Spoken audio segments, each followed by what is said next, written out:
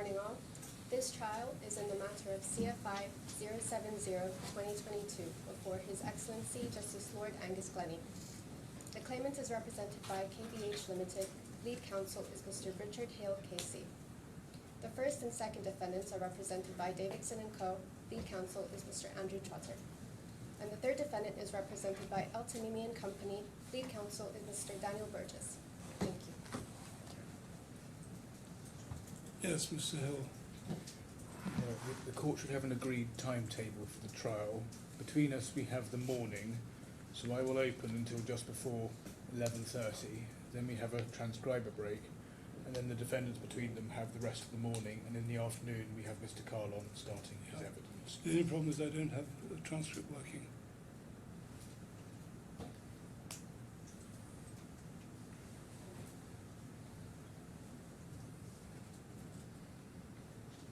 Not that it really matters for the moment, but nothing's coming up. Sorry. I think it would be quite useful because I'd quite like to try, if I can, to cover quite a bit of ground in my opening. Yeah, sorry. Okay. We'll do without it until the break, but I'll have it. It'll catch up afterwards. I'm grateful. You talk about the submissions and so on. What about the housekeeping? Yes, and I'll deal with housekeeping. Exactly, yeah. I'll deal with housekeeping at the end. Just in terms of the programme, I'll start off by addressing the relevant events, how we say the court should be approaching them, and what to be particularly looking out for with the witnesses. Along the way, I'll address the written agreement that's relied on, which is the signed 5th of September 2019 letter, and then when I come to that, I'll just touch on some points of interpretation and address the significant development that happened last week, which, as you know, the corporate defendants abandoned a key plank of their defence, which was that the binding contract was to be found in what's been called the DMCC standard contract. They've abandoned that altogether, so it's not now said that that contract is of any contractual relevance, and they've also abandoned the case that if the 5th of September 2019 letter was binding, it was superseded by that backdated, cut down later version of the letter. So all that's gone. And the new case on the defendant's side is there isn't any binding written agreement anywhere between the claimant and any Gupta entity. So that is a significant development, and I'll come back to that. And does that shorten the evidence? I'm not sure it does much, but it does a little. It takes some of the pressure off timing. It takes a little bit of pressure off timing because I now don't have to spend as much time as I would have on the 5th of September letter and the DMCC contract. I still have to spend a little time on it, but not as much as I did. Right. I don't have to worry about the target. That target. I'll then just deal with the critical period of Mr. Kahlon's employment that followed the contract until termination, and I just want to highlight it will be 8 aspects of it that we suggest the court should keep in mind when assessing that period, especially with regard to some of the criticisms made in my learned friend Skeletons, and then I'll come on to housekeeping. So starting with the relevant periods. I'm very sorry to interrupt. If I may just... You're later than I expected. Very briefly, I believe there are two issues that need to be addressed up front. First is, I don't know if Your Honour is aware. Sorry, you're right. There's one. I'll tackle that now.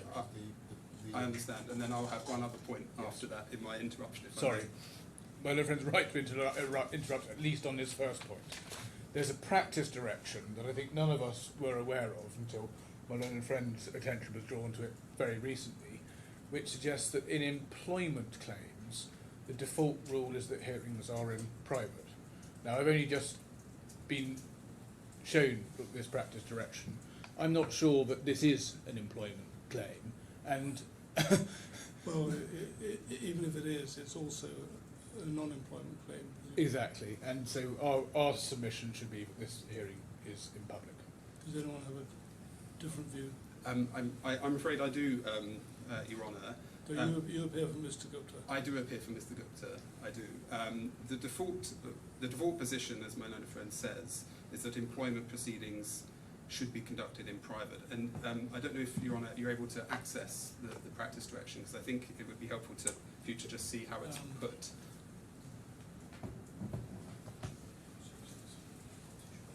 My machines aren't working.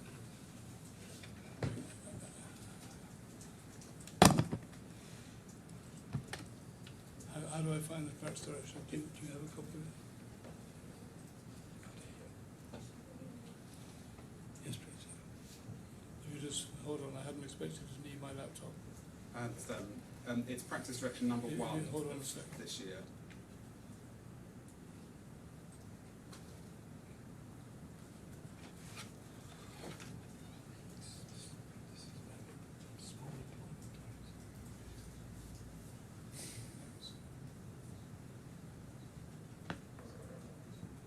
How would I find it?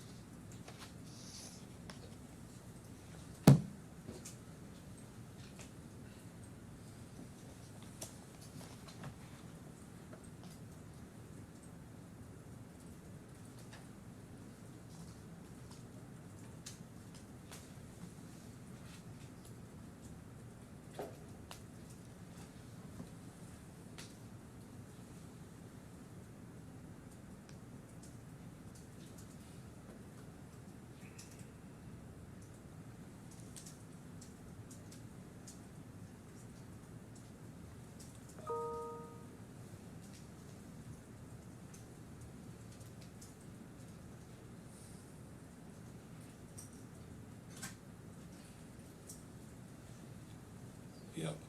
Number what? So it's number 1, Your Honour, Yeah. of 2025, access to justice in employment disputes Yep. citation. And if, Your Honour, you look at paragraph 4, that's where the provision is. I think you may just give it the flavour of this. You might want to look at paragraph 3.1 and what this practice direction is really dealing with.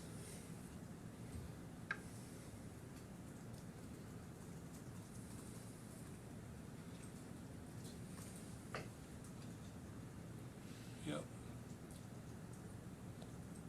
So, Your Honour, we would say these are employment proceedings in so much as everything, all of the causes of action arise out of the employment of the claimant. The default position is that the proceedings ought to be conducted in private, unless there's an application made or the court makes such a direction on its own motion. The test, as you'll see in 4.2, is a tough one. It's only where it's necessary in the interests of justice, and then it gives 3 examples: public accountability, Including but prejudice. not limited to. Sorry? Including but not limited to those. Yes, those yes, situations. non-exhaustive, exactly. Yes, Your Honour. So we say there hasn't been an application, and there is no reason why it's necessary in this case. But there is also there has obviously been some correspondence about confidentiality, as you will have seen. Yeah, but sorry, interrupting you if I may. How do you suggest a case like this proceeds if part of it's in private and part of it's in public? Well, I wouldn't accept it with respect. Because there is a public interest in open justice, except where the rules require otherwise. Yes, but that's what obviously the court needs to grapple with. But the default position is privacy. It's the opposite of how we see it in the English system, where the default position is public, unless it's in the interest of justice to make it private. But I don't push it any further than that. So but the other point I've just been reminded of is that this only applies to claims from 9th October onwards.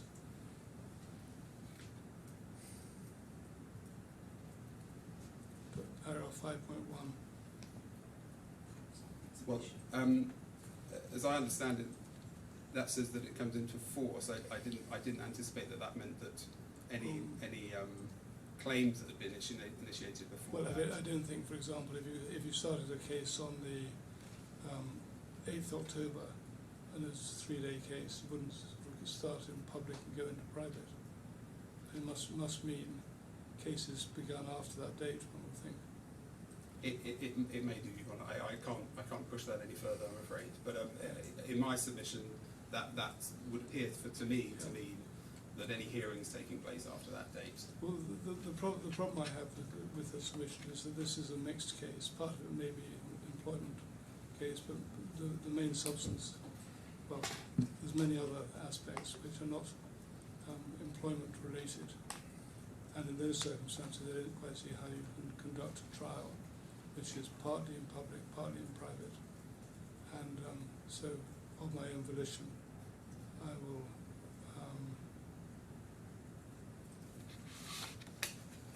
refuse your application.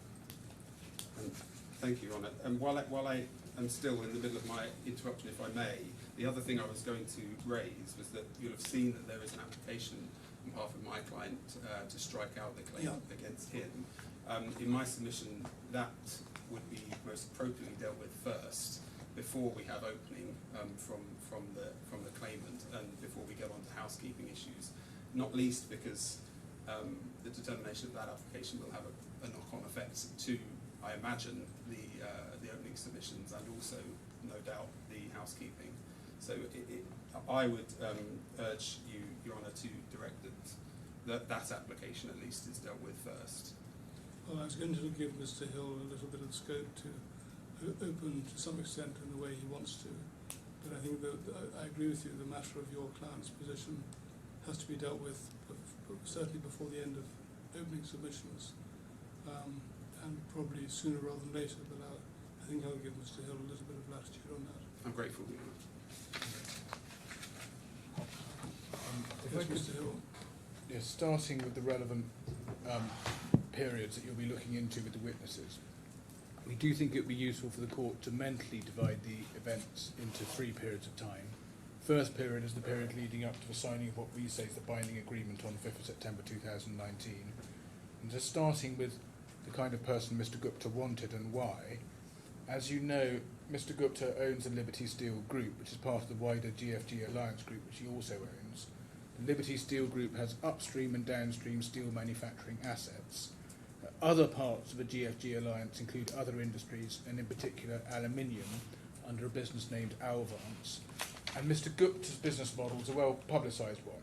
He acquires distressed, loss-making or underperforming assets at a low valuation, and he seeks to turn those assets around and make them profitable.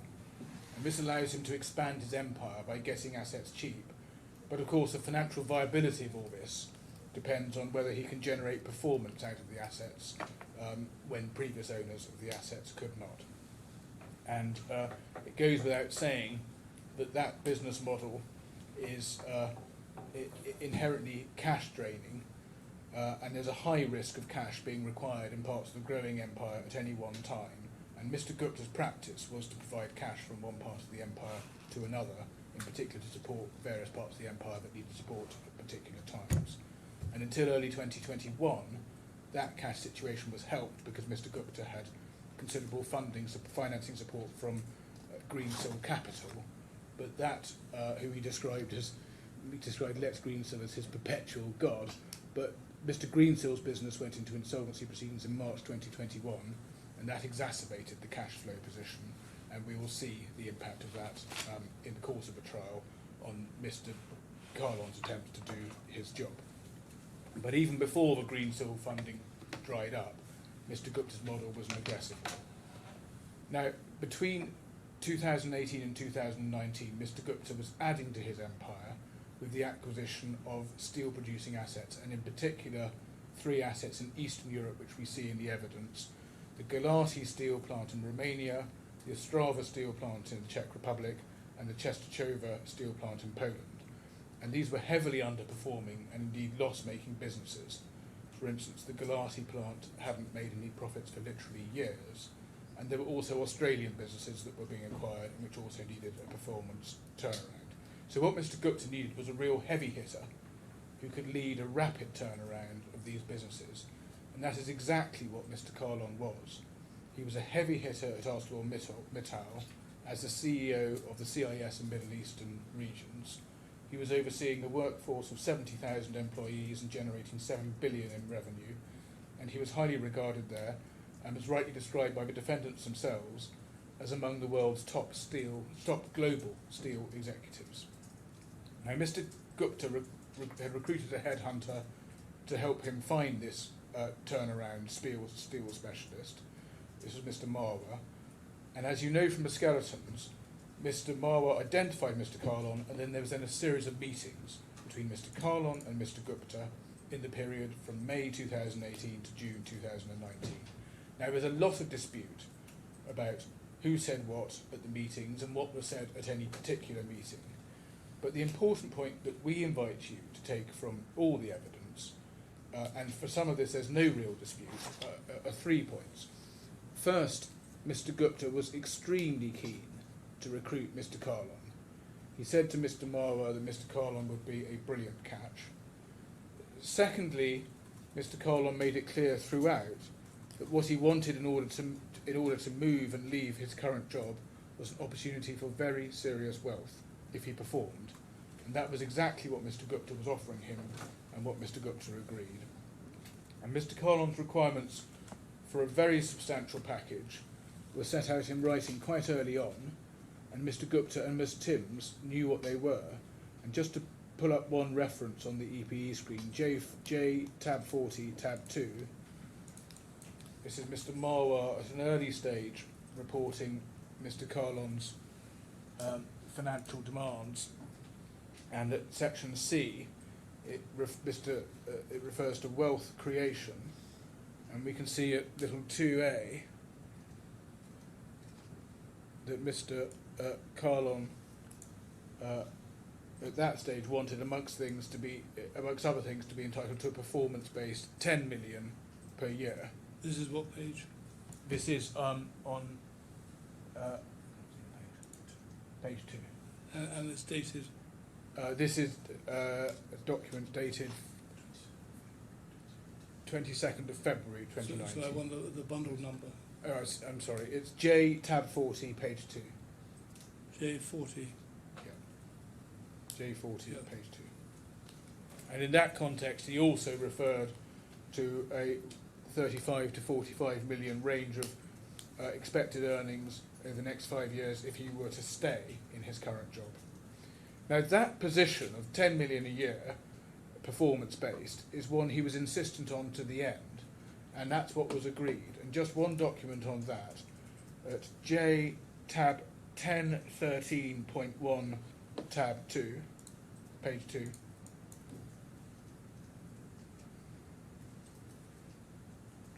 This is if we start at page 1, just so we see what it is, perhaps if the operator could put page 1 and 2 on the screen.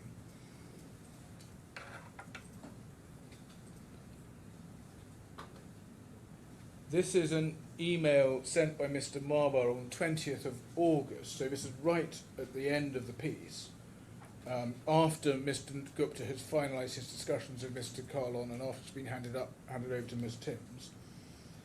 And there, if you go to page 2, at the bottom, you see a message from Mr. Kahlon, where he says, in short, I need to know yes from SG, that's Sanjeev Gupta, with proper offer letter by September 1st max, and amongst his conditions are item 2, wealth creation per annum, as we discussed below. Before. And it's common ground that the agreement between Mr. Gupta and Mr. Kahlon, before it got to Ms. Timms for papering up, did include a headline LTIP figure of 30 million, based on 10 million per annum, in line with that wealth creation scheme. And that much is accepted in Mr. Gupta's witness statement at paragraph 25.1. And just pausing there, my own friend Mr. Trotter's skeleton has a section devoted to what he suggests are extravagant level of Mr. Kahlon's demands. And he suggests that for the purposes of these negotiations, Mr. Kahlon had exaggerated the value of his package at ArcelorMittal. But that all misses the material point. The point is that Mr. Kahlon was very clear that he needed a wealth creation package of this order including 30 million over 3 years at 10 million per annum, and that was what was agreed. So that's the second point. The third point about the discussions between Mr. Gupta and Mr. Kahlon is that Mr. Gupta and Mr. Kahlon did reach agreement on the key terms of the remuneration package, and in particular the LTIP. And the point here is that that agreement was reached in the discussions between Mr. Gupta and Mr. Kahlon, with Miss Timms subsequently papering things up. And what you may have seen on the defendant side from their skeleton is a suggestion that really Mr. Gupta can be distanced from this, and the real he had some early discussions, but the real negotiation was between Miss Timms and Mr. Kahlon. That's not right, and it doesn't fit with Mr. Gupta's own evidence on the point. He's very clear in his witness statement that he negotiated and agreed the key headline remuneration terms with Mr. Kahlon. And if I could just give you some references to that, it's Mr. Gupta's own witness statement at paragraph 24, 26.1, 26.2 and 27.2. And if perhaps that could just be pulled up at bundle H, tab 7, page 6. And if the EPE operator could put 6 and 7 up.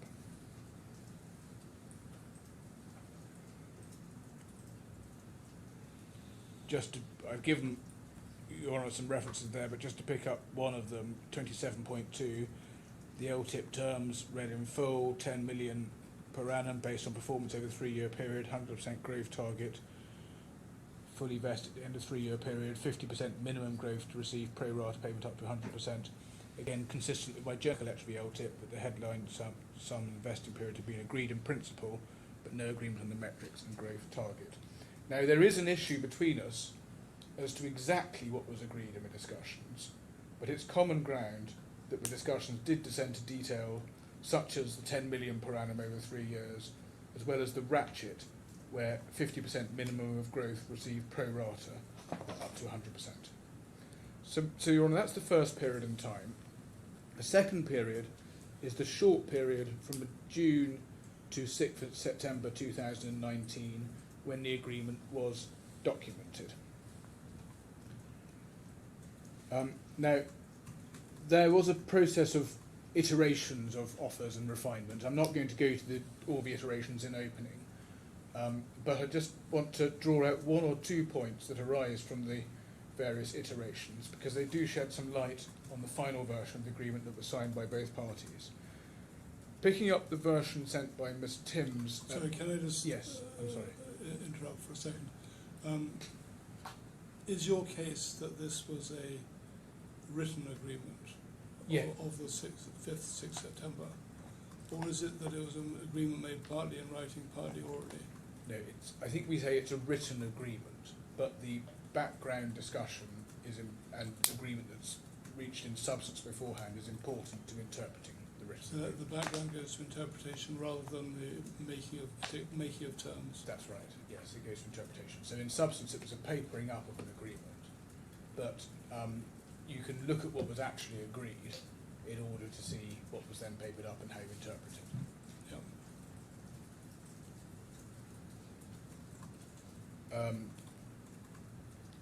Yeah. So picking up the version sent by Miss Timms at J69,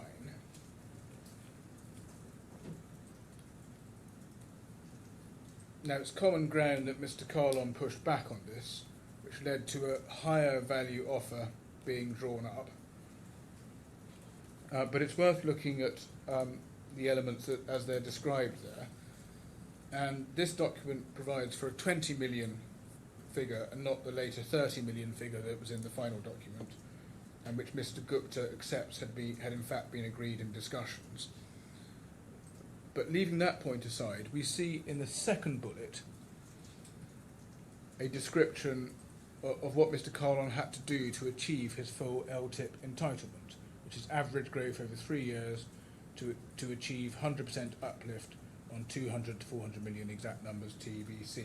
So he had to achieve average growth over 3 years, resulting in a 100% uplift. In other words, 100% growth over 3 years. And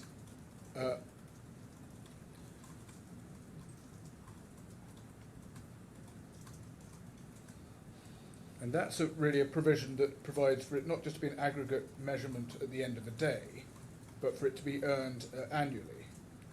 And the email also refers to prorating for growth between 50% and 100%.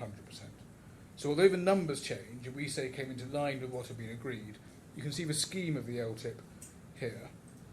And you can also see, just while we're in this document, the scheme of the STIP.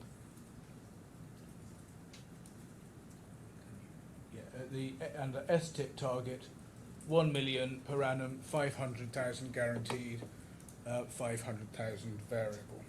Now the numbers change in the subsequent iterations, but we do say this is relevant to interpretation. And then the final signed and binding version of the agreement is at J80.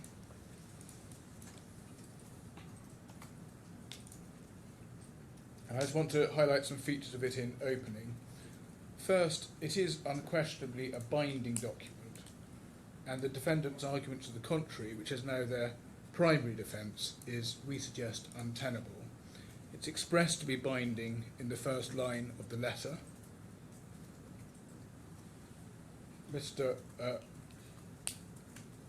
Kahlon is asked to indicate his acceptance of the offer by signing and returning, and the offer and acceptance couldn't be clearer. And then over the page, on page 2 of the letter, we see further language that the employee and employer have read, understood and agreed to the terms and conditions set out above, thus agreed and signed, and then the signatures. So it couldn't be clear that it's a binding document. And more than that, as we see in the evidence, over the years that followed, there are multiple references to all parties, including Mr. Gupta and Ms. Timms, fully understanding and treating this document as a signed and agreed deal, which contained Mr. Kahlon's agreed terms. So the suggestion that this was not a binding document is one that's been made in this litigation. It's entirely artificial, and it's completely at odds with what everyone understood at the time. Secondly, the LTIP was part of the binding deal, and the terms of it were expressly agreed and are sufficiently certain for the court to give effect to it. The parties had also expressly agreed that the growth was to be measured by EBITDA, and that is unsurprising because it's an obvious metric to have agreed, and it's what, and we'll see in the evidence, Mr. Kahlon and Mr. Gupta quite clearly focused on at all times, not only in the lead up to this agreement, but afterwards. Now, you'll have seen from the learned friend Skeleton that they have a raft of points as to why they say this document left too much that was unagreed, and how things, they say, couldn't be workable if you just had LTIP tied to EBITDA growth without a whole range of other matters being agreed on top. And you'll have seen, for example, they say it would have been necessary to have an arrangement to decouple EBITDA growth from underlying market movements in order to measure real growth. And they seek to make that good through various charts from their expert, Mr. Ashton. Now, we can come to the detail of all these arguments in closing, but just as a headline point now, a good number of those arguments about how our approach is unworkable or incoherent rather fall down because Mr. Kahlon's wasn't the only LTIP arrangement that was entered into along similar lines. If we go to bundle J, tab 473, page 1,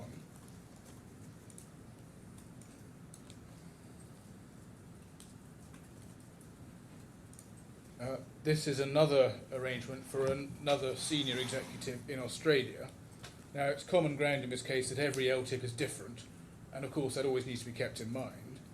But we can see here that there's another quite healthy LTIP.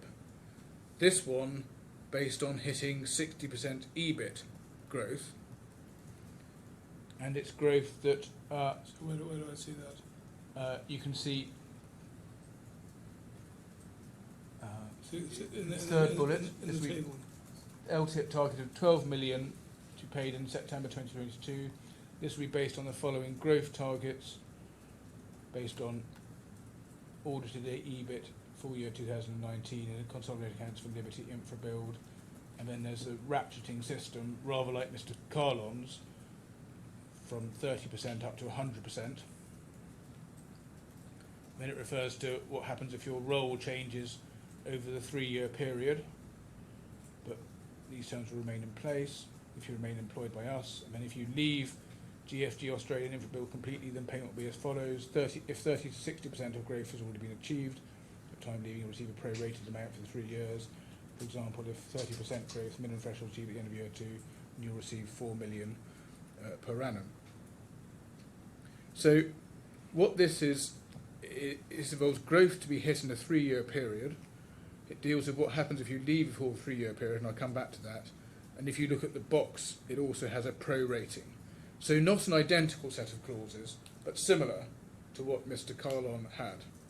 And many of the complaints that the defendants have said about Mr. Kahlon's bonus and why they say it's unworkable or uncommercial could be said about this one too. So, for instance, this one isn't pegged in any way to, by reference to growth in the underlying market. So the bottom line is that Mr.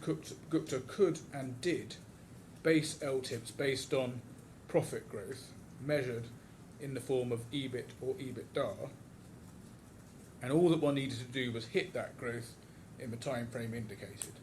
And you didn't need other bells and whistles of the type that the defendants say you would have needed to make this coherent. And this LTIP, as it happens, provides for a prorated amount being given if the person leaves early, and that also deals with one of Malone and Friend's suggestions that the LTIP was for long-term performance and would never have rewarded an early leaver except at the employer's sole discretion.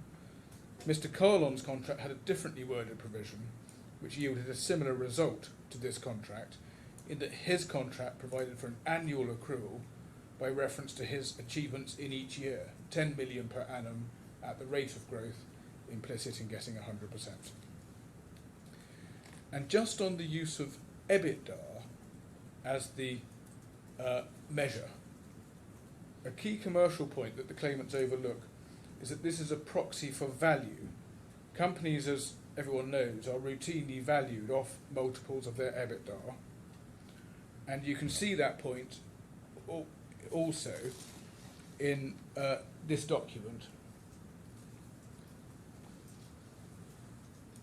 where it says 60% growth in value of InfraBuild, brackets, consolidated EBIT. That's the first hollow bullet, as it were, underneath the third solid bullet.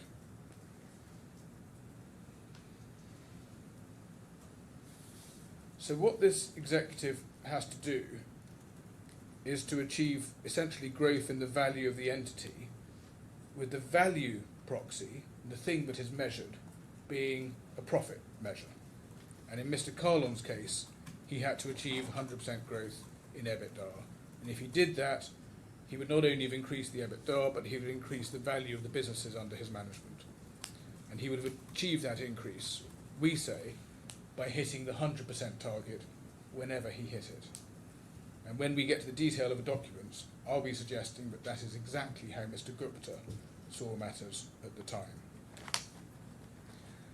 And just on the binding nature of this LTIP obligation,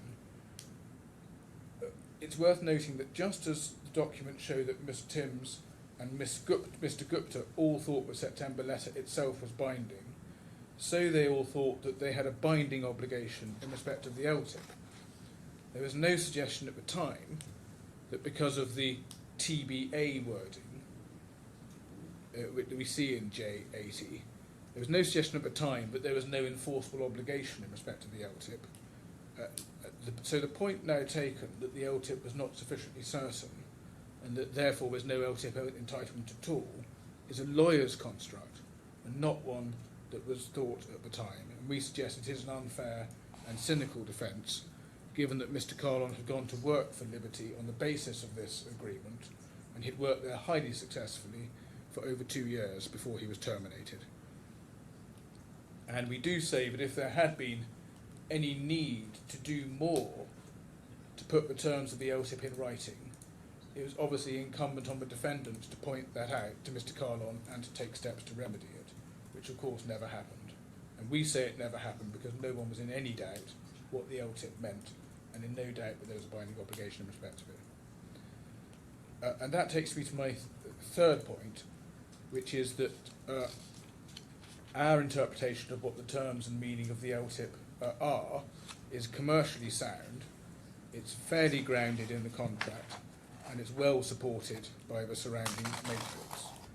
And we say the construction is in fact fairly straightforward. Once you understand the commercial significance of the EBITDA growth performance requirement and the fact that it's a proxy for value, then the meaning and commercial sense of the clause becomes even clearer. So just going back to J80,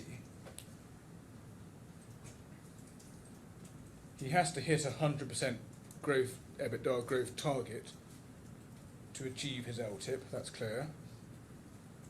And performance involves 10 million per annum based on performance over a 3-year period.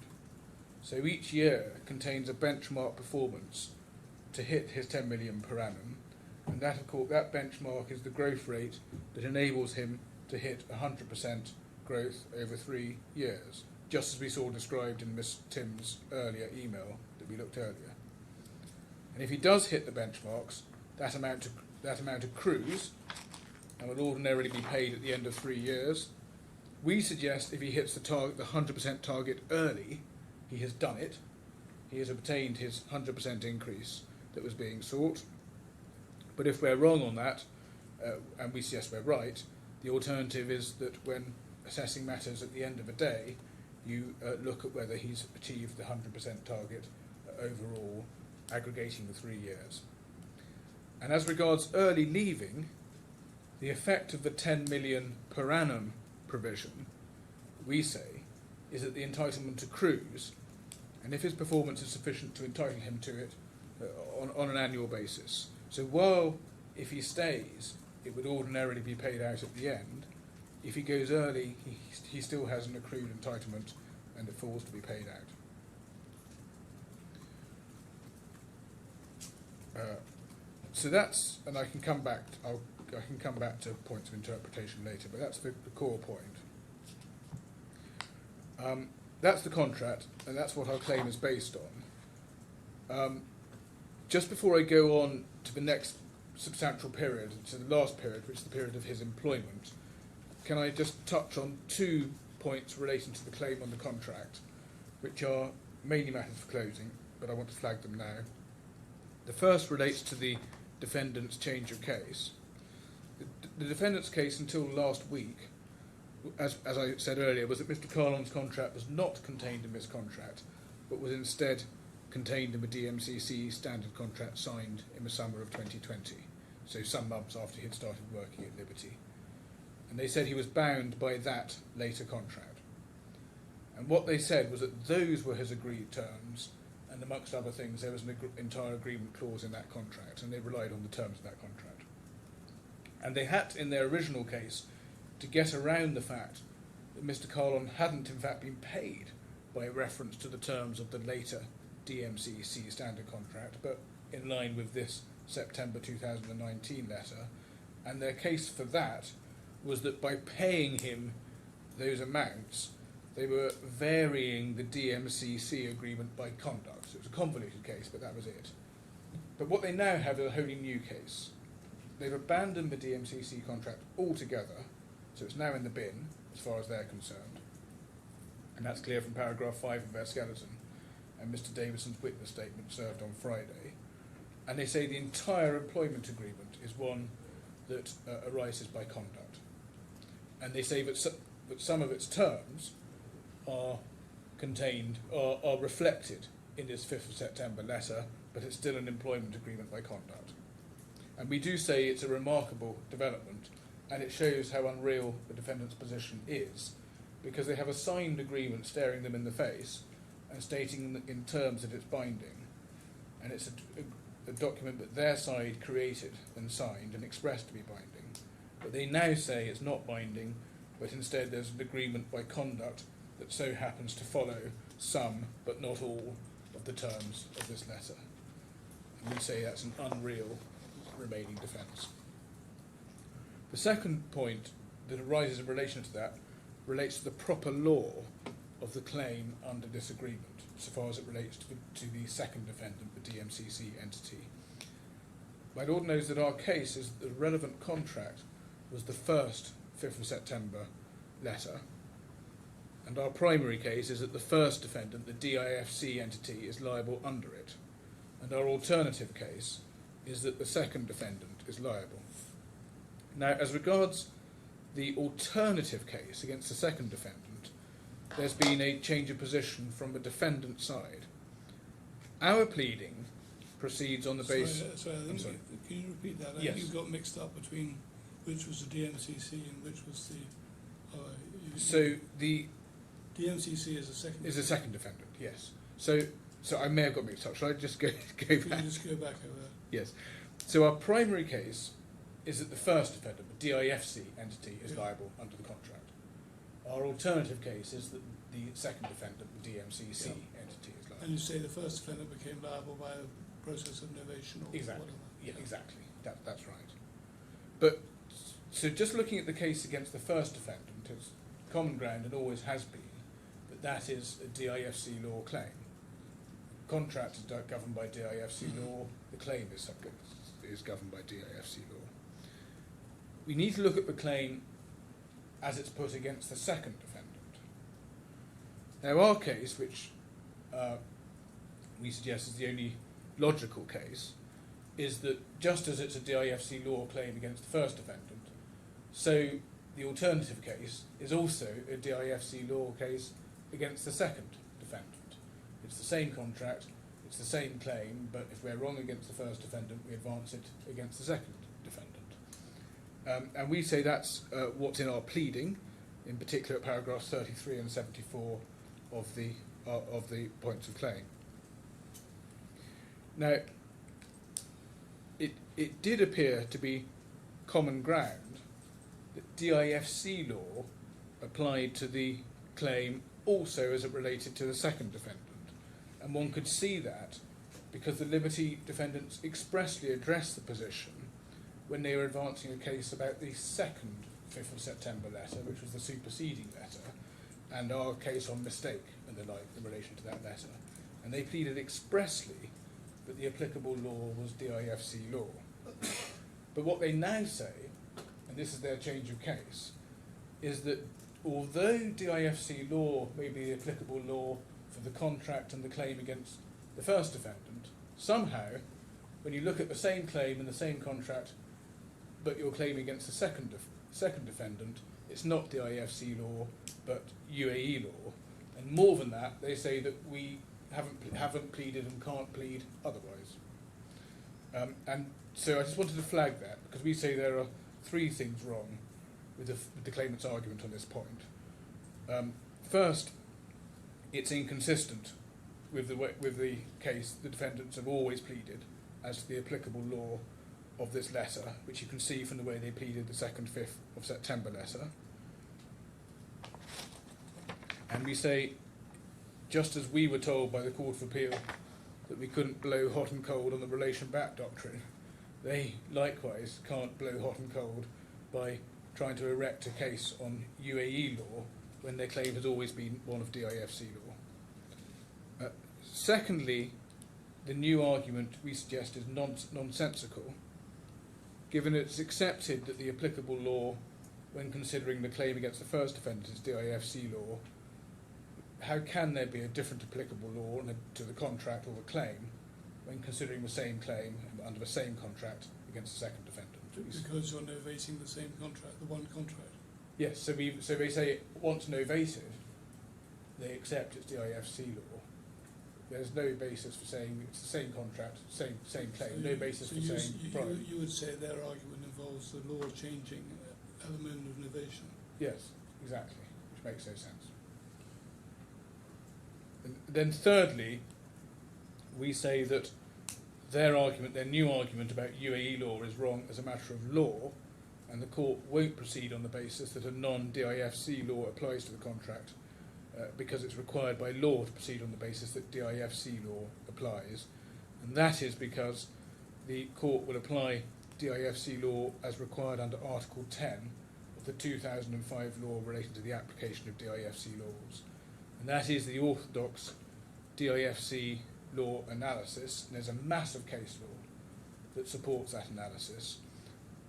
My learned friend says a different result's reached on that last point because you look instead at Article 8 of the 2004 law relating to the application of DIFC laws.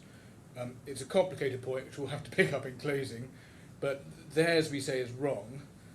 It's contrary to the orthodox approach and all the case law, and their approach of applying the 2004 law instead of the 2005 law is unsupported by authority, leaving aside one case from last month of Mr. Justice Black, which proceeded on the 2004 law, but without referring to or addressing the 2005 law, and the point wasn't canvassed as far as we can see in argument. So that's a complicated point for down the road, but it's a further reason why the attempt to rely on UAE law for the purposes of this claim, as against a second defendant, is wrong. So, Your Honour, on that basis, can I just come back to the core events and the final period, which is the period of Mr. Kahlon's actual employment. So he started working at Liberty Steel from January 2020. It's not in dispute that Mr. Kahlon had a soft launch and his appointment wasn't formally announced until May, but he was working substantively before that, including working closely with Mr. Gupta during the COVID lockdown period in Wales, and also conducting site visits, including to Australia at the beginning of the year, and recruiting his executive team. And he was fully up and running as CEO of the various business units. And this main period of his employment usefully falls into two parts. Core period up to October 2021, when issues came to the fore which led to a cooling of relations with Mr. Gupta, and then the period after October 2021, leading up to termination in May 2022. And we would invite you, when you hear the witnesses and look through the evidence, to keep in mind 8 points that run through the documents.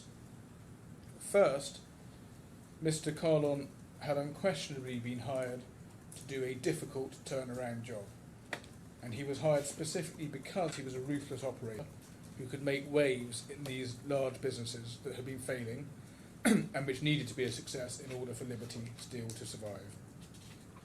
As I mentioned, Glennie hadn't made profits for years. Ostrava was particularly problematic and vividly described between Mr. Gupta and Mr. Kahlon as a burning platform. There was an immediate crisis that Mr. Kahlon had to navigate, involving shutting blast furnaces or not, and he navigated all of these crises, turned Glennie and Ostrava around to increase both revenue and to turn them from loss-making entities into highly profit-generating entities. Australia was at least profitable when he arrived, but very underperforming, and Mr. Gupta recognised at the time that Mr. Kahlon was doing an excellent job there. So that's the first point. The second point is he was unquestionably exceptionally good at what he did and highly successful throughout his tenure. He worked very closely with Mr. Gupta, and Mr. Gupta could see at first hand the steps that Mr. Kahlon was taking to get costs and production efficiencies in order and to make these plants profitable. Mr. Kahlon took very significant steps across all the units, and from an early stage it had tangible results, as Mr. Gupta appreciated at the time. I'm just going to show you a couple of examples. J tab 489.13.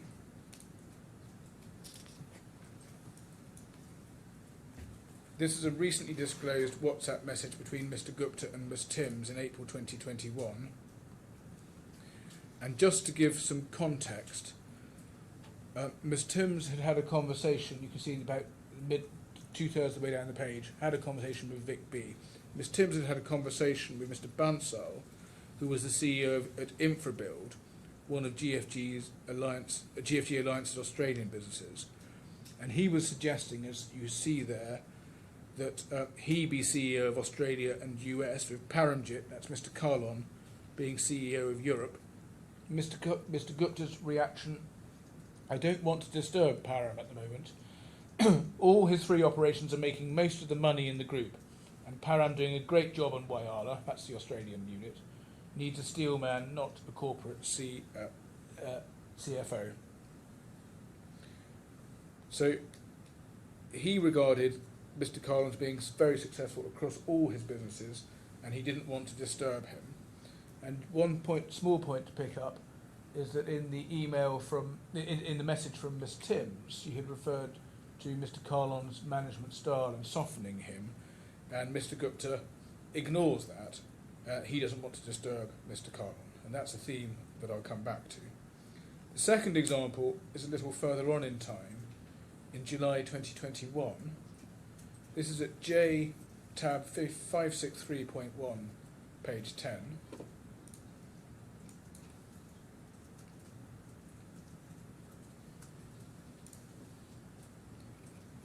Ms. Timms complains about Mr. Kahlon to Mr. Gupta.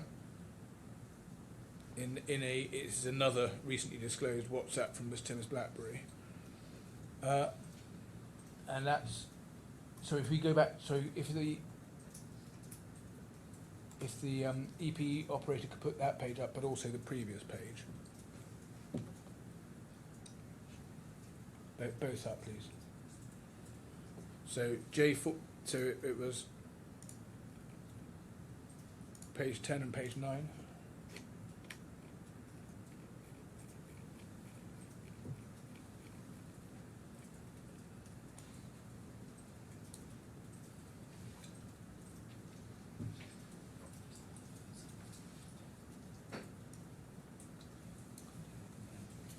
Yes, Ms. Tim says at the bottom we have to do some sort of audit into what Paramjit is claiming. So she complains about Mr.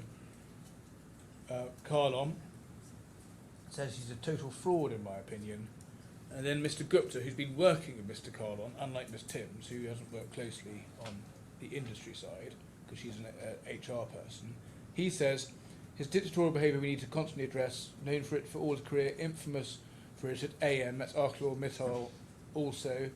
His contrary to GFG culture, we need to constantly work on moulding him. Discuss this again with RT last night. We will work on him first and I'll speak to him, and again in Romania we'll work on him throughout. But there is no question in my mind about his performance. From bad times, e.g. shutting, that's blast furnace, and restarting against all odds at Ostrava, to good times breaking all norms and leading ahead of all other majors on prices and volumes, saving the CO2 €150 million disaster last minute by him and AJ going to war, almost against my willingness, against Ostrava management, unions, government. And now again we will save Alvance, that's Mr. Gupta's aluminium business, also will explain. The list is endless. I see it every day first hand. LLD and Magona, which have been total disasters, if it had been under him, would have been a success, and I'm confident now will be a success. France we lost for no reason, UK also if we had given him, hundreds of millions due to poor leadership everywhere. Same goes for India now. I'm very sure it will be a success with him taking over. So a few points there. Mr. Gupta says that Mr. Kahlon was known for his management style throughout his career and was infamous for it at ArcelorMittal. Mr. Gupta knew very well what he was getting, and that is what he hired Mr. Kahlon for. And I'll come back to the point he says to Mr. Timms about reining Mr. Kahlon in, and how much of that actually happened, and how much of that was something said to Miss Timms to appease her. At this stage, I just want to focus on what's said about his performance, because there's no doubt that Mr. Kahlon was an extremely effective performer, and Mr. Gupta recognised it at the time. And Mr. Gupta specifically makes the point that Mr. Kahlon was breaking all norms and leading ahead of the majors on prices and volumes. And that's important, because one of the themes the defendants now try to pursue, unfairly, is that Mr. Kahlon just got lucky and hit a rising market. But what Mr. Gupta recognised at the time is that he was outperforming the competition in both the bad times and the good times. And some of those other episodes, like the 150 million CO2 and Alvance, we will come across in the evidence. because those were particular challenges posed by Mr. Gupta and his business methods. And just one final point, just on this episode, the context of it was an underlying complaint from Ms. Timms in relation to how Mr. Kahlon was handling someone called Mr. Nandi. Now, that's an episode the Liberty defendants deal with at paragraph 116 of their skeleton. They do so in an entirely unfair way, at 116 and following paragraphs, and they get the sequence of events completely wrong, and they cherry-pick points out of context. But we will work through that episode with the witnesses. But at this stage, I just want you to invite you to exercise extreme caution when it comes to what's said by the defendants about Mr. Nandi. Now, one last example from quite late in the piece, November 2021. This is J tab 725.1, page 3, when Mr. Gupta is considering Mr. Kahlon's bonus. He says, Param, 2/3 way down the page, Param do the full bonus, i.e. 1 million, business has outperformed by more than 2,000%, so it's tough to defend less. That's 2/3 of the way down the page. So again, no doubt about Mr. Kahlon's performance. And in terms of the actual data and the EBITDA figures, that's a matter we'll go through with the experts, but we suggest they also bear this out and show vastly more than the required 100% growth. And just pausing there, there's some suggestion from the defendants that the claimant, Mr. Kahlon, became less effective over time, or that Mr. Gupta came to the view that he began to underperform. But that's not borne out by the documents, which show Mr. Kahlon generating consistently impressive results throughout the period. Now, the third of my 8 points to look out for is that Mr. Kahlon was unquestionably a demanding CEO. He demanded high standards of himself and others, and that was not only what he was hired to do, but when he was doing it, his actions were accepted and indeed encouraged, especially by Mr. Gupta himself.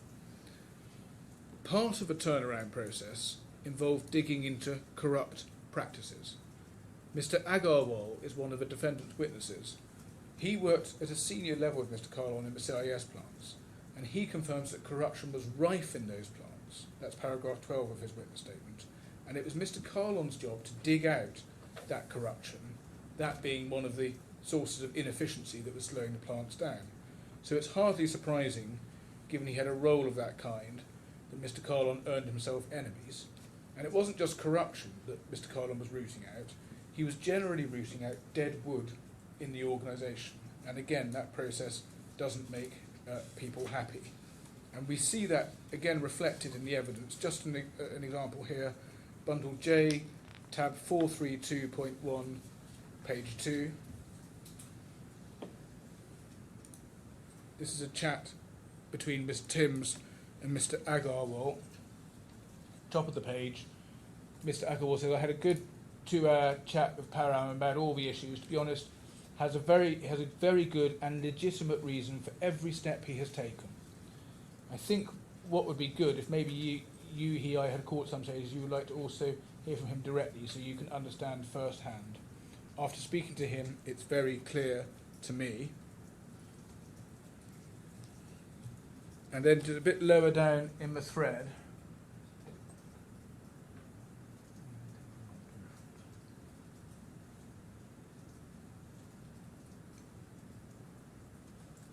maybe the next page.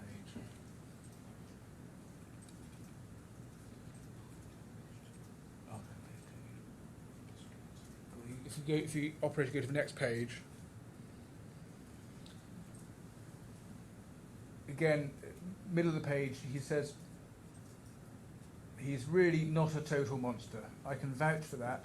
Just can't contain his frustration, has no filter. He's shaking things up and is digging in places that people don't like. So it's normal they push back, I guess. And that is the reality. It's not brought out in the defendant's presentation of their case. Another example from September 2020. I'll try and take this quickly. We'll deal with it in quite a lot more slowly with the witnesses. it's an episode that defendants rely on, but what it in fact demonstrates is why their case is wrong and unfair. If we go to bundle J, tab 288,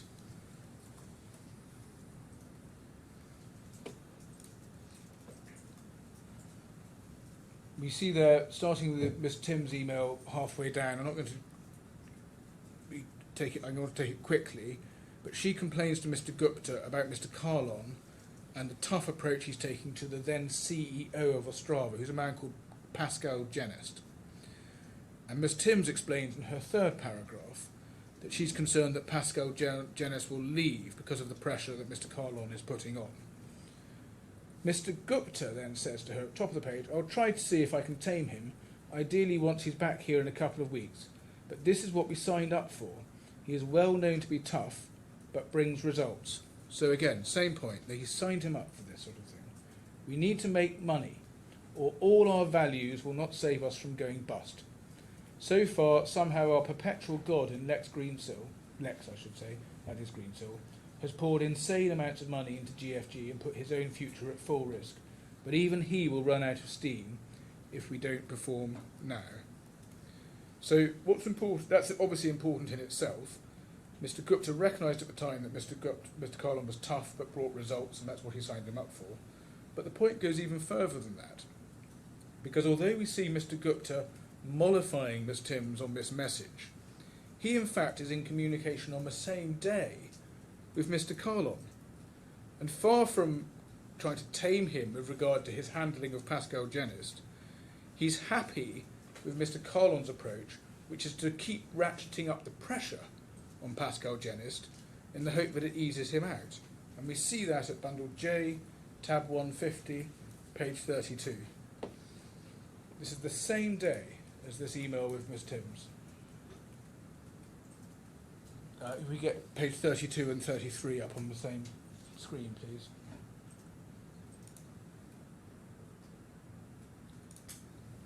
Bottom of page 32, this is after we've had some praise from Mr. Gupta of what Mr. Kahlon's been doing. Bottom of the page 32, Mr. Kahlon says, Ostrava needs a big push along with leadership change, working on it, ... And then Mr. Kahlon, hi, ratcheting up pressure on Pascal, step by step, sure he will feel restless, request not to entertain if he approaches directly, bypassing hierarchy to get some respite, fittest performer will survive, Mr. Gupta, okay. Not trying to tame him at all. He knows that this is a tough, ruthless approach of putting pressure on an underperforming leader, and Mr. Gupta is comfortable with it because that's what he hired Mr. Kahlon to do. And that episode, Pascal Genest's leaving the organisation, is repeatedly relied on by the defendants as an example of why Mr. Kahlon was, they say, unacceptable. And just to give one reference, paragraph 105 of My Learned Friends opening skeleton. That's at bundle M, tab 2, page 30.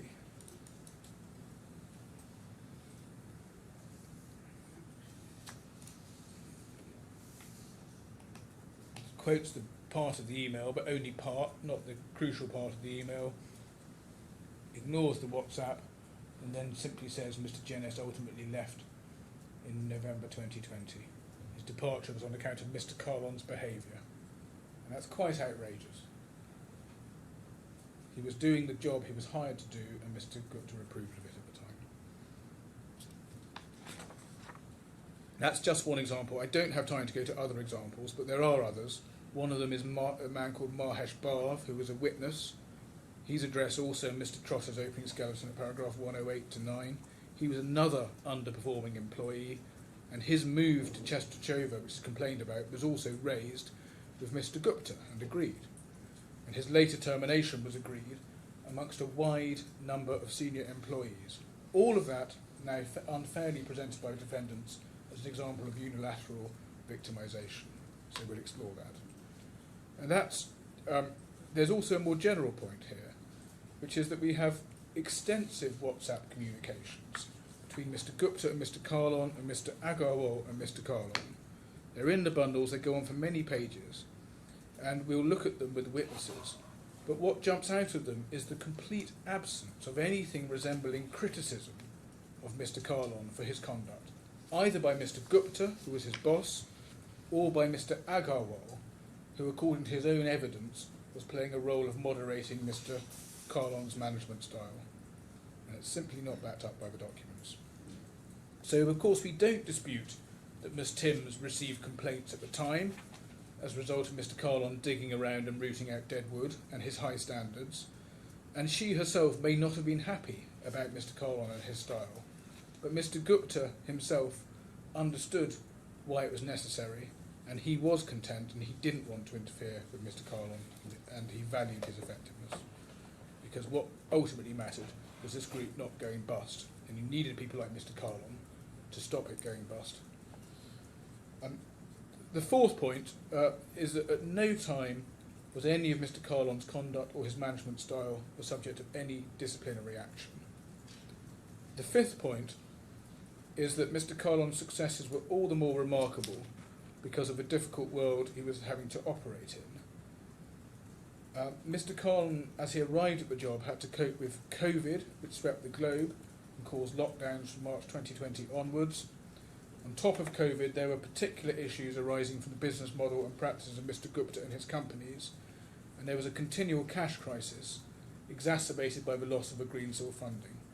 And against that background, Mr. Kahlon was having to and trying to turn around businesses that were constantly having to deplete their cash resources to meet the demands of other parts of Mr. Gupta's empire. Some of those transactions that Mr. Gupta entered into were controversial. You may have seen in the documents reference to CO2 allowances and the alienation of that. It's quite hard to explain without taking time on it. I'll try and give you a 20-second version, and if it doesn't work, we can come back to it with the witnesses. But there were EU emissions allowances which were allocated by particular member states to particular plants within the countries. And at period end, the businesses would have to surrender their allowances to offset their carbon production over the period. And they'd be liable to a substantial fine if they didn't have the allowances to surrender. Now, what Mr. Gupta did was to use the allowances to generate cash, to sell them out on the market as he was able to do, to raise cash for the group's general cash needs elsewhere in his empire.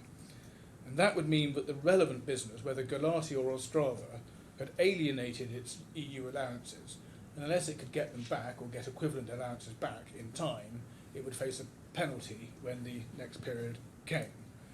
Now, the sale or loan of these allowances away from Ostrava in particular was highly controversial with the unions and with the Czech government, because their view was the allowances had been allocated to the Ostrava plant and belonged to it, and they didn't want Ostrava placed at risk as a result of transactions of this kind. Now, Mr. Kahlon's job was, of course, to run the plants, but he did get pulled into assisting Mr. Gupta in some of these financial management transactions. And what you see is that in April 2021, Mr. Kahlon actually helped Mr. Gupta push one of these controversial transactions through at Ostrava, and just to show Mr. Gupta's delight at the transaction, you'll see bundle J385, page 28.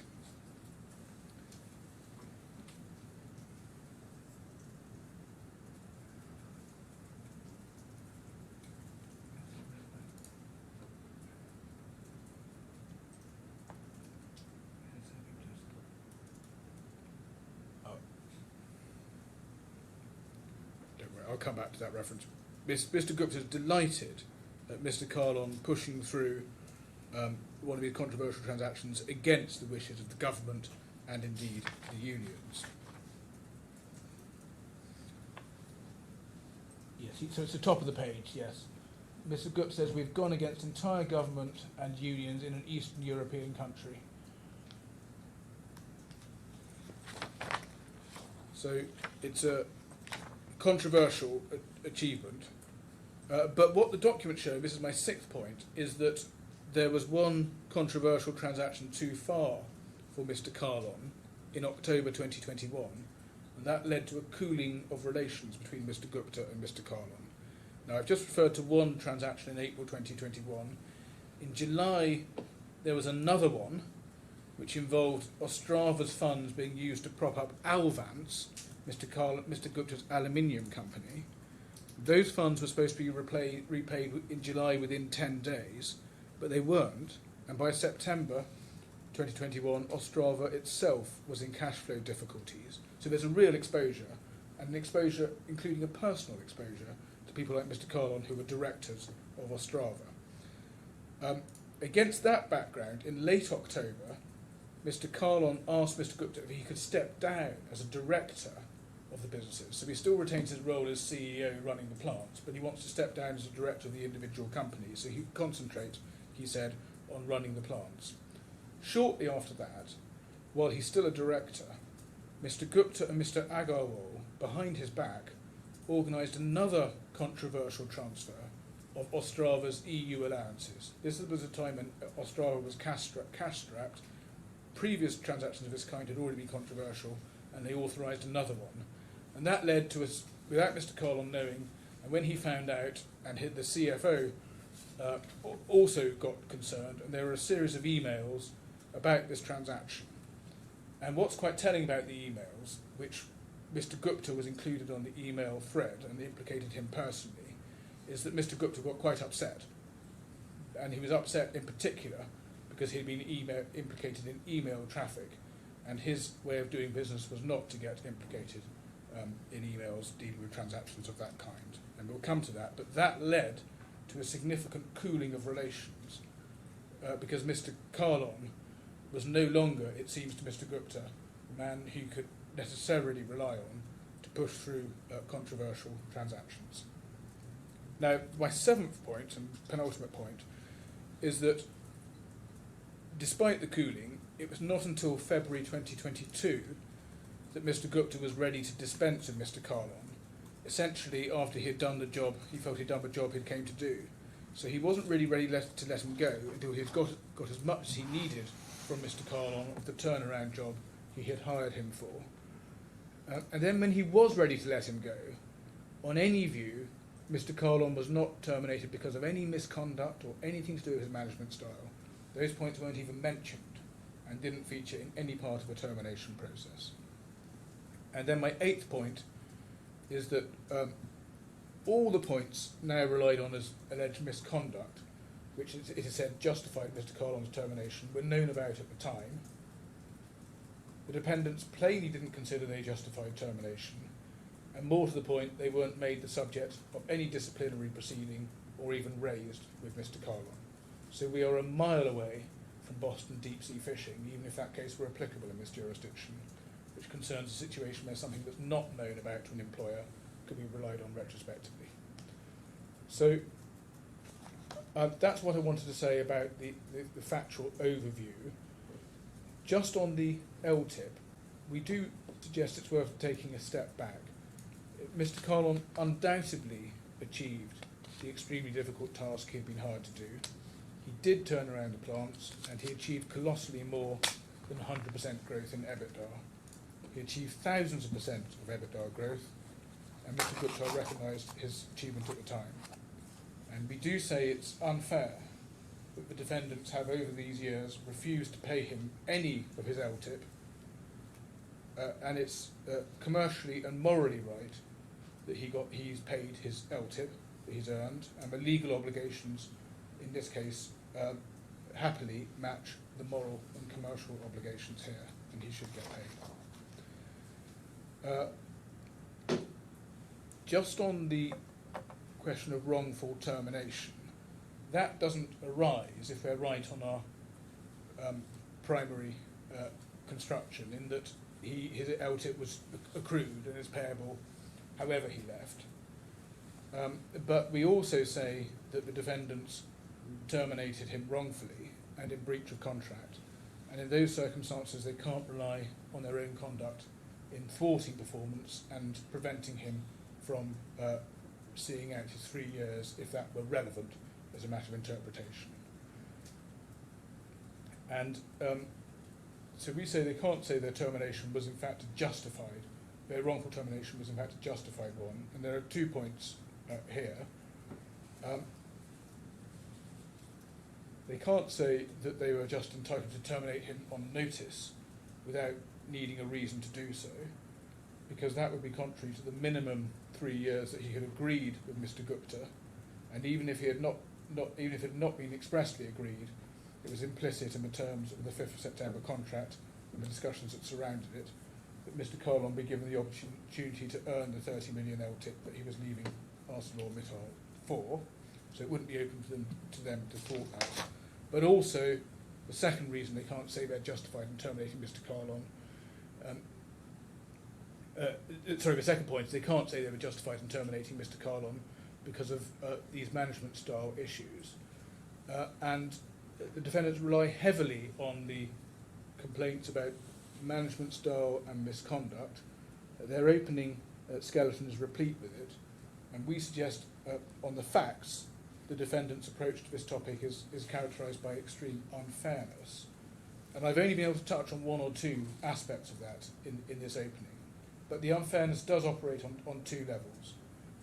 First, the criticisms don't take into account that many of the matters complained of were a function of Mr. Kahlon doing a difficult job that he had been hired to do, rooting out deadwood and the like, and taking a tough approach. But secondly, there's a second level of unfairness, because even when describing the underlying episodes, the Liberty defendants do add to the unfairness by the way they presented them. And Malone Friend skeleton is an example.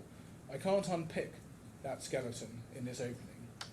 And I've already referred you to some examples, but all I can say is do treat very carefully whatever impression you may have gained so far about the underlying events complained. This sort of matter will come out in cross-examination, Exactly. presumably. That's right. I'll just hear what I hear. But of course, exactly. But of course, the wider point, and we suggest the dispositive point, is that all the matters complained of as regards so-called misconduct or aggressive management style, they were all matters that were known about at the time and never made the subject of disciplinary action. And we do say that you may wonder, when looking at some of the examples that the defendants have dredged up for their skeleton and perhaps for cross-examination, whether any of these complaints they now say really were matters that could have justified termination, or whether they even reached the formal warning level, especially in light of Mr. Kahlon's job and what he had to do. And the answer is that none of them were at the time treated as justifying any kind of disciplinary action, and none of that happened.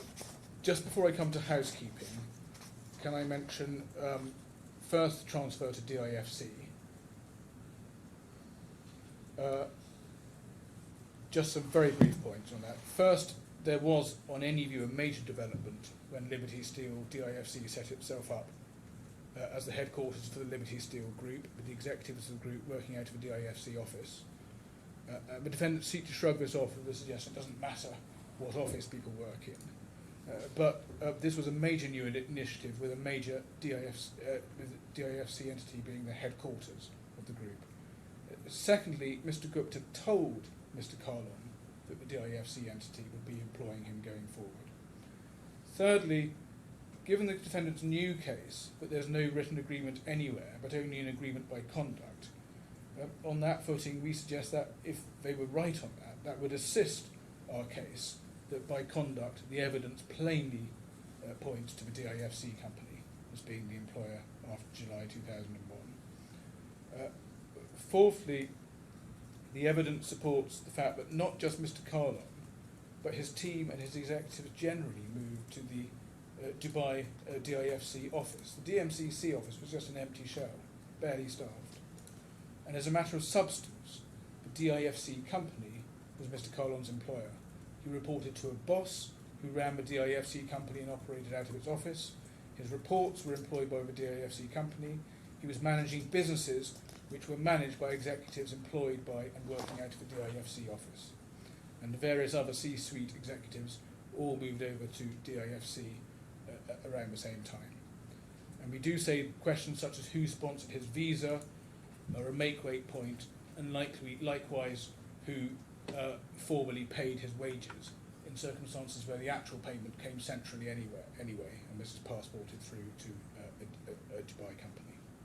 So that's the DIFC claim. Now I come to housekeeping, starting with the position of Mr. Gupta. The court knows there is now this strikeout application. It was put in at the very end of the 11th hour, just before 4 p.m. on Friday.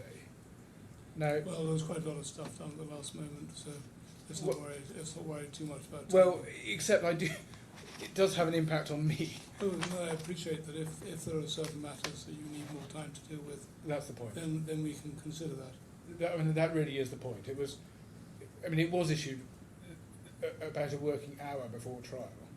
We then not only had the document, the application. We received a note on it yesterday afternoon, which we haven't had a chance to respond to. And we do say, but you might not be very interested in it, but the delay is entirely of the defendant's making collectively. There's been a lot of last minute stuff, so There has been. let's focus on the That's fine. substance. But they didn't need to leave it that late. It was contingent on an abandonment of the claim by the defendants. It didn't happen until Wednesday. We then had a strikeout on end of Friday. Can I ask you this? Sorry, just Yes. help my thinking in a way, even if it doesn't shortcut things. The first and second defendants want to delete part of their defence. They want to delete any reliance in contractual terms as abrogating the previous arrangements, whatever they were. They want to abandon their reliance on the 5th September letter and the DMCC contract. Do you object to No, that? that's not. I'm going to come to that. That's not opposed. There's the mitigation point that is opposed, and I'll come to that very Right. quickly. Okay. Can I, if I could just sort of in order of housekeeping. Well, the reason I wanted to know about that was that it obviously has a knock-on effect on Mr. Gupta, or Yes. is capable of having. Yes, it means that his strikeout arises Yeah. because that's not opposed, and that those amendments will go through. Yeah. Yes. But the bottom line is we had an application at the end of Friday. We had a note arriving yesterday. The application is opposed. Which application, Mr. Gupta? The strikeout application is opposed. I want time to address it properly. I can tell you now it's opposed. I can float some of the points which I can explain in outline what we're going to say. But I'm not in a position to now, in opening with everything else, to have a full-blown strikeout application. Well, full-blown suggests a thing that might last several hours or a day or two. The point made by Mr. Gupta, or at least the first point, namely that the case against him was only contingent and the contingency is now gone,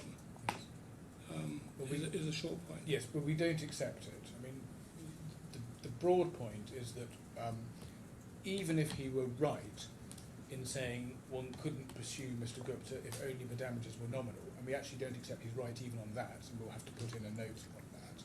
Even if he were right, there is harm that we say continues to be suffered. There's harm at the very least in the fact that on his case, having put us into the 2nd September contract and the DMCC contract, that gave rise to the ability of the corporate defendants in this case to not only refuse to pay us, but to defend this action on what we say is a false basis, right up until the middle of last week. That of itself has one significant cost consequences, which are not just cost consequences as against defendants, but also damage that we can claim against Mr. Gupta on our claim. Secondly, there's the interest from the fact that they refuse to pay on the basis of this, what we now say is a false defence, right up from then until now. And thirdly, we say that having been a causative factor in them refusing to pay us all the amounts claimed, that would be a basis for joint and several liability against Mr. Gupta as well. So that's a foretaste. We would like, at very least, to have an opportunity to put a note in to respond to my learned friend's note, so that in a considered manner we can explain those points to the court. How long would you want for that? Well, I mean, I had when one. I say want, I mean how long would you need for that? Well, I would have thought we could do it by probably by Wednesday. Mm-hmm. And then, in terms of what you do with it, it may be that having got our note, you're content to look at it on the papers. Certainly, if you're with us, it may be you want a short debate. So we're in your hands. People always say, if you're with me, you take the easy route. Well, you may want a short debate, and we may have to argue it. But I'm just not in a position to develop all that now, having received all this over the Right. weekend. Okay. So that's the Gupta application. I'll hear other parties in due course. In due course, yes. Could I just mention the other points, which could be taken much more quickly? CRO is now agreed, so we can, in short points, we can refer to matters in open court. But the sensitive bits should be not read openly. No, if we need to, we can even read sensitive bits. But we're going to obviously exercise good judgment, and no one's going to air material that doesn't need to be aired. And in the background, the CRO regime continues. I'll come back to Malone and Friends' amendment application because it's the only substantive point I need to address. There's then a reference from Mr. Trotter about what he says are unpleaded cases in our skeleton. That's in his housekeeping note. Mm-hmm. I've mentioned already the point about the claim against DMCC. We say the pleading failures are on their side, not ours. But I've heard what he says, and we'll go and look again, but we say it looks to us like a matter for closing, and the failures, as I say, on their side. And the similar point is on his other point about the interpretation of the LTIP. Again, we'll look again at what he said, but our position at the moment is that the matter is sufficiently and adequately pleaded in our pleadings. There's then a point about redaction and privilege, and that's a Malone and Friends housekeeping note, and that's the reference to some documents which he says are inadvertently privileged documents. And that's just premature to trouble the court with it. You don't need to be troubled at all. The short point is that we have been, till now, between a rock and a hard place, in that we have been providing material back in August that we provided our client. And under ordinary principles, that means that when we're later told, well, actually that's an accidental waiver, it's quite difficult to put the genie back in the bottle. So we certainly don't want to take unfair points. Why is that difficult? I mean, it must happen all the time whenever there's accidental disclosure. Well, not normally, because normally it's dealt with between lawyers. So, yeah, but quite often one assumes that the lawyers refer to their clients. And the only point at which it matters is whether you can refer to an open court. Well, I hear what I would have said that there's a problem with confidentiality being lost. But as I say, I was trying to say, the last thing we want to be doing is, one, taking any point that we shouldn't be taking, but two, derailing this by matters going to the Court of Appeal. So where we've got to is, we have been between a rock and a hard place, which is why we've been asking them to justify their position. We don't intend to refer to this material in open court, and Malone and Friends' reference to the court was premature and didn't need to be made. So that's a point that's gone. There's then expert evidence, and whether that is in person, remote, or hybrid. Well, I hadn't heard until I saw this on Yes. Sunday. I hadn't heard of your suggestion that experts not attending trial in person. Well, it's something that's in the earlier orders. So that was simply logistics. Well, I'm afraid that's been a misunderstanding behind me. I don't quite understand how it could have been thought that the same order carried through. Well, can I explain where we are then? I mean, we're happy to get Mr. Nazarovich here. That can easily be done, and we'll do that.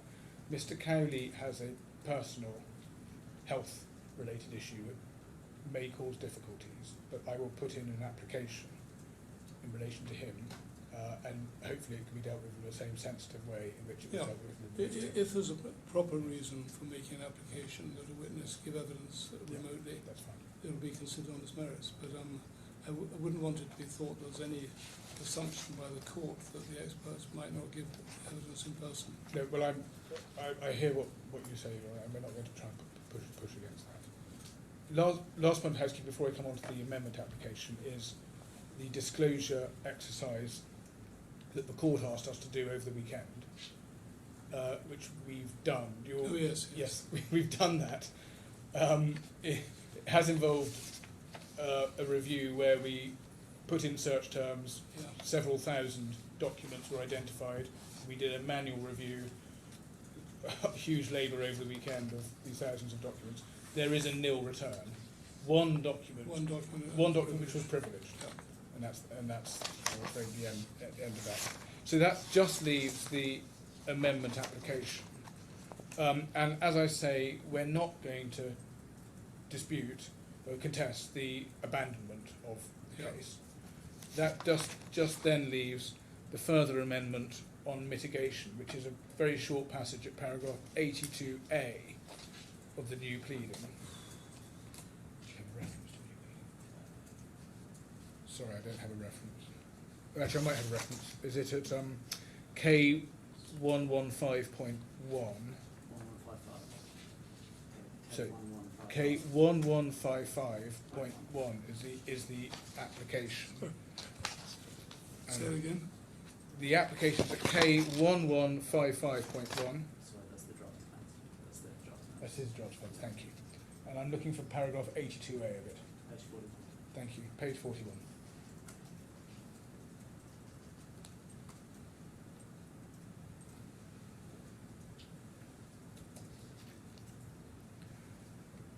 So the bit in blue is the proposed amendment.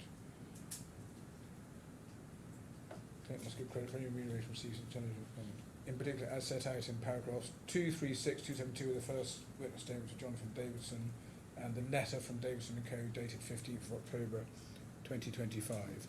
Now that is a cross-reference to pages of material, and we make 2 points on this. First, it's just no way to plead a case in mitigation. Either the defendant's case on mitigation is adequately pleaded already, or if it's not, you can't make things right by putting in a plea by cross-reference or to evidence in this way. It's in the technical sense embarrassing, and that's our first point. Secondly, it's far too late to bring in a plea of this kind. We made it clear in early September that the issue that they were taking in their correspondence under the putative umbrella of mitigation was not properly pleaded and would need to be.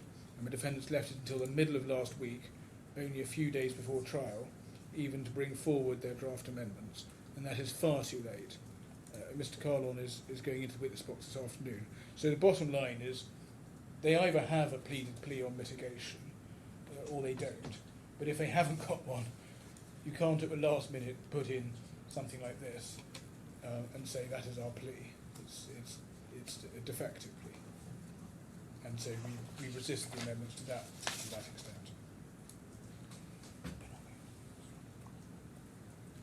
I should just say the point is alive for closing on whether they got a pleaded case. I'm not going to be jumping up and stopping my learned friend from cross-examining on matters that he wants to, on the basis that he says it's covered by his existing plea. But then you're going to reserve the right to say I should ignore it all. Yes, I do, because I say it's not pleaded. But I also say you can't, if it's not pleaded, which I'm right about, you can't put it right by putting in pleas referred to in a long letter and a witness statement. That's Yes, not a way for you to go. before I ask Mr. Trotter about this, the reality is, leave aside the pleading point, Yes. the reality is you've known since 7th September or thereabouts of the sort of points made by way of mitigation. Yes. So it's not as though it's a brand new point emerging on the first day of trial. I accept that, my lord, but that was why we said in early September this isn't properly pleaded. So we weren't obliged to meet a non-pleaded point. And No, I see that, it but is a there's very last minute thing. But the fact is that your client will no doubt have not shut his eyes completely to what has been said in those witness statements. No, that's fair enough. And of course he will have seen the points that's been No, I made. only make that in answer to the point he's going to the witness box this afternoon. Yes, of course he is, well, I hope. And no doubt instructions will have been taken Yes. in preparedness. I'm not going to dispute that. No, of course, he's an intelligent man who's alive to the issues, closely following the issues in the case. Yeah. Very well. Is there anything else you want to add? Well, no, that's everything I wanted to cover. I'm grateful. Thank you. It's probably now It's probably time for 4 minutes over, and I time for a apologise for that. transcriber's break. Should we have 10 minutes? All rise.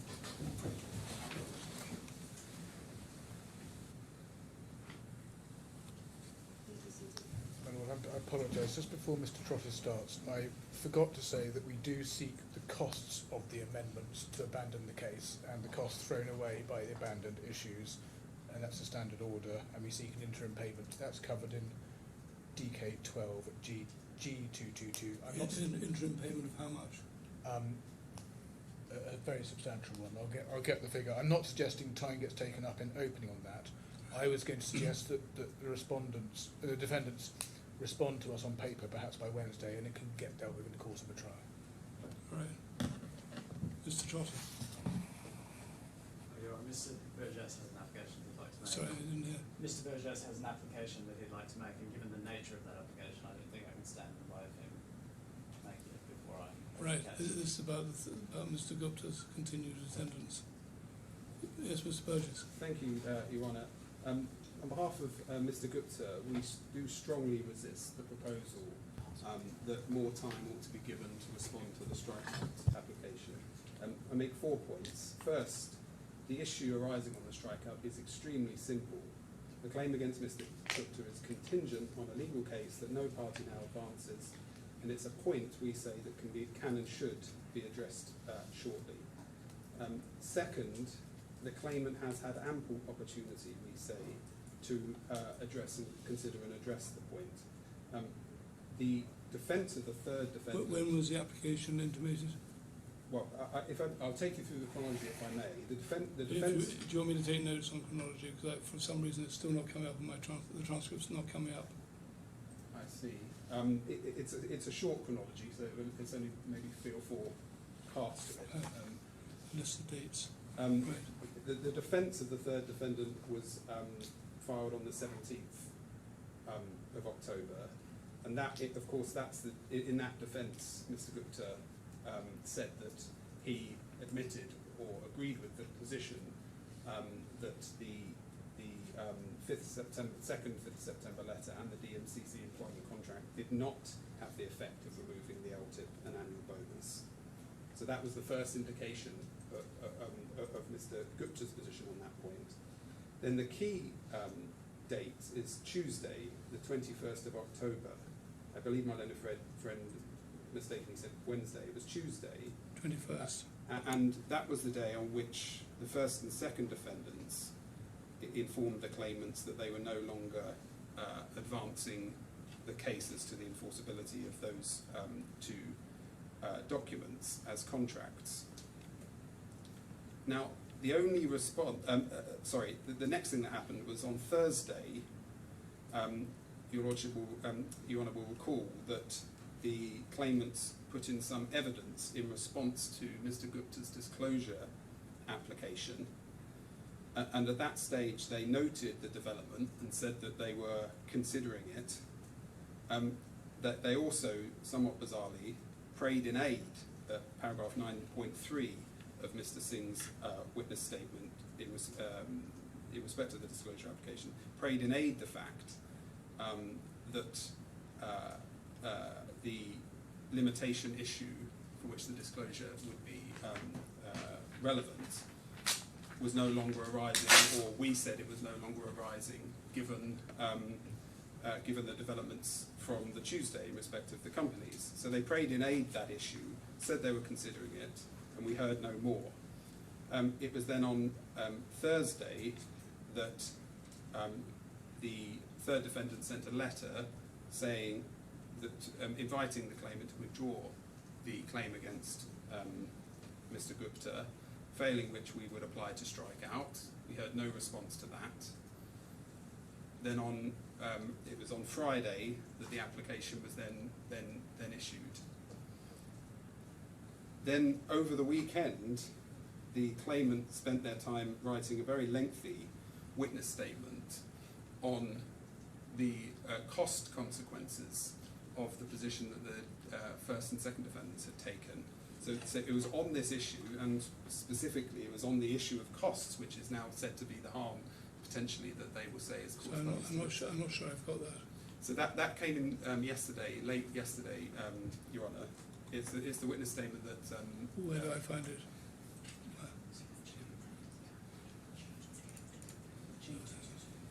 Your Honour, I believe it's G222.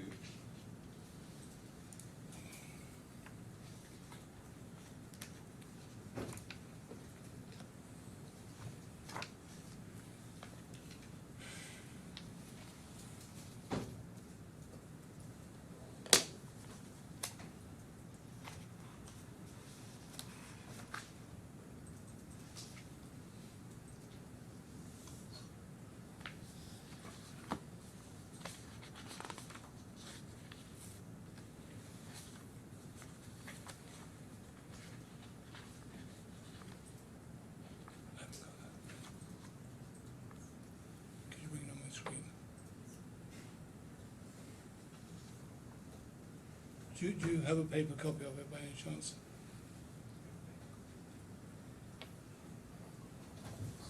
I think we're a victim of our own technological success on that, Your Honour. That's an affidavit of Mr. Davidson. I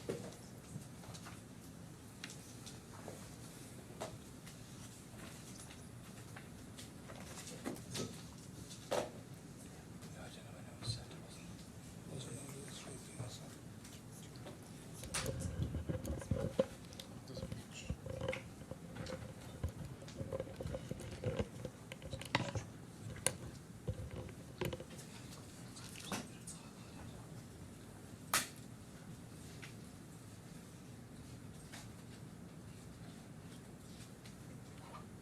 I'm afraid we don't have a.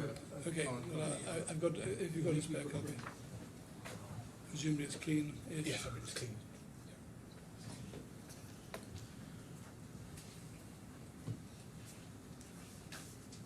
Thanks. Yeah, what do you want me to look at? It's 12 pages long, but if you turn, Your Honour, to page 7,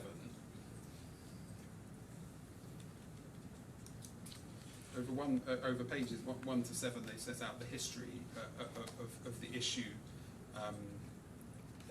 that was, they say, abandoned by the first and second defendants. Then at 14.2, they set 14, they set out two conclusions, and at 14.2, the conclusion is the fact that the liberty defendants have recently abandoned their primary case has resulted in significant wasted costs.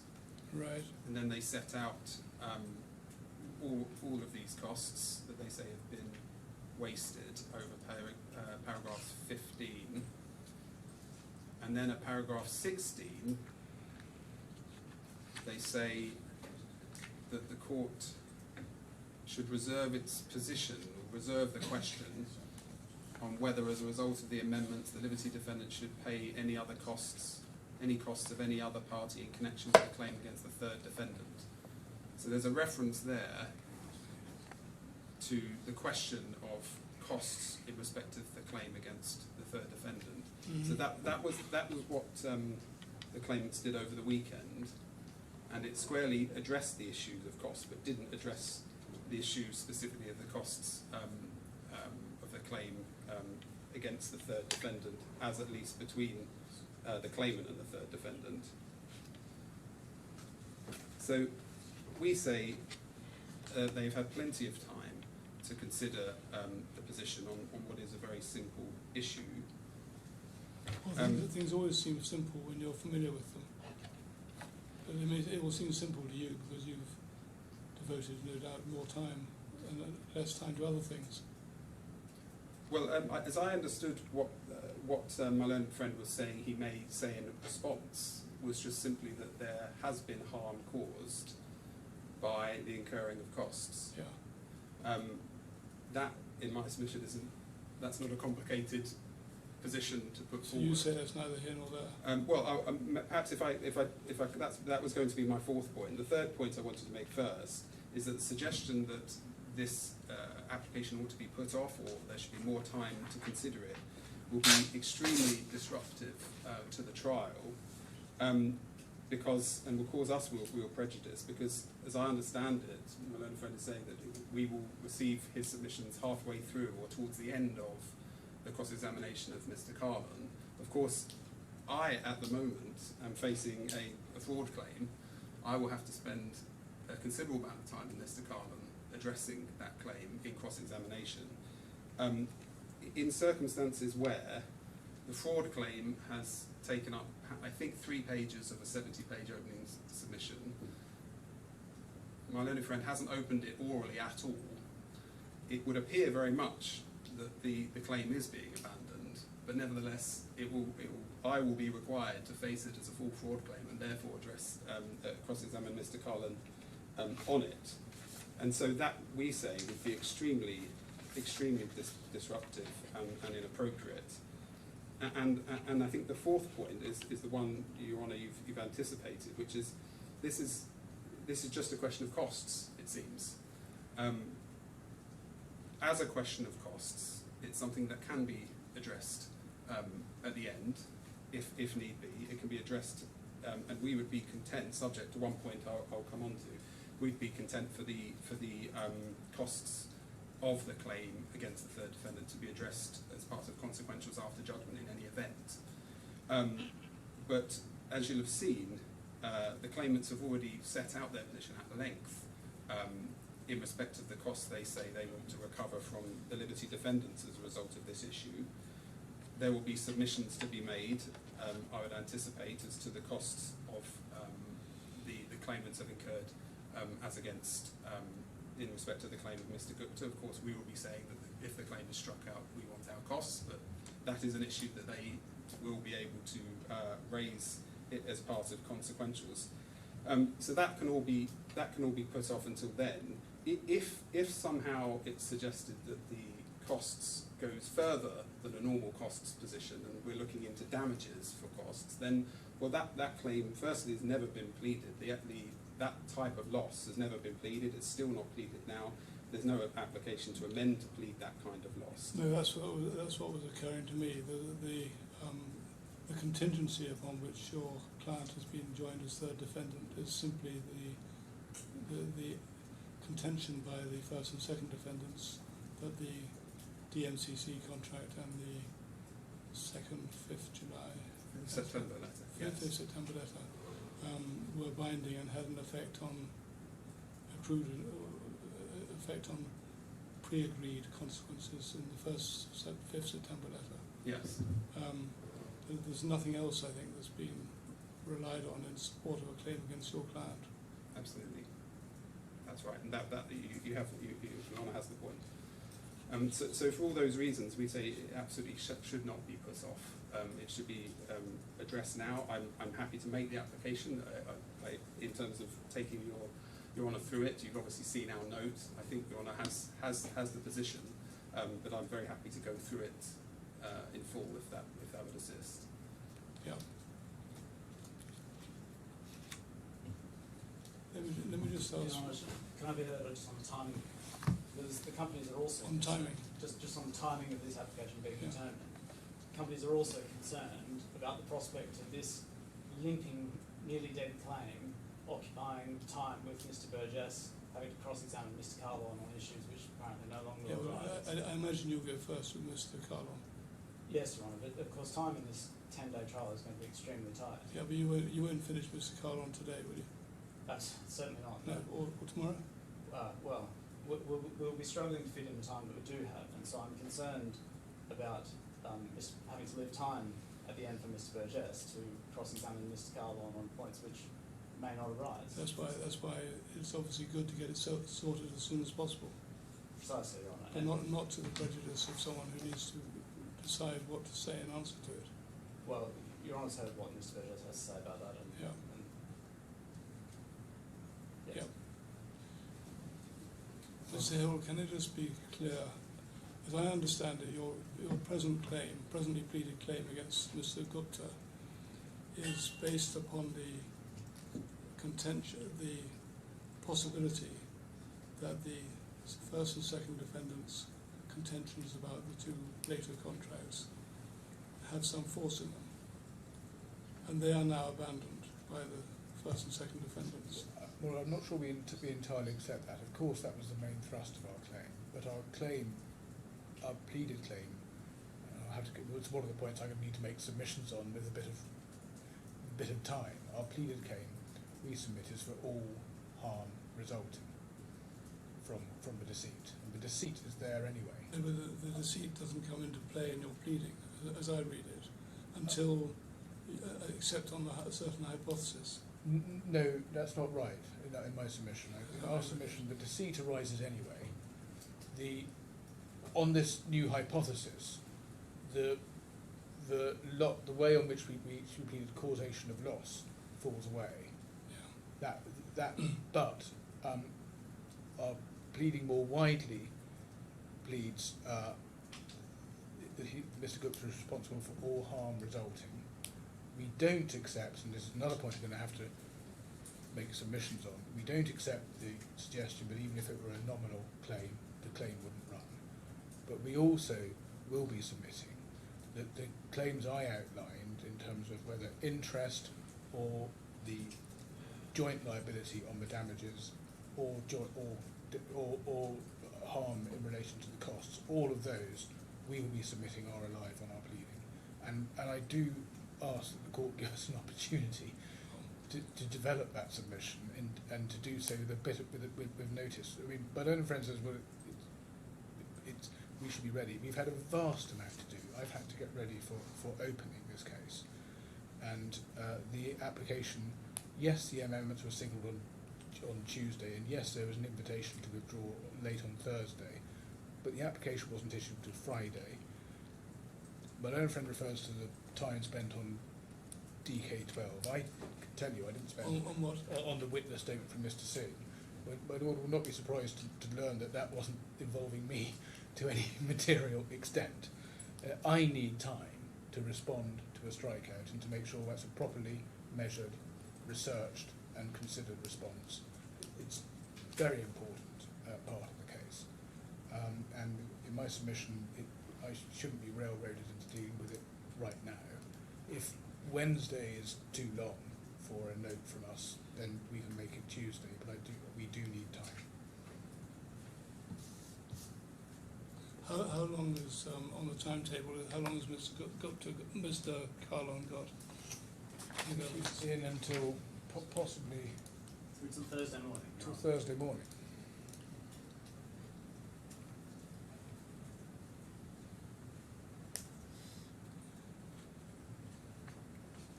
It's not terribly satisfactory, but I think I'm not going to seek to attribute blame for lateness. There's been lots of stuff coming in from various people at various times. But what I think we should do is this. You can have till end of Tuesday. When I say the end of Tuesday, I mean, provided you don't mind communicating with each other out of court hours, 5 o'clock on Tuesday,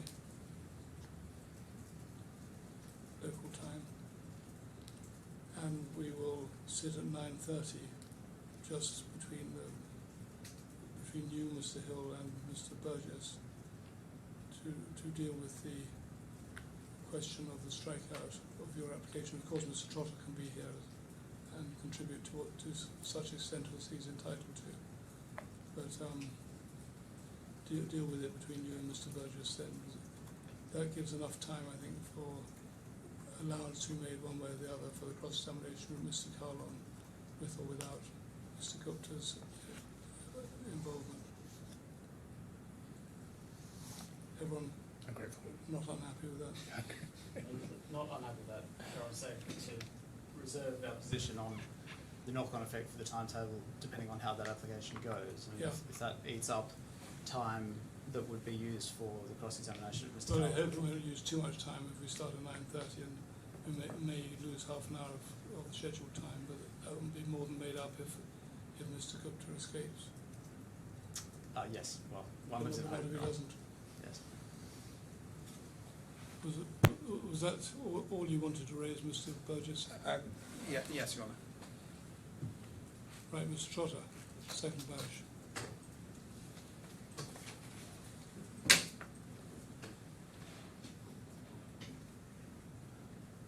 Thank you, Your Honour.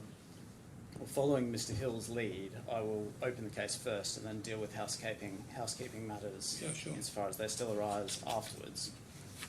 Your Honour, can I start with what is not in dispute? First, it is not in dispute that as at 2018-19, Mr. Kahlon was a senior executive at ArcelorMittal. Now, his skeleton argument embraces the descriptions used by the press as a steel guru and an industry heavyweight. Your Honour will probably not need to decide whether the Daily Telegraph is right about that at this trial. But there is, or may be, a dispute about whether he was being paid like a steel guru at ArcelorMittal. And there is, or may be, a dispute about how valuable the stock options he gave up by leaving ArcelorMittal were. Mr. Trotter, can you stop for a second? Yes. Anyway, I thought they'd fixed the transcript. Okay, thank you. I'm still going without a transcript. There is, or may be, a dispute about quite what it was that motivated Mr. Kahlon to leave ArcelorMittal when he did. But there is no dispute that Mr. Kahlon was a sophisticated businessman of many years' experience, and he was perfectly able to negotiate to protect his own interests. And this is not a widows and orphans case. We say it is one where Mr. Kahlon comes to Your Honour and asks you to write a $30 million bonus scheme for him in circumstances where it was not ever agreed. Second, it is not in dispute that Mr. Kahlon did negotiate to protect his own interests. Now, exactly how those negotiations unfolded, what was said by whom and when, is in dispute, and Your Honour will hear the evidence on that. But it's common ground that there were various discussions between Mr. Gupta and Mr. Kahlon over several meetings in 2018 and early 2019. It's common ground that Mr. Kahlon then produced what he termed a wealth creation plan, setting out his position in February 2019. That's an important document which Your Honour was shown this morning. What which we'll reference come is back that to. again? Do you have that? We'll find that. I'll come back to that in a moment. It's common ground that a number of competing positions were then put forward by Mr. Kahlon on the one hand and Liberty Steel on the other, at that point acting through Ms. Denise Timms of HR in August 2019. And Your Honour will have seen those exchanges set out for ease of reference in our skeleton argument. Perhaps I can bring that up. It's M/2/10.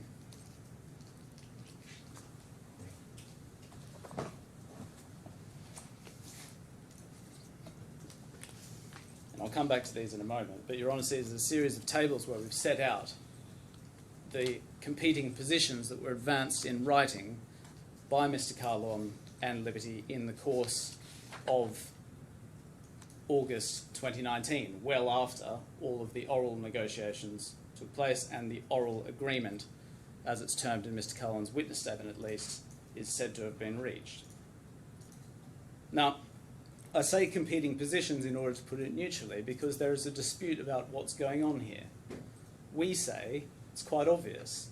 The decision was made in principle to go ahead with Mr. Kahlon by Mr. Gupta, following a series of meetings on yachts and so forth. And then the parties set about negotiating the details, the figures, the metrics and so on, through HR. Mr. Kahlon, for his part, has a different account, and you've heard some of that this morning. He says there was an oral agreement reached in Mumbai or London, not quite clear which, but he says he was through this process holding fast to that agreement that had been previously reached. Your Honour, there's no record or trace of that agreement anywhere in the documents. Your Honour will have to rely on his evidence in relation to that. And he says he then had various telephone calls with Ms. Timms in the course of exchanging these figures, and he says he kept telling her, don't deviate from the deal that I've struck. He says that Ms. Timms said she'd follow up with a more accurate version. Of course, there's no record of any of this either. Once again, Your Honour will have to rely on Mr. Kahlon's evidence. And indeed, he goes further and suggests that Ms. Timms was deliberately trying to undermine the deal that had been struck. We don't need to turn it up, but in his witness statement he says, knowing what I do now about Ms. Timms. And I make that point because Your Honour will see that Mr. Kahlon makes a series of allegations of deliberate wrongdoing against Ms. Timms, a HR professional, and this is the first in that series. Now, Can you just give me a second? Sorry to keep interrupting you.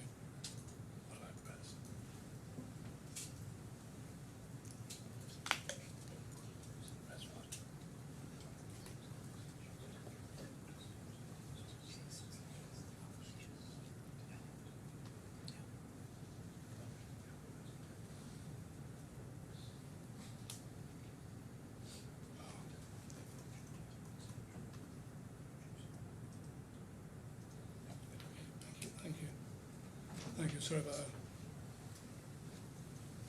Now, whichever of those accounts Your Honour ultimately accepts, it's common ground that the parties' respective proposals converged in those August 2019 exchanges and ultimately resulted in what Your Honour's seen in what's being called the first 5th of September letter.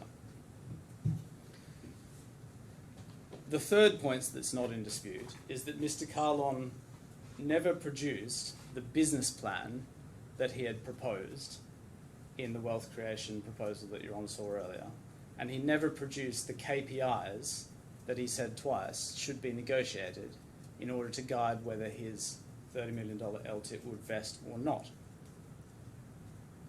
But there's a dispute, of course, about why that is.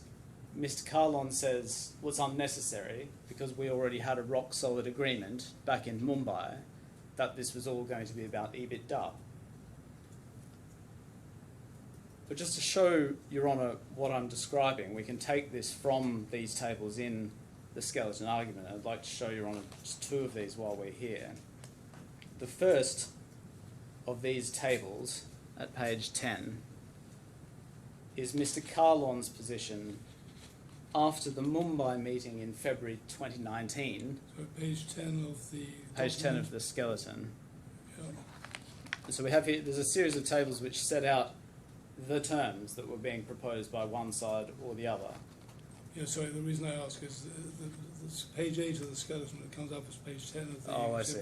Yes. So Oh, which do you want? I'll use the Opus references at page 10 of Opus Opus, references, page okay. 8 of the skeleton. Yes, should be the Yeah. one on the screen. Now, this is the position after the Mumbai meeting in February 2019, and then it's reiterated again by a WhatsApp message that Mr. Hill took you to earlier in August 2019. And we see, and perhaps if we just bring up alongside this, what's that, J67.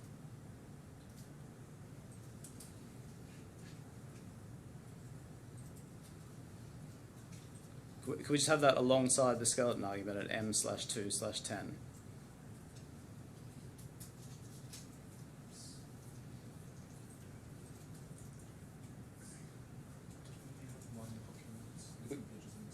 Oh, we can't have two documents next to each other? Oh, okay. Well, we see at the... We had two documents earlier. Yes. I've certainly seen it done before. There we are. So we see on the left-hand side, our quote is perhaps the easier one to read.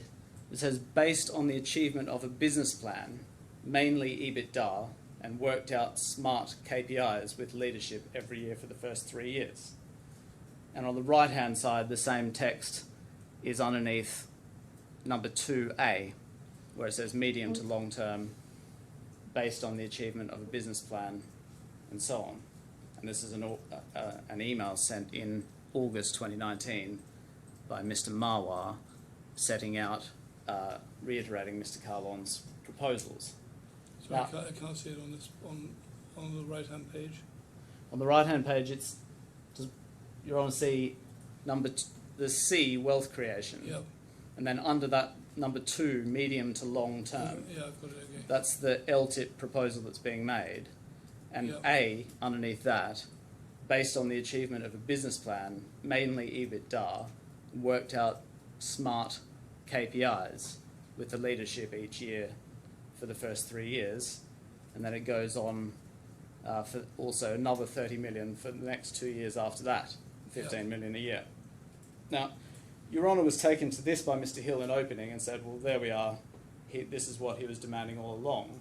But of course, what Your Honour was not told is that this document comes after the meeting in Mumbai, where Mr. Kahlon claims that there is a meeting of minds, an oral agreement, that the LTIP is going to be all about EBITDA.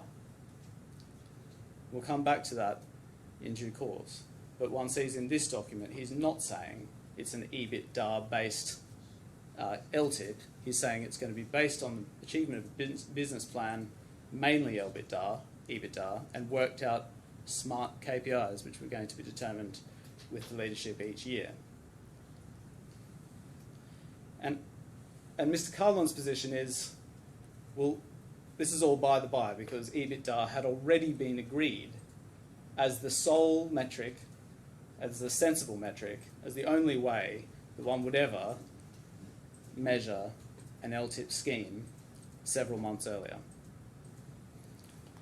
But for present purposes, it's common ground that no one says in these proceedings that a business plan of that kind, or KPIs of the kind that he's proposing in that email, were ever developed.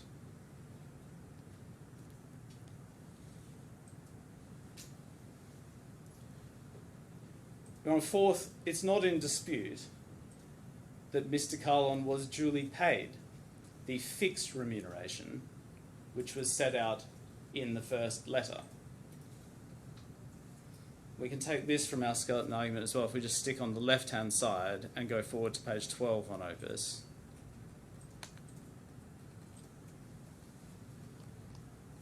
We can see in this table, Mr. Kahlon was paid the base salary of $750,000. He was paid what's called the guaranteed bonus, the next one across, of $500,000, and he was paid the sign-on bonus on the right-hand side of $500,000 as a one-off when he joined. And Your Honour will have picked up from our skeleton that we say that the purpose and certainly effect of that sign-on bonus was to make good the loss of the ArcelorMittal shares that he lost by leaving ArcelorMittal, which are not worth tens of millions or millions of dollars. They were worth very much less than that. Fifth, it's not in dispute that a formal employment contract reflecting that fixed remuneration was not ultimately executed. Now again, I say formal employment contract in order to put it neutrally, because my learned friend's case, of course, is that the one-page letter that he showed Your Honour earlier is an employment contract. Of course, that's in dispute. We'll have to deal with that in closing. But it's not in dispute that the parties never took steps, never ultimately executed what one would usually see as a formal contract. But what's also not in dispute is that the parties took steps of one kind or another to produce or obtain a contract in the months that followed. And there were 3 such occasions. The first time that was done was in May 2020, which is when Mr. Kahlon formally joined, or as my learned friend skeleton argument puts it, starts work in earnest at Liberty Steel. And at that point, the contract, which has been termed the draft May 2020 contract, was provided to Mr. Kahlon. And we see that document's at J/167. And we don't need to go through all the terms, but if we can just flick through the pages so Your Honour gets a sense of what this document is, over to page 2, place of work, holidays and leave, and so on, 3, 4, and then ultimately page 5 sets out his remuneration, which is the same as the fixed remuneration that we saw a moment ago in the table reflecting the first 5th of September letter, except that it does not include the LTIP and the annual bonus. And of course, this contract, although never signed, was preceded by another letter, much in the same form as the first 5th of September letter, but excluding the annual contraction, the annual bonus, and the LTIP. Now, there is a dispute about why it was that this contract was never signed. We say, as Your Honour will have picked up from our skeleton argument, the most likely inference is that it was just overlooked. It fell through the cracks. Mr. Kahlon, for his part, says he rejected this draft contract in various oral conversations he had with Ms. Timms. But again, there is no trace of him doing that in the documents. So Your Honour will have to accept his evidence, he says, on that. The draft contract was, of course, based on the second letter, and he says he rejected that second letter when he discovered his mistake having signed that document. We have various versions in his evidence of when precisely he says he discovered that and when precisely he says he raised it. But again, there's nothing in the contemporaneous documents to corroborate any of that. And I referred earlier to the series of allegations that Mr. Kahlon levels against Ms. Timms, and this is, of course, the second area of deliberate wrongdoing in the allegations that he makes, where he says he was misled into signing the second letter. We say the much more likely position is that he signed it because he knew full well that LTIP hadn't been agreed, and he knew full well that it wasn't going to be in his contract. And he knew that the figures that had been discussed were not the sorts of figures that should be passed around local HR. Now, the second time that a contract was produced was in August 2020. That's what's been called the DMCC employment contract.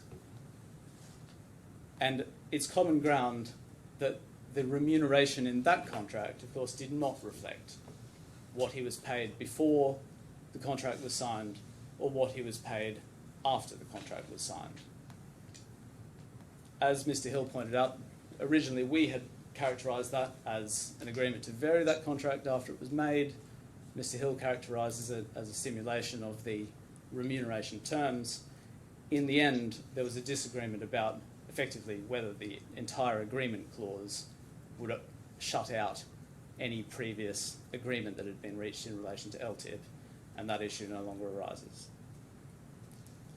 But in the series of allegations of deliberate wrongdoing, this is another one against Ms. Timms and Mr. Gupta, and we struggle to understand quite how this arises.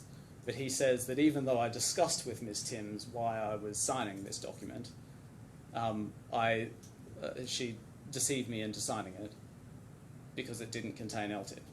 We very much struggle to understand that part of Mr. Kahlon's case, but Your Honour will hear about that, no doubt. Your Honour, the third time that this question of a formal contract arose was in February 2022. And so we're now much closer to the time when Mr. Kahlon's employment is ultimately terminated. And Mr. Kahlon's own evidence is that by that point, in February 2022, he sensed that the winds were changing and he was on the way out.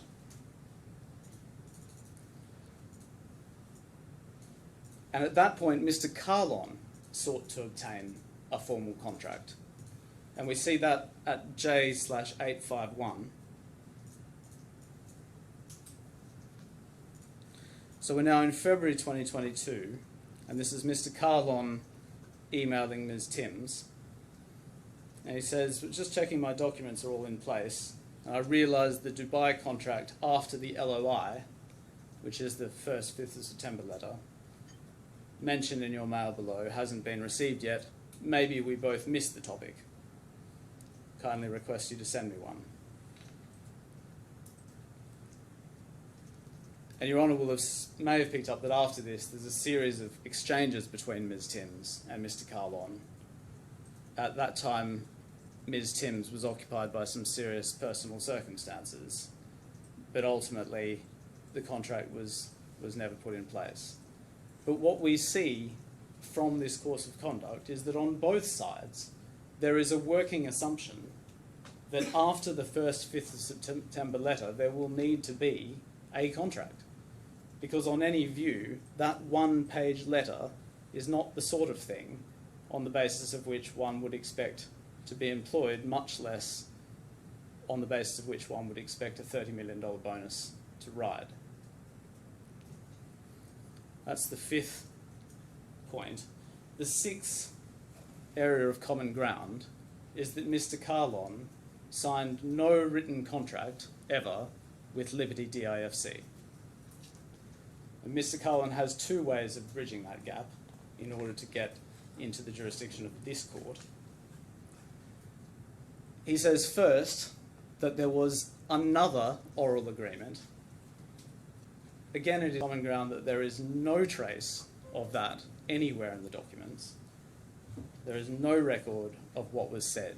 Once again, Mr. Kahlon will ask Your Honour just to believe him. But failing that, Mr. Kahlon says, well, I became an employee of Liberty DIFC through an agreement reached by conduct. And this is not the continuation of the original agreement arising by conduct, as Mr. Hill seemed to suggest. But what he will need to show Your Honour is that there is a new agreement reached in or from 7th of July 2021 between Mr. Kahlon and Liberty DIFC, where Liberty DIFC assumes the role as his employer.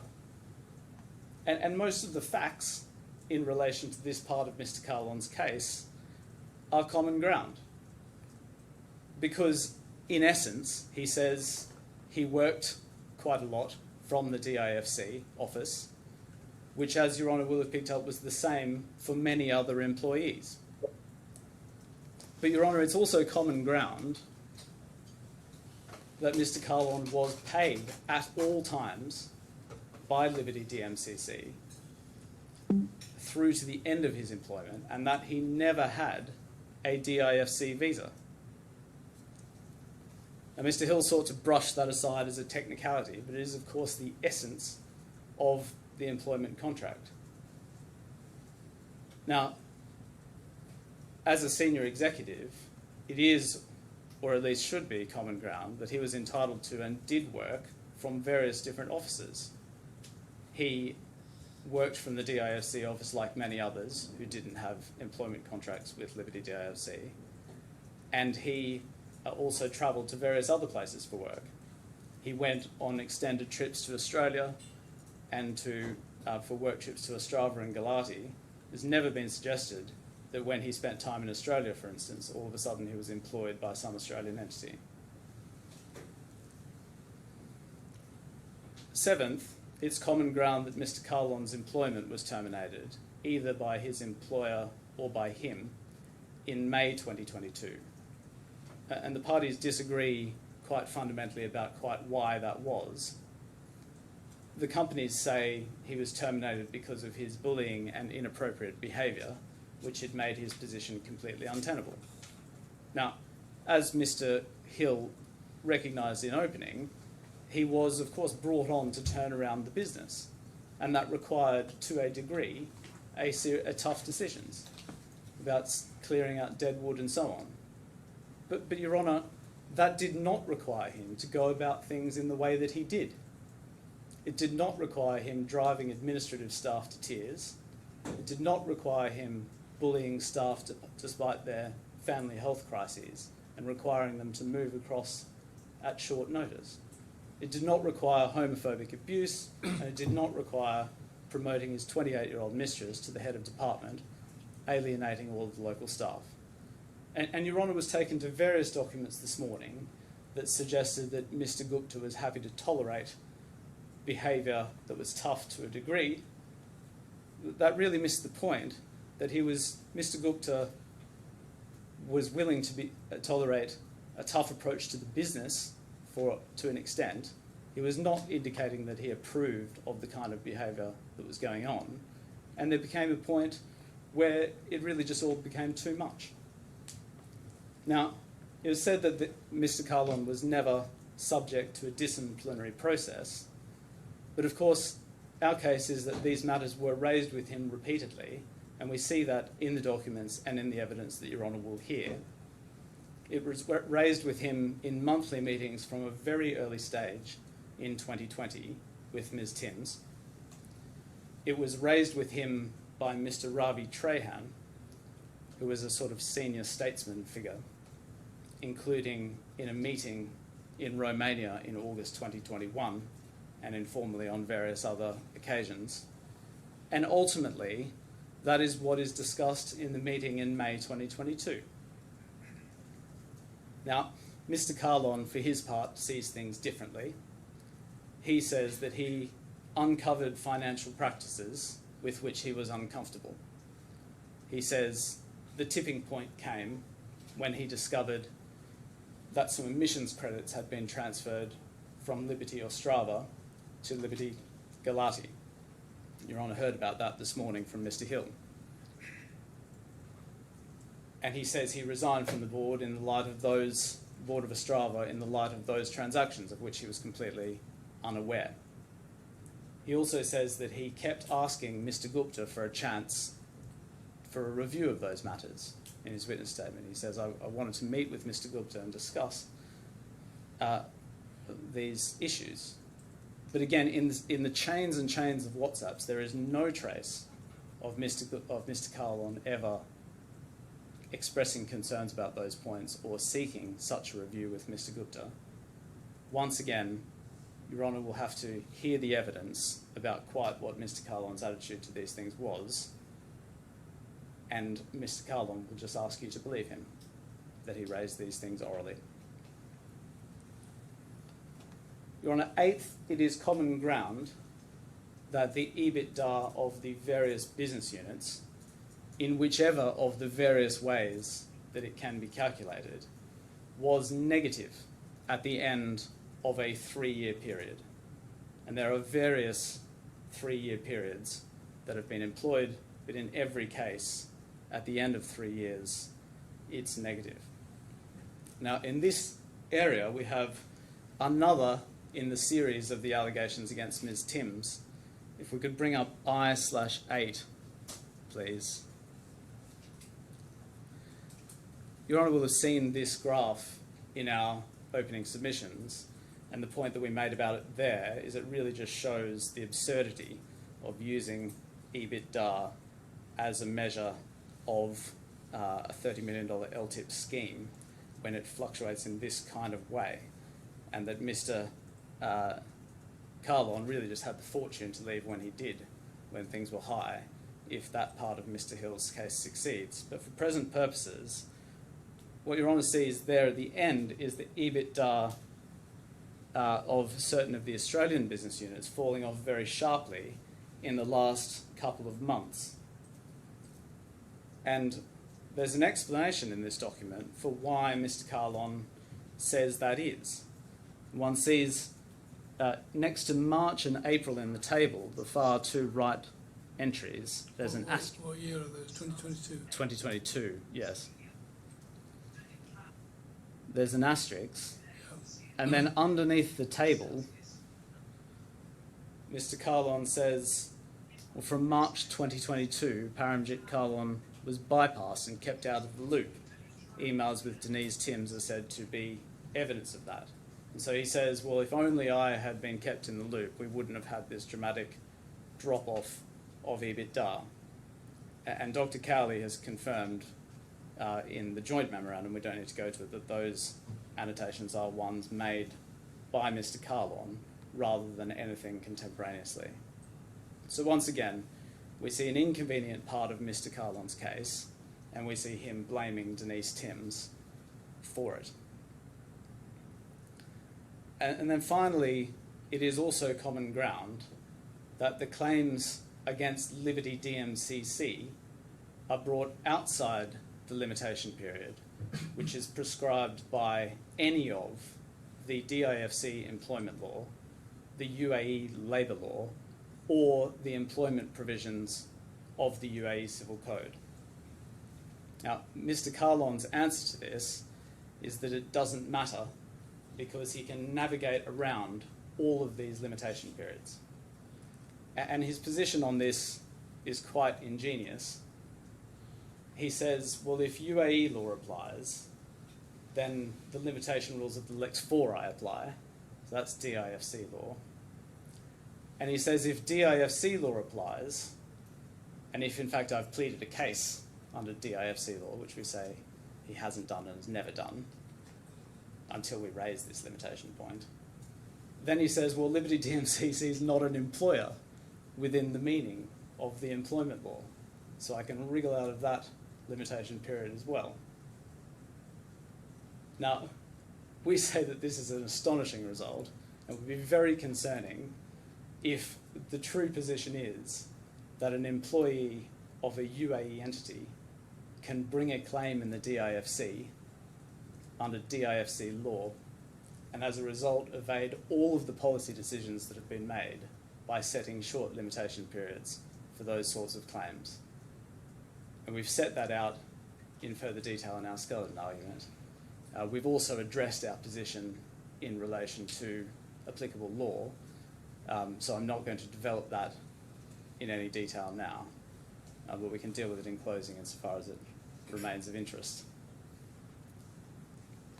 Now, Your Honour will need to hear the evidence and form a view about all these things, and we will address them more fully in due course. But for the time being, I note two distinct themes that emerge from all of that. The first is that Mr. Kahlon's case depends very heavily on Your Honour accepting a series of oral discussions of which there is no record. And I've alluded to some of those, but they are first, the negotiations in 2018-19. Mr. Kahlon sets out in some granular detail in his witness statement what he says was discussed and agreed. There's no record of any of that. Second, his discussions with Ms. Timms in 2019, when there was a series of emails being exchanged, and Mr.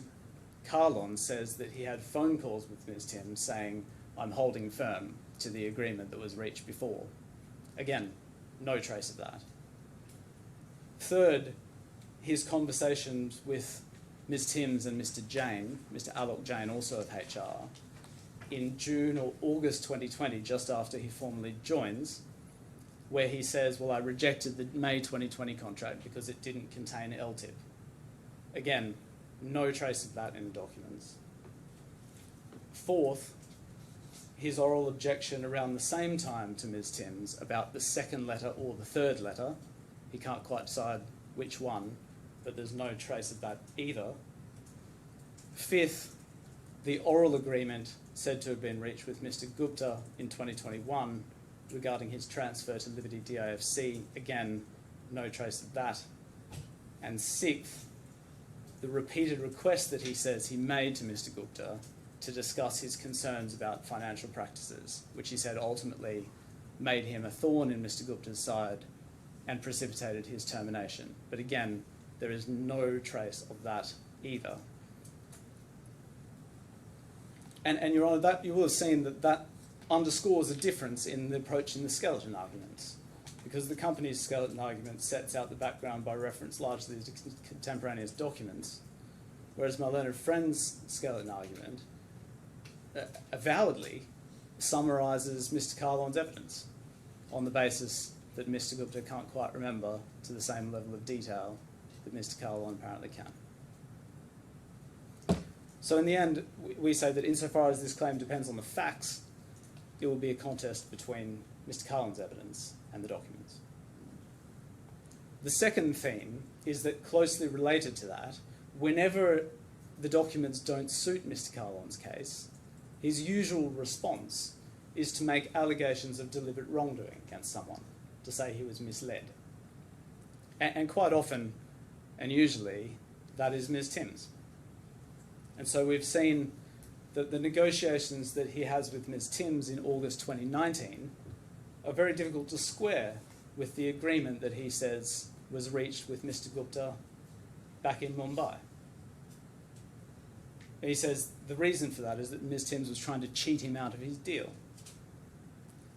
Again, we have the same thing in relation to the second letter omitting LTIP, where Ms. Timms says, well, where Mr.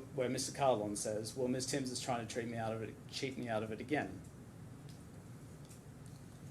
And we see the same thing in relation to the DMCC employment contract. We've seen the graph about EBITDA drop-off also being blamed on Ms. Timms. I can just give Your Honour a sense of the position. We can have J/563.2.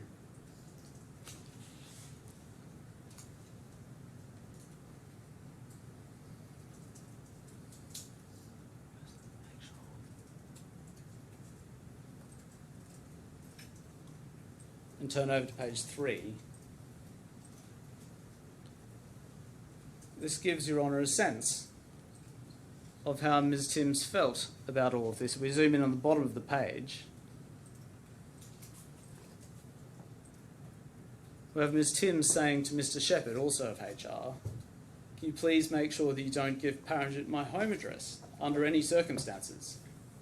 Of course, I don't think I know it. Something happened. He absolutely hates me after I challenged him last night. He's gunning for me, which is fine, but I don't really trust him.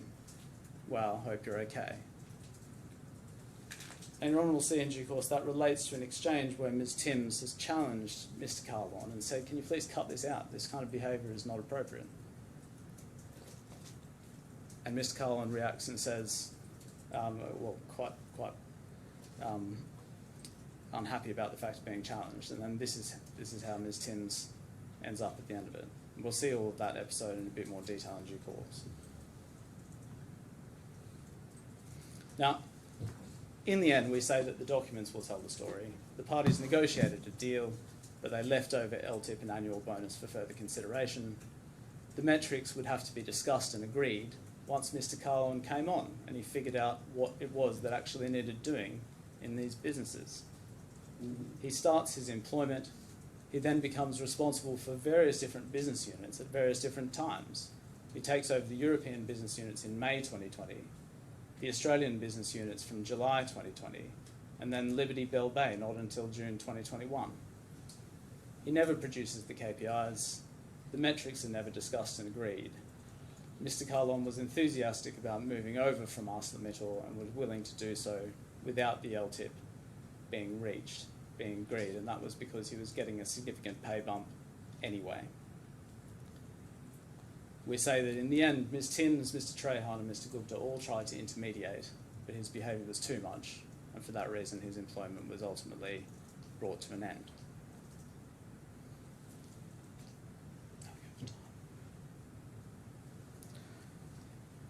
Your Honour, with that background, can I say something about what parties' cases are and what they're not in relation to Mr. Kahlon's employment? Because there was a suggestion that, well, this should all just be left for closing and the case will just proceed on some meandering adventure of all the different cases that people might dream up as the trial goes on. I don't think that was quite the suggestion. That may be an unfair characterisation. But our concern is that we need some discipline in what the case is that's being advanced against us, because otherwise we don't know what case we have to put to Mr. Kahlon. We have some concerns that our witnesses and our expert haven't had a chance to deal with certain things. Now, first, can I say something about what our case is? Because it was suggested that we've abandoned our primary case, which is not right. Our primary position is that the first letter, as it's been called, is not an employment contract at all. It's very obviously heads of terms. His employment contract didn't come about in September 2019 when that letter was signed. It came about by conduct when he started working for Liberty DMCC and when Liberty DMCC started paying him. And the first 5th of September letter forms part of the matrix for that, but as does the second letter, which he signed, and the May 2020 contract, which by then was in circulation. Now, of course, Mr. Kahlon says he was misled into signing the second letter, but we say that's not the case. We say he knew and signed it knowing that it hadn't been agreed and that the contract will have to be seen against that background. But we say if we're wrong about that, and the first letter was an employment contract, then we say there's no final agreement in relation to what the LTIP was.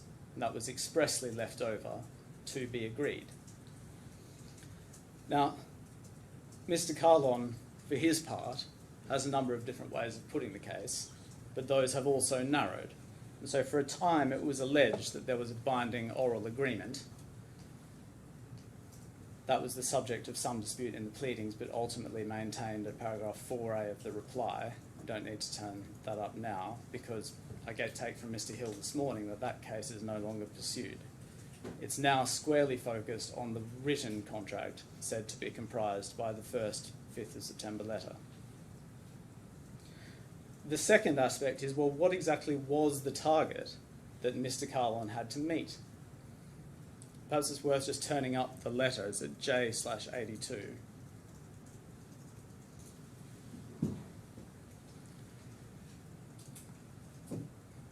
And so we see next to LTIP, it's based on performance over a 3-year period, and it's a 100% growth target with metrics TBA. Really, we say that's crystal clear. The metrics were to be agreed. And there having been no such agreement, none being alleged, then there's no final agreement in relation to that LTIP and certainly nothing to which your lordship can give meaning. For his part, Mr. Hill tries to construct a bridge between metrics TBA on the one hand and the metric is EBITDA on the other by at least 3 means. First he says, well, it was all discussed and agreed with Mr. Gupta, and so therefore TBA should be read as EBITDA. Second, he says there's a standard market practice. Everyone knows that these sort of metrics are always done by EBITDA, and so it was unnecessary to specify. And third, he has a series of post-contractual communications, most of which are just sent by Mr. Kahlon himself, and feature various other metrics as well, and only one of which is sent by Mr. Gupta and just says, I guess it will be EBITDA. That's some way down the line. And that's in the context of Ms. Timms asking him, have you agreed? And he replies, I guess. It will be EBITDA, I guess. And implicit in that, we say, is, no, we haven't agreed, but this is what I guess it would be. And that musing never comes to anything. No further agreement is ever reached. It's not even a communication which crosses the line. It's certainly not a basis on which to pin a $30 million claim. But, Your Honour, none of that really featured in Mr. Hill's submissions this morning. Instead, Your Honour was shown someone else's employment letter. That one is at J/473.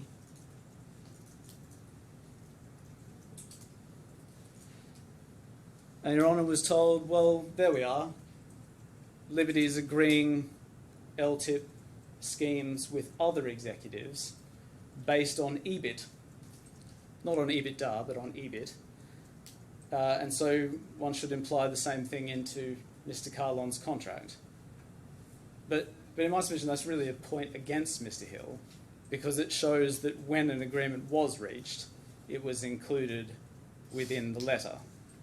And that is expressly not what was done in this case. And then the third issue is, well, what are the vesting terms? And Your Honour will remember that on the last occasion at the directions hearing, I highlighted that the RFI had put it in two different ways. It is either that it's assessed over a 3-year period, or his alternative case, that it was sufficient to hit the target at any time. But Your Honour, in Mr. Hill's skeleton argument, we've had something new and quite extraordinary, and it's at M/1/42.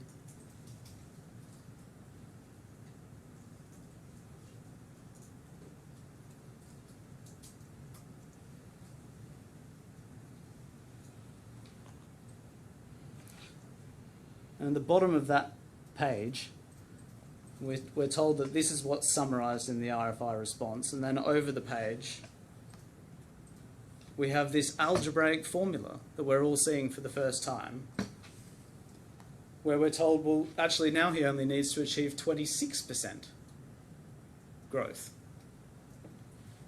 And if he achieves 26% in year 1, is paragraph 90.2, then he'll get a debt of $10 million accrued.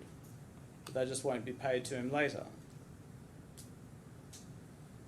Well, Your Honour, this bears no resemblance at all to the pleaded case. It doesn't even bear any resemblance to the variety of ways in which it was put in Mr. Lazarevich's report.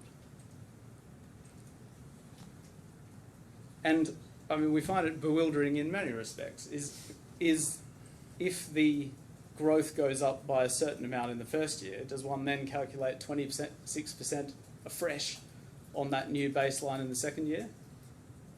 What if it goes down? Can Mr. Kahlon make a massive loss for the business in the first year, such as to drive the EBITDA very close to zero, and then make 20 million in the second 2 years by increasing it a little bit from there? This is all a bit of a mystery, and our expert, Mr. Ashton, has not had a chance to address it because it arrives so late. And we see what Mr. Hill's position is in relation to that at page 56 of this skeleton argument.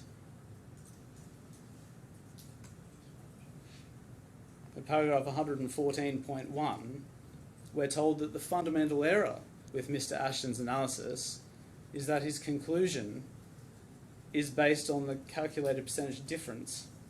In other words, Mr. Ashton's analysis does not calculate the annualised growth rate over the 3 years. So we're told that because Mr. Ashton hasn't done his calculations on the basis of this new algebraic formula, Your Honour should reject his evidence. The other point is that my learned friend's primary case on contractual construction is that it's a subjective inquiry. We see that at page 36 of this skeleton argument. So what was that? Okay. At paragraph 75.1, the first way it's put is that contracts, we're told, are to be interpreted according to the common intention. That is a subjective inquiry. And if that is how Mr. Hill's going to put his case, then he will presumably be saying to you in closing that Your Honour needs to form a view about what the witnesses subjectively, privately understood the contract to mean at the time that they signed it. The first 5th of September letter, he says the contract to mean. And so because we have this new case emerging, and Your Honour may have seen in my note ahead of this morning, there's various different alternatives in play, we don't know what case it is that he is running and what case he's proposing to put to Mr. Gupta, what case we need to put to Mr. Kahlon. It's all very unclear.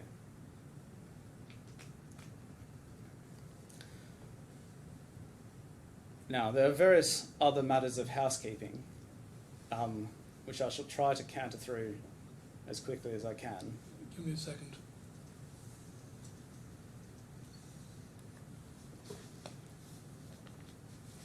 Yep. Now, first, the company's amendment application. There's a question really of how to deal with this. There's not time for me to deal with the points that have been made Well, the now. proposed amendment's pretty awful.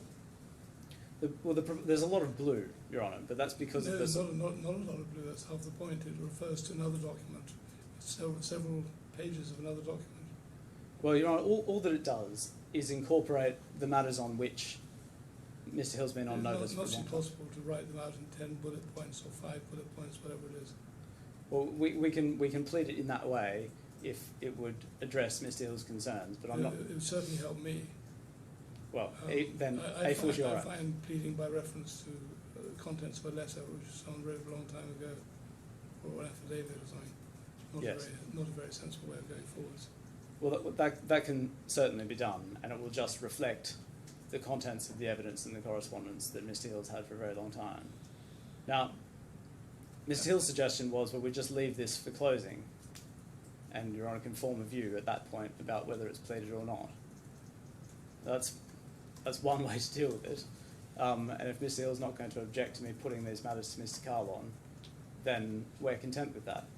But the difficulty is that the same position doesn't transpose into the new case on vesting that we've just seen, because, as Your Honour put to Mr Hill, he can't say that he's not on notice of the issues about mitigation which have been set out in correspondence and evidence for a very long time.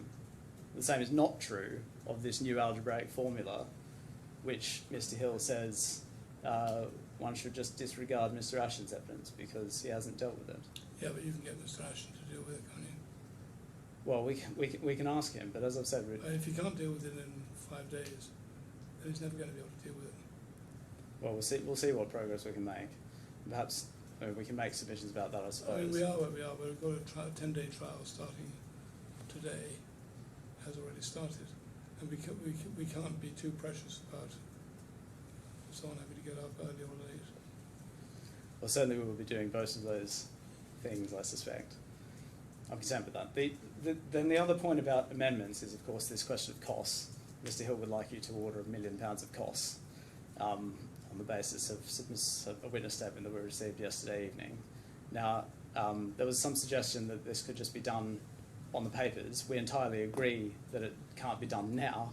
We say that the right time to deal with that really is just at the end of trial, because we'll see then the wash-up of how everything is panned out. And if Your Honour directs that we make submissions on the papers, then that will be part of those submissions. So we don't really see the benefit of disrupting the trial with yet further cost disputes. Mr Hill's timetable also envisages that we'll be doing that at the same time as we'll be cross-examining his client, which is going to cause some hardship on our side of the courtroom. If Your Honour would like to have those submissions before the end of trial, that would be one thing. In my submission, the better way would just be to leave this until after, until consequentials, where we can see how things have fallen. But certainly, we can't be expected to do that in the next couple of days with everything else that's going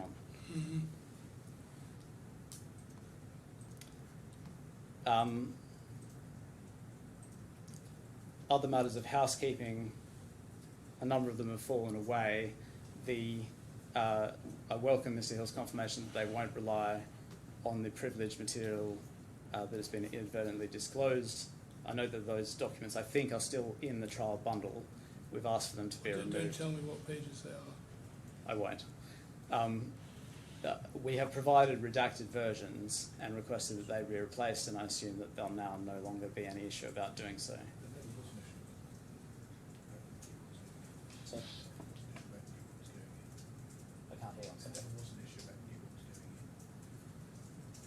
Well, there's now a dispute about what the dispute is, but anyhow, it seems that we will have redacted versions of the bundle. Let me just ask that you knock your heads together and either replace documents that need replacing or else sort it out in some other way. Yes. There's the experts not attending. We'll wait to hear what the position is in relation to that. It certainly came to a surprise as us as well. But of course, if there are health issues, we will deal with that in a sensitive and appropriate way. There'll be obviously logistical concerns, but we can pick that up separately. The only other matter of housekeeping which I thought would be sensible to raise is the format of closing submissions and what Your Honour would find helpful. Our proposal, perhaps it seems like a long way in the distance now, and perhaps Your Honour won't find a huge amount of material helpful, but it seemed to us that it would be useful to have everything in one place. I think your idea of using the opening submissions as a basis for closing submissions is quite helpful. Otherwise, one gets two documents for each party, not really matching. Yes. And, but if you could do it as though it were an amendment, but not using red because it flashes up too brightly, but using blue or something like that. Yes. Yes. Not sentence by sentence, but sort of topic by topic. No. What, for example, if you've got one topic about, I don't know, some of the matters you've talked about, then separate that topic and put an up-to-date position on it, what you abandon, what you still adhere to. Yes, you're right. We'd anticipate effectively blocks of blue text going in, so you won't have speckled blue text all through the document. It'll be neatly arranged in a way that we hope will be useful. Yeah. I'm sorry to rise. Could we have liberty? I mean, I completely take the point about not having two documents at the end. We, for our part, might prefer just to produce a superseding document, which is just a freestanding closing. So you still don't have to refer to the opening. But it might be quite an unwieldy and ugly and an unhelpful document if it's full of blocks of coloured text, as opposed to just being a single document. I'm happy with whatever suits each of you best, but what I don't want is to have to go back to another document. Yes. Therefore, any new document should say what's abandoned, what's no longer current, as well as what is current. Yes. Yes. So that I know to look back if I want to see what the position was. Yes. Yes, that was our intention as well, so that Your Honour can see what is new rather than having to pick it apart for yourself to see what's But changed. the other thing is, a lot of your opening skeleton, insofar as it deals with the consequence of the later agreements, if I can call them that, will need revision, presumably, and quite a lot of deletion. Your Honour, no, because the amendments went in before our skeleton argument was observed. Okay. Ours does. So we've reached lunch and I've inconsiderately not left Mr. Oh, Burgess. sorry, I didn't realise. There's no clock in this courtroom. Yes, I've noticed that as well. Right, let's stop now and meet again at, can we make it 2 o'clock? Just to cut 5 minutes off. Yes. Is that okay?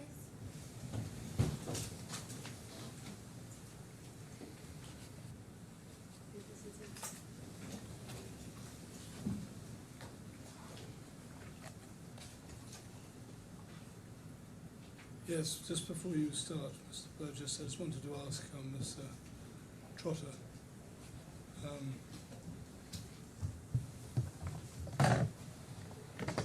with the amendment application, Yes. on the assumption that you will plead properly the mitigation argument rather than refer it to, I would be inclined to allow that amendment, but I prefer to delay making the order until you've actually produced something. So what I suggest is your team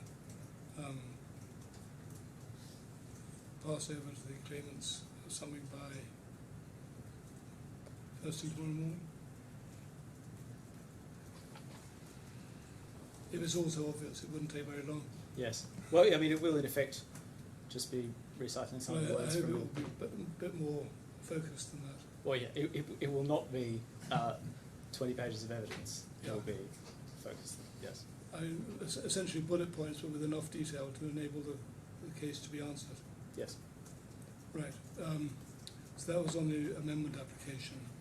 The other part being, what I'm proposed to do about costs is to make unless anyone wants to say anything further, my provisional view as to costs was that you should pay the costs of the amendment, including costs thrown away by the introduction and subsequent abandonment of those pages that you're deleting. of those paragraphs that you're deleting. Your Honour, And then reserve and appoint those to be assessed if not otherwise agreed. Your Honour, that's the point on which we would wish to be heard. Okay. In submissions, there's not time to do it now. There was a suggestion that, Well, why is the principle not right? well, Your Honour, I'm not assessing those costs. I'm just saying it would seem to follow that if you introduce a case and then depart from it, then the costs of introducing and departing from the case should be paid by you. well, Your Honour, it doesn't follow, and there's a number of reasons why we say it doesn't. It would take time to develop that now. In my submission, it would be better to deal with it in writing, as Mr. Hill suggested, if necessary, rather than eat up more time today. But we would wish to make representations on that question. I'm happy for him to make representations in writing, or perhaps as a bargaining chip.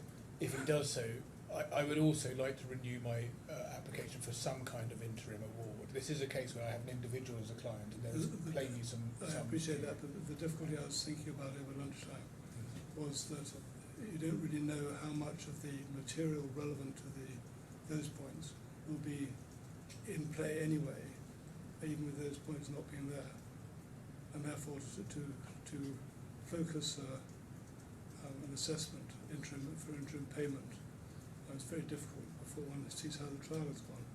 I do understand that, Your Honour, and I was only going to suggest you approach it with quite a broad axe in any event.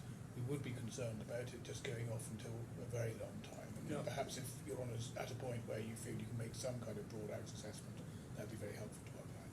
Well, if you both want to, I mean, there's no need to get this done in a rush, so close of Wednesday, Mr. Trotter for your side, and close of Thursday. Yeah, perhaps Thursday, Your Honour. I mean, we're of course cross-examining over the next few days, and we'll have the amendments to deal with as well. Okay. Close of Thursday, and then you have you have the close of the following Monday to respond. Yes. Why don't I say close of Friday? Close on Friday would be Then appreciated. you have the close of the following Monday. I would have preferred Thursday to Monday, given that at that point we are in cross-examining. We're probably happy for Mr. Hill to have longer until Tuesday if he'd like. If you had till Tuesday, I'm grateful. right. I don't think there's anything else I needed. One thing I meant to say to all of you is we've assumed, I think, in your timetabling, which is very helpful, that we'll go on till about 4:15, 4:30 each day, and come to a convenient point in the evidence between 4:15 and 4:30, at least for the moment. If it looks like it's going shorter, then we can have a more relaxed timing. Thank you, Your Honour. I think it's very unlikely that we'll be going short, either of us, but we'll certainly do our best. Thank you. Mr. Burgess, what are you going to do? Are you going to make a full opening, or I just wanted to make some brief remarks. Yes, sure. Your Honour, I appreciate that this all may fall away, and you've heard obviously my position, which is that the claims don't arise in any event. I just did want to briefly outline for the court three of the core factual disputes that I will be addressing, in addition to those addressed by the Liberty defendants, if the claim does proceed. The first dispute is whether Mr. Gupta ever dishonestly intended to deceive the claimant into signing away his rights to the LTIP and annual bonus by his signing the 2nd, 5th of September letter. Now, on this factual dispute, we say that the claimant has built an entire case against Mr. Gupta on a single email and 2 paragraphs of his witness statement. Now, given that Mr. Hill clearly took the view that it was not worth opening the fraud claim against Mr. Gupta at all, he didn't show you either of these 2 documents, but I would like to briefly show you them myself, if I may. The first is an email. If I could ask you to turn that up, Your Honour, it's J1371. I'm reliant on someone else doing it for me? I'm sorry, it's a muscle memory from pre-technology days. If I could just ask the operator to move that up, the page up if possible. I think the very top of it is cut off. Perfect. So this is a email you see from the top from Miss Timms to Mr. Gupta, and you'll see that she's attaching a document, the title of which I'm sure is familiar because it's come up a lot in the evidence and skeletons. Mm. That is the second 5th of September letter. That is the letter that is said to have deceived the claimant. It wasn't a document she prepared to deceive the claimant. It was actually prepared by Miss Timms and sent to the payroll department 8 days before this email, and it was prepared solely for the purpose of setting the claimant up on payroll so he could be paid. That was Mr. Jane's job, and that's why you see in the second email down, Alok Jane. He was the person that was first sent this document, and he was the person, as we can see from his email, who said the document should be signed. He said, we shall need signed employment contract and his full bank details for remittance. So it's payroll saying we need this to be signed in order to set the claimant up on payroll. The reason it's then forwarded on to Mr. Gupta is primarily to determine where the funding for this initial payment was to come from. And you see that from the second line of Ms. Tim's email, refunding, what do I tell Alok on where he should get funds for this, Waylands Capital. Waylands Capital is an internal financing entity within the group. So that's the reason it's being forwarded on. The first paragraph of the email is the one that the claimants rely on. She says, I've modified the agreement to remove the bonus and LTIP, so I will get a Dubai contract together just based on the attached, and I hold the overall agreement. So by I hold the overall agreement, she meant that there were parts of the letter of intent, the 5th of September letter, between the claimant and Liberty, that would not go into what she's called in the Dubai contract. And she's saying to Mr. Gupta that what she calls the Dubai contract would not be the entire agreement between the claimant and the company. The LTIP and annual bonus would be included as a separate agreement. So this email, which is said to be evidence of an intention to deceive the claimant by binding him into a contract that deprived him of LTIP, in fact says the complete opposite of that. It's a recognition that there is also an agreement on LTIP and annual bonus, which we of course say is yet to be formally agreed. Now, she doesn't ask for any confirmation from Mr. Gupta about that document, just about funding. She doesn't in fact ask him any question at all about the document. Mr. Gupta doesn't respond to the email, he doesn't remember the email, and why would he?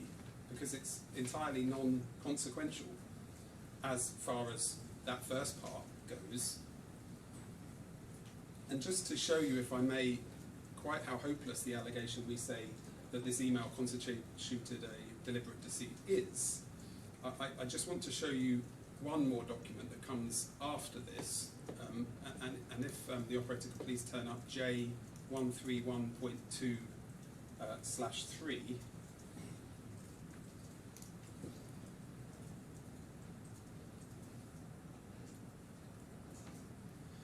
And zoom in at the bottom, please.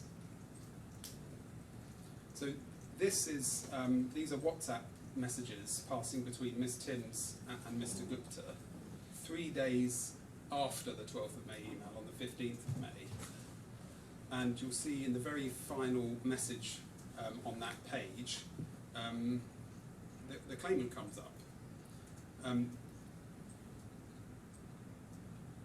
you'll see, she says, hi, spoken to Paramjit, his team, etc., which I will get working on. He says it has always been agreed that he is paid from the 1st of January, as he was ready to join then. That would mean we need to pay him 1.02 million this month, and over the page. So the reason Mr. Kahlon is being mentioned here is just because Ms. Timms wants to confirm that Mr. Gupta is happy that Mr. Kahlon will be paid from the 1st of January 2020, notwithstanding that he's formally being announced and formally joining in May 2020. So that's the question. Then over the page, if I could ask, can I just see the very top of that page, please?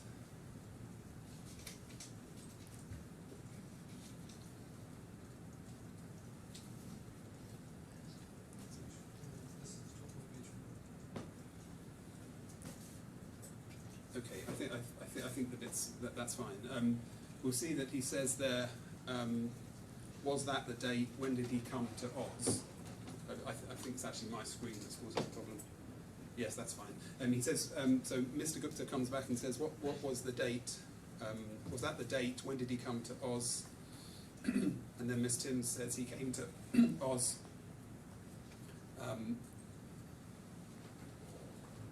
He came to Oz in February, but he said you agreed to pay him from 1st of January as he was available. Sanjeev says back to that, it was a grey area. I don't recall an exact discussion. Remember, we also discussed and were wondering what would happen to the bench period. So that's the period before he was formally joining in May. Anyway, to be fair, he resigned to join us. So from the date he was ready is fine. But perhaps ask him to take it in 2 instalments this month and next to make it easier.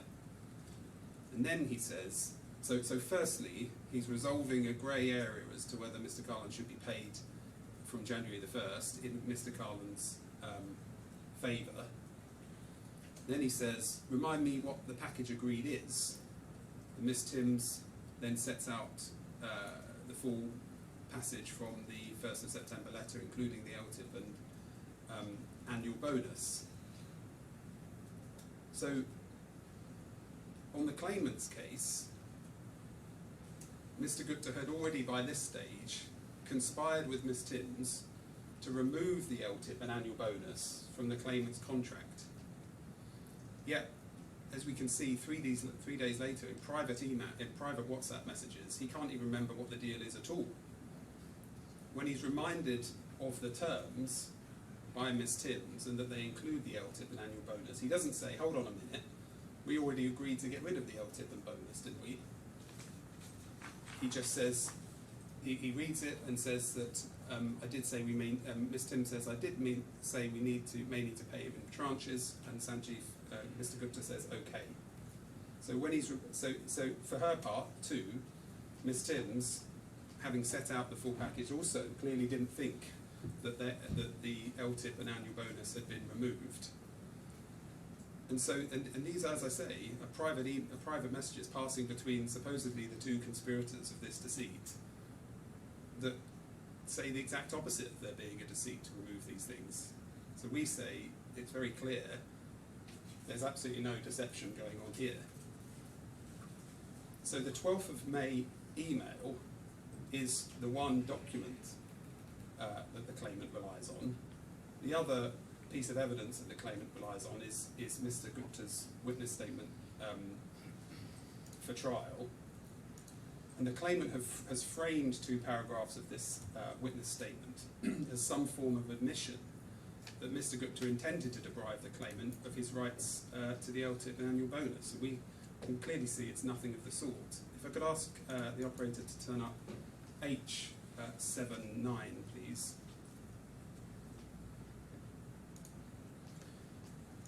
Paragraph 36 and 37 are the 2 paragraphs. So 36, Mr. Gupta refers to the 12th of May email. He says, he cannot recall the email or any discussions around it. However, it's consistent with my general recollection from that time that the revised offer letter was to serve as the basis for Mr. Kahlon's formal long-form contract, and that Ms. Timms removed the terms because it was inappropriate to create a formal contract recording 2 terms, the LTIP and the bonus, that were still yet to be fully agreed. As there was still some ambiguity about those terms, it was not right for them to be included in a formal legal document. In any event, the LTIP of a senior executive was a sensitive matter, even among other employees, and I would not be surprised if Ms. Timms was careful about which employees saw documents that contained such terms. And then finally, I understand Mr. Kahlon alleges that Ms. Timms deliberately removed these terms to deprive Mr. Kahlon of those benefits, but those benefits had not been agreed, and it was for that very reason that Ms. Timms needed to remove them from the document. Instead, the understanding Ms. Timms and I shared was that those terms would be later formally agreed separately. I'm also aware that benefits for senior executives are highly sensitive, even within the Liberty Steel Group, and so particular care is taken when deciding to include those informal documents. So we say that says nothing about seeking to deprive Mr. Kahlon of his rights, and is simply consistent with the position that LTIP and bonus were to be agreed separately and was confidential.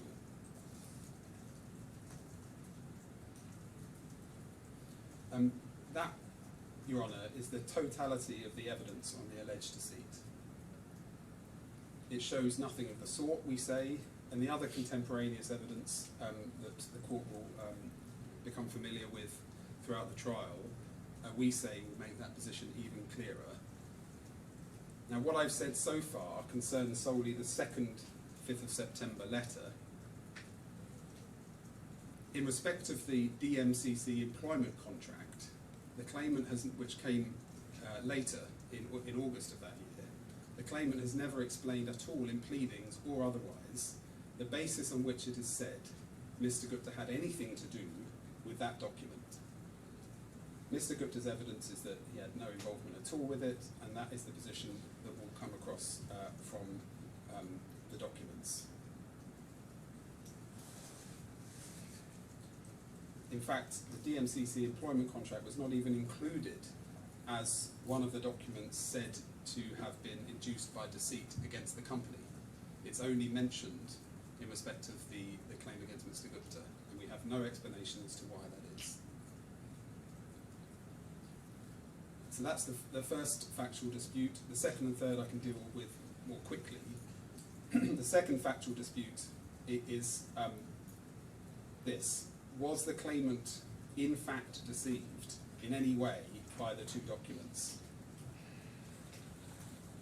As to the second 5th of September letter, the claimant says he was deceived into thinking it was the same document as the first 5th of September letter, or because no one told him what it said. He says that, notwithstanding that the document is 1 page long, and he not only read it, but amended it.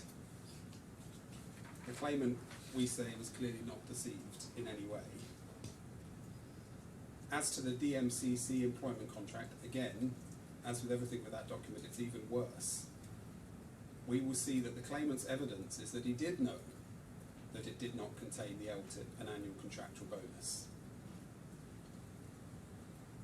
It's entirely unclear on what basis he says he was deceived at all by anyone in respect of that document.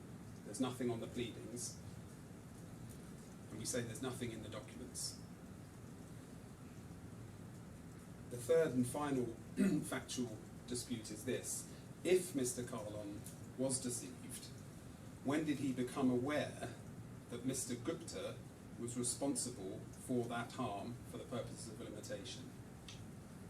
Now, on this issue, the claimant does not now dispute that the claimant was aware of the alleged harm prior to June 2022. It is said, however, that he did not know that Mr. Gupta was involved until receipt of the two pieces of evidence that I've just taken you to, Your Honour. That's the 2 paragraphs of Mr. Gupta's evidence and the email from Ms. Timms of the 12th of May. We say the evidence will show that this contention is complete nonsense. The claimant knew all along that any removal of his LTIP and annual bonus can only have come from Mr. Gupta. Thus, when he knew the harm, he knew who was responsible for the harm. In any event, the claimant pleaded reliance on his knowledge of Mr. Gupta being the person who would have made this decision prior to either of the matters set out above. So those are the three core disputes on which you will hear evidence as regards the claim against Mr. Gupta if it proceeds. Unless I can insist further, that is all I propose to say in opening. That's helpful, thank you. But just one or two of these preliminary issues, housekeeping issues. In D, I'm taking the Liberty Defendants housekeeping note as an agenda. At D, there is, I think, question, any issues arising in relation to Mr. Gupta's disclosure application. There's no issues. We don't press that. That was dealt with over the weekend. And yes, we received the letter and we know what it says. We don't press that any further. We may make submissions on it in closing, but we don't ask for any more disclosure this time. right.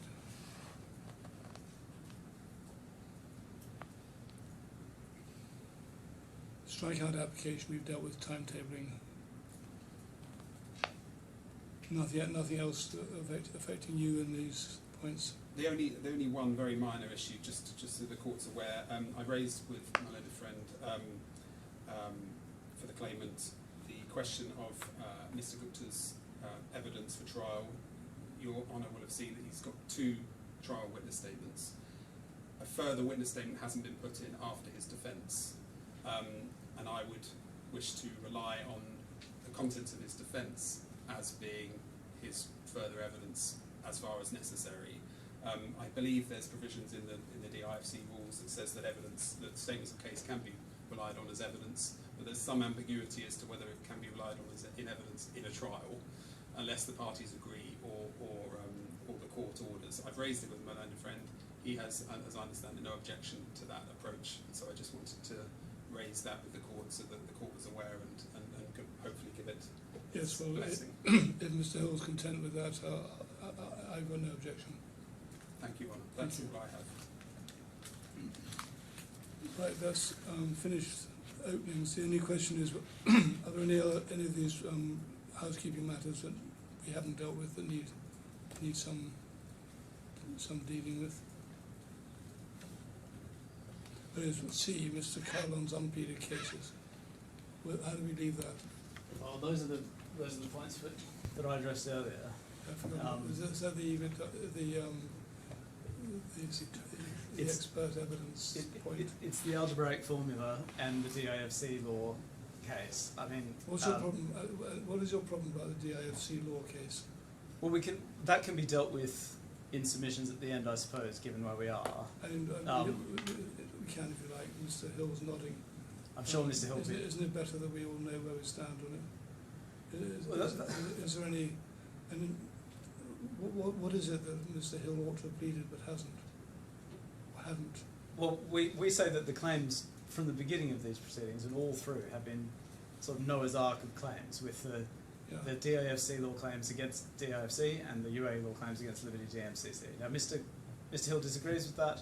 We've pleaded back to his phantom DIFC law claim on a contingent basis. But surely what you have to plead is facts, not law.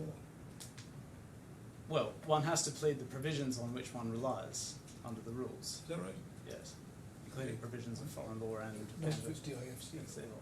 Not if it's DIFC. No, I don't think that's right. There's provisions in I don't have the reference to Things have hand. moved on since I used to plead a case. I didn't think I had to refer to anything. Yeah, it's it's unlike the procedure in England. There's a specific rule that says one has to refer to the statutory provisions. Could you show me it?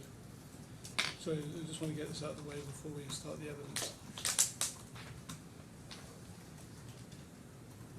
Section about statements of case.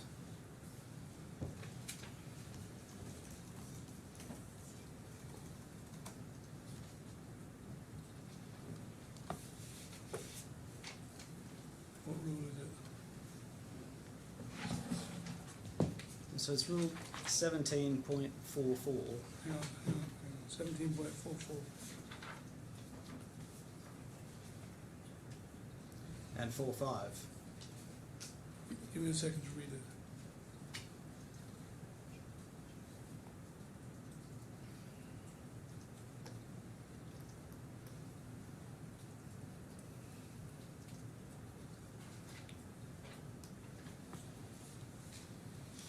Oh, see, 17.44. Yes, I'm sorry. That's right.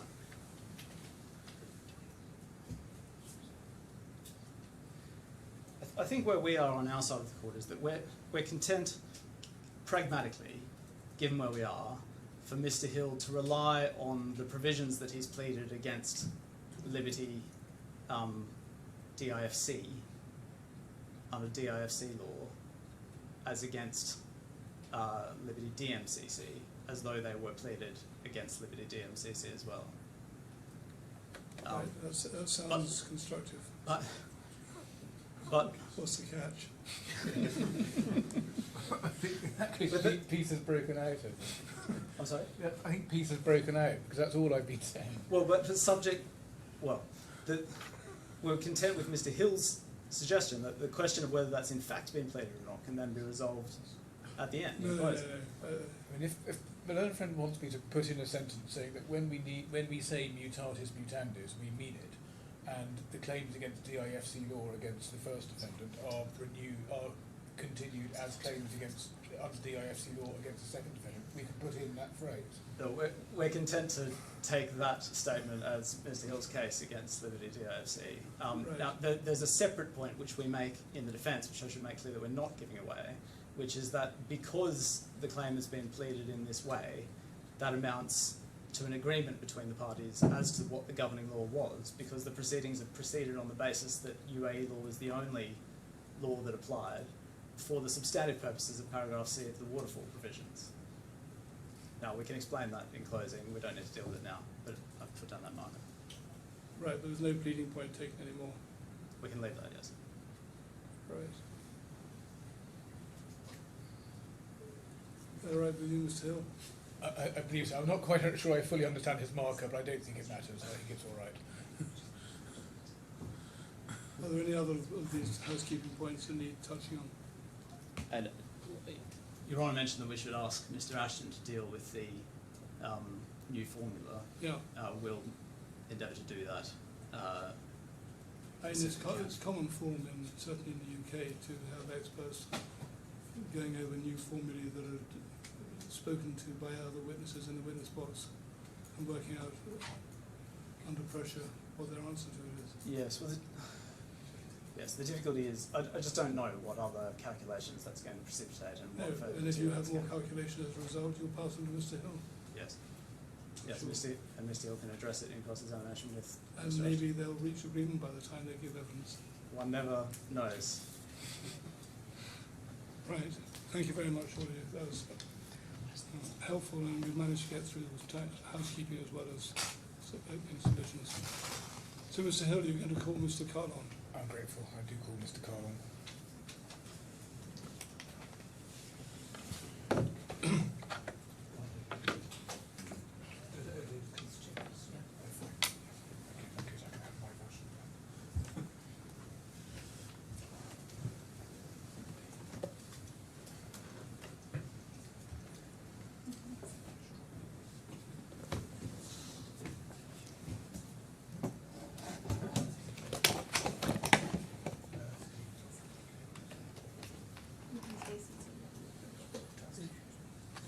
What's that?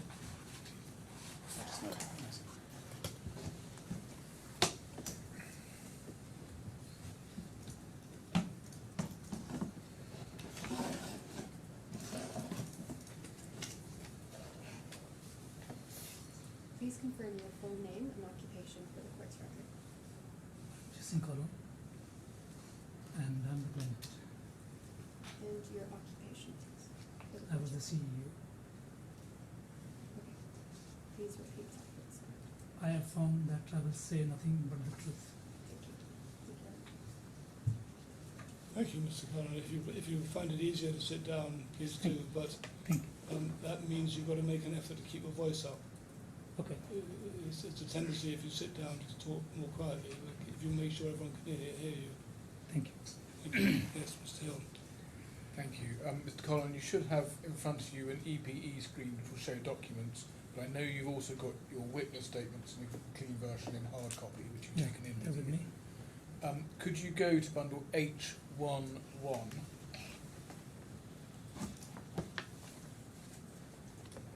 You should see there fourth witness statement of Paramjit Kahlon. Paragraph.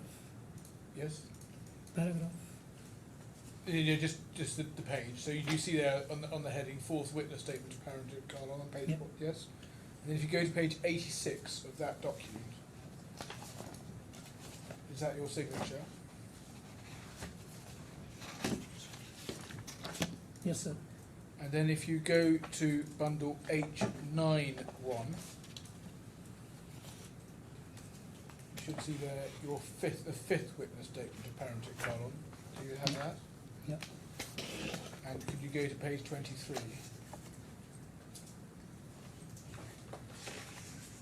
And do you have it? Is that your signature again? Yes. And are the contents of these witness statements true to the best of your knowledge and belief? Yep. Yes, if you wait there, Mr. Trotter will ask you some questions.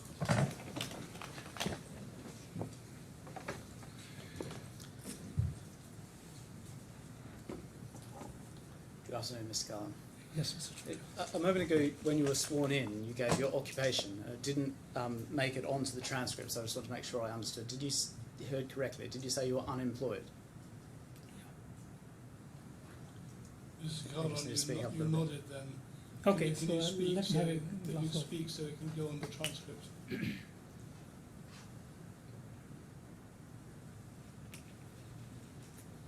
So did Yes. you say you were unemployed? Yeah, at this moment. Right. Can we have A/2.2 on the screen, please? This is the amended particulars of claim in these proceedings. Do you recognise that document? They're on that. Can I Ah. shift? Yes.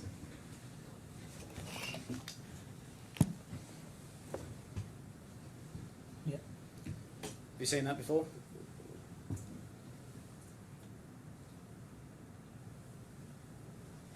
Yeah. If we don't go to page 34, is that your signature at the bottom? Yeah. And you see the statement of truth above that. The claimant believes that the facts stated in these particulars are true. So you understood this document before you signed it, and you believe that the contents of it were true to the Yes. best of your knowledge when you signed it in 2023. Now, before you worked at Liberty Steel, you worked at ArcelorMittal, correct? Excuse me. Can I get the display on this screen? It's too small.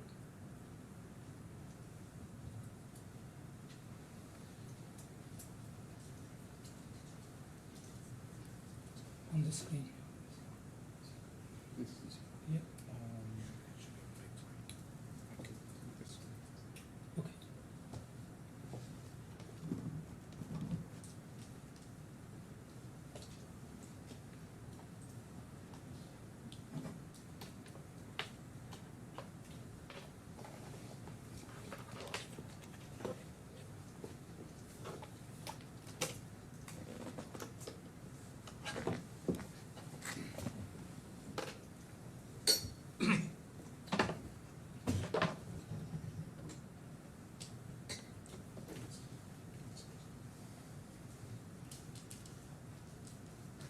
Can you see it clearly on the screen? No, it's still not available. Oh.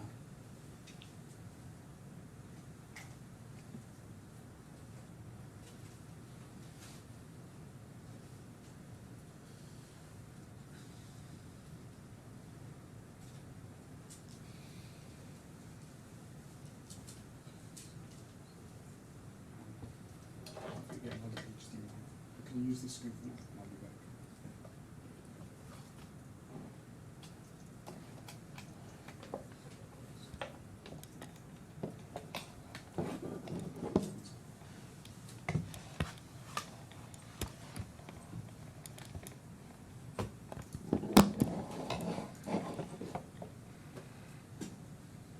Can you see the document clearly? Yeah, but it's very small, so it's okay. Okay, Let's start till the time it starts. We'll do our best. So if we can just go to page 4 of this document and zoom in on paragraph, sorry, I think that's page 3. Over to page 4. And just zoom in on paragraph 14. Can you read that clearly? Now, if we just go about 6 lines down in there, there's a passage that the line that begins creation scheme then says this: the LTIP was intended to compensate the claimant over a 3-year period for the value of the ArcelorMittal stock options that he would give up in moving to the Liberty Steel Group. The claimant would not have considered leaving his high-ranking role with ArcelorMittal and giving up his valuable ArcelorMittal stock options if it had not been for the lucrative remuneration package. So, just so I understand clearly, you say that you had valuable ArcelorMittal stock options when you were at ArcelorMittal, correct? Yes, I have. And you say that you would be giving them up if you left in 2019. Yes. And you say that the LTIP, the $30 million LTIP, was designed to compensate you for the loss of those stock options. LTIP was designed to create wealth creation scheme. Yes. It was going to far exceed ArcelorMittal gains. Yes, but you saw it as its function as compensating you in part for that loss. Partly. Now, if we go back to paragraph 12 on the previous page, if we just zoom in on paragraph 12, you say, to leave ArcelorMittal, the bottom sentence in that paragraph, therefore involved the claimant forfeiting stock options he believed likely to be worth tens of millions of dollars at vesting. I think this is the old statement. This is not my fourth witness statement. That's correct. But at the time, what I'm interested in is your belief at the time you signed this document in 2023. Yes. That was not true, was it? It was true. It was true that you believed your stock options to be worth tens of millions of dollars. Because stock options in ArcelorMittal, they were given in a very different way.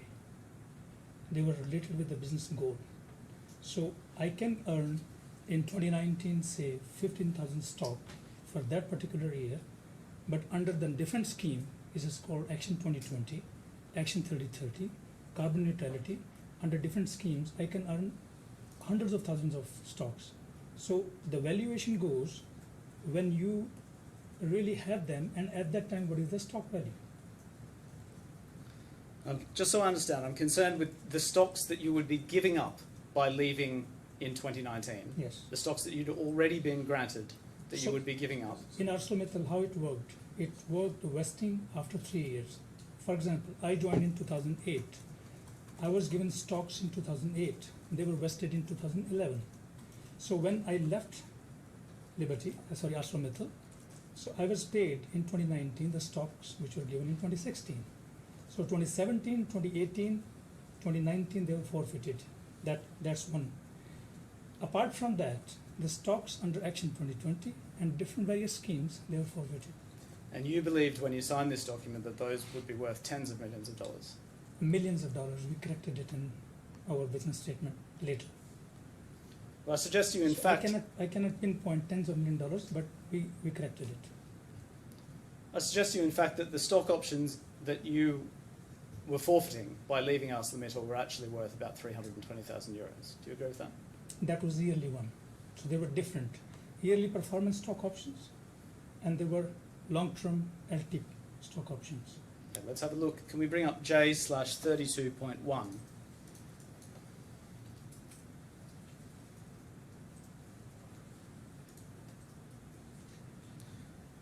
This is an ArcelorMittal presentation on long-term incentives. If we go over to page 3, we see a timeline there. Could we zoom in on that? Do you see June 2016, there is a special grant of PSUs, and it says Target and Overperformance Award. Do you see that? Now, you were granted some stock options as part of that special grant, weren't you? That was Action 2020 scheme. Yes. And then from 2027, we see that the grants are based on salary and share price. So it's a different sort of stock option scheme. There was formula. So there were different kind of stocks. So there was formula. We go over to the next page. If we zoom in on that table.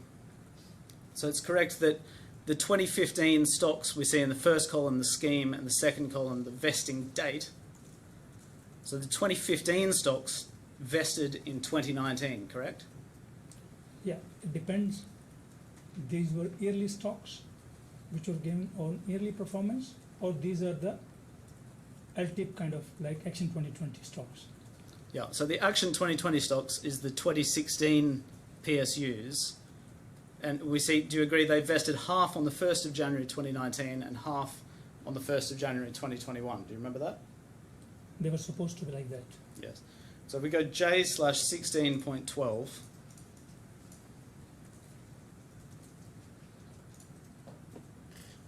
this is a letter from ArcelorMittal to you. Yeah. If we just zoom in on the top of that page, do we see, we're pleased to announce that you've been granted an award of performance share units in 2016.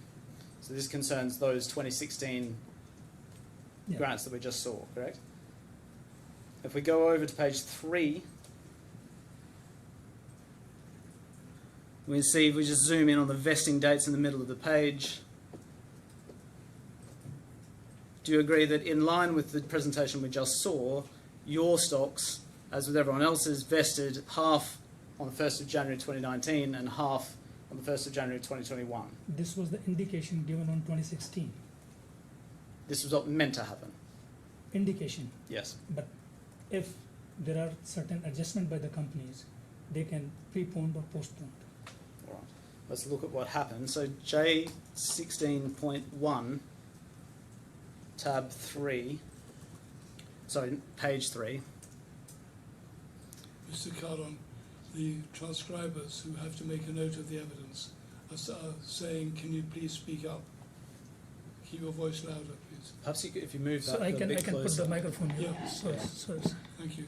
Sorry to interrupt. it's fine. It's the green one. Oh, I think it's both of them. Grade one, right? I think it's both of them. One's for, Okay. for different purposes. Now, this is the performance share unit award, the certificate that awarded it to you.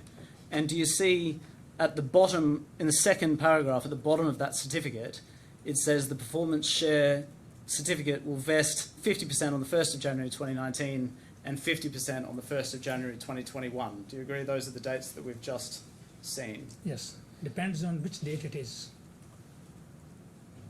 Okay, there were two things. There was award, company as per their results and decreasing the debt. Sometimes they were doing extra share split, or sometimes they were doing reverse split. For example, if I am granted 100,000 shares and company want to increase the share value, they will do the reverse split. So reverse split is done 2:1 ratio or 3:1 ratio. That is the company's board decision. Yes, we see that actually. If we go to J/41.1,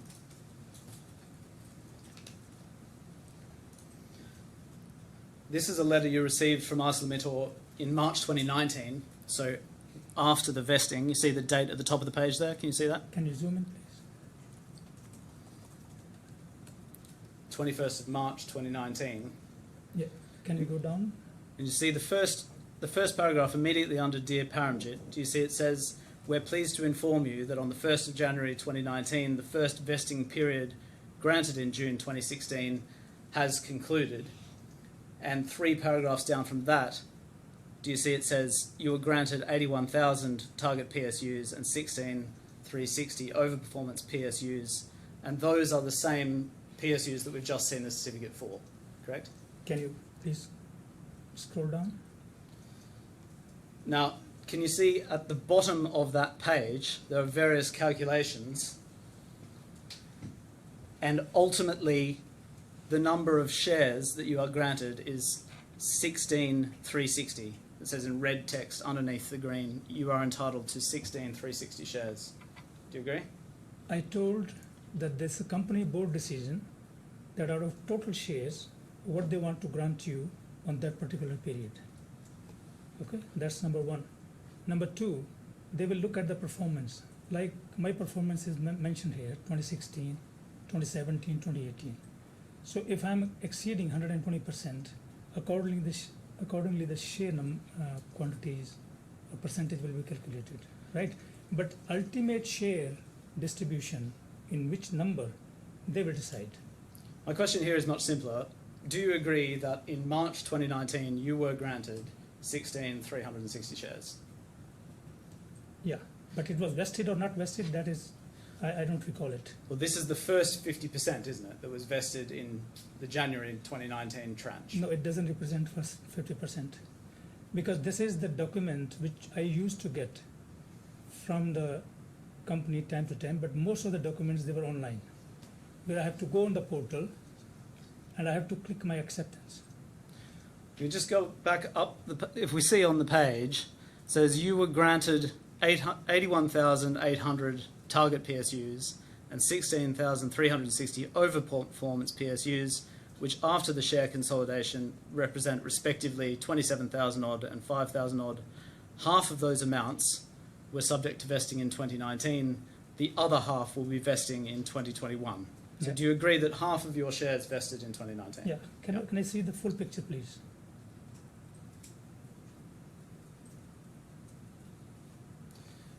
Can we go to J/41.3? This is an email which was sent to you shortly afterwards on the 11th of April 2019. The date's very small. It's in the top left-hand corner. Can we zoom in on that? Do you see that date? 11th of April 2019?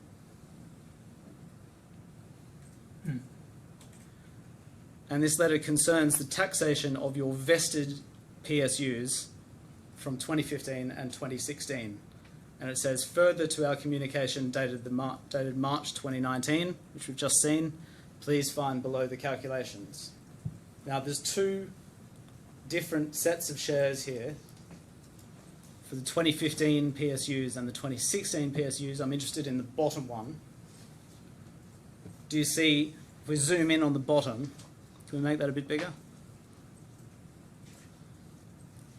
We see again the vesting period is from 2016 through to the very end of 2018, and the numbers are familiar to us by now. It's 81,000 odd and 16,000 odd. Yeah, that is one stream. Yep. And then we see after that, after the reverse split, we have the reduced numbers. And then ultimately, do you see the total after the various calculations is the same number we saw before, 16,360 shares. Do you see that? This is reverse split in 2019 or not, I don't recall now. But there was one reverse split, but then after that there was another split, which was forward split. When the share value company regained, when the debt came down, so for example, company offered 2 shares against 1. Okay, well, just sticking with what we see in this document, we see there's been, at this stage at least, a reverse split which reduces your shares to 32,720, and that ultimately ends up with 16,360 shares being granted to you. Do you agree that you sold those shares, you cashed them in, and the amount you received, you see at the bottom, the total net value of the proceeds amounts to 320,000 odd euros? Do you agree that you sold the shares that vested? But just 16,000 shares. Yes. And those are the shares that vested in 2019, aren't they? Yeah, I used to vest every year. Sometime I used to hold back, depending on the pricing, because there was a portfolio where it was my portfolio only. I had the passwords and everything, ArcelorMittal portal and the shares. It's up to me. I transfer the shares to my vesting account somewhere else, or I keep it there, or I vest it when the price is best. All right, but these shares you sold in 2019 for 320,000 euros. Because at the time my discussion with Mr. Gupta was going on. And do you agree that that 320,000 euros figure is the net? See how it says in red text, no withholding tax at source. It's net. Yeah, but it's net because there's no withholding at source. Do you agree you would still have to pay tax wherever you're tax resident on that amount? It is completely net. All right, could we have J/16.3? It's all after taxes. And could we go? This is a letter to you from ArcelorMittal. Yeah. It's a pro forma document, and if we go over to page 2, there's a heading that says taxation on source, at source on vesting date. Do you see that? Number 1. And then it says, irrespective of the choice you make, whether to transfer or sell the shares, the value of the PSUs is considered as a taxable benefit. It is your responsibility to ensure that the taxable benefit is reflected in your personal income tax filing.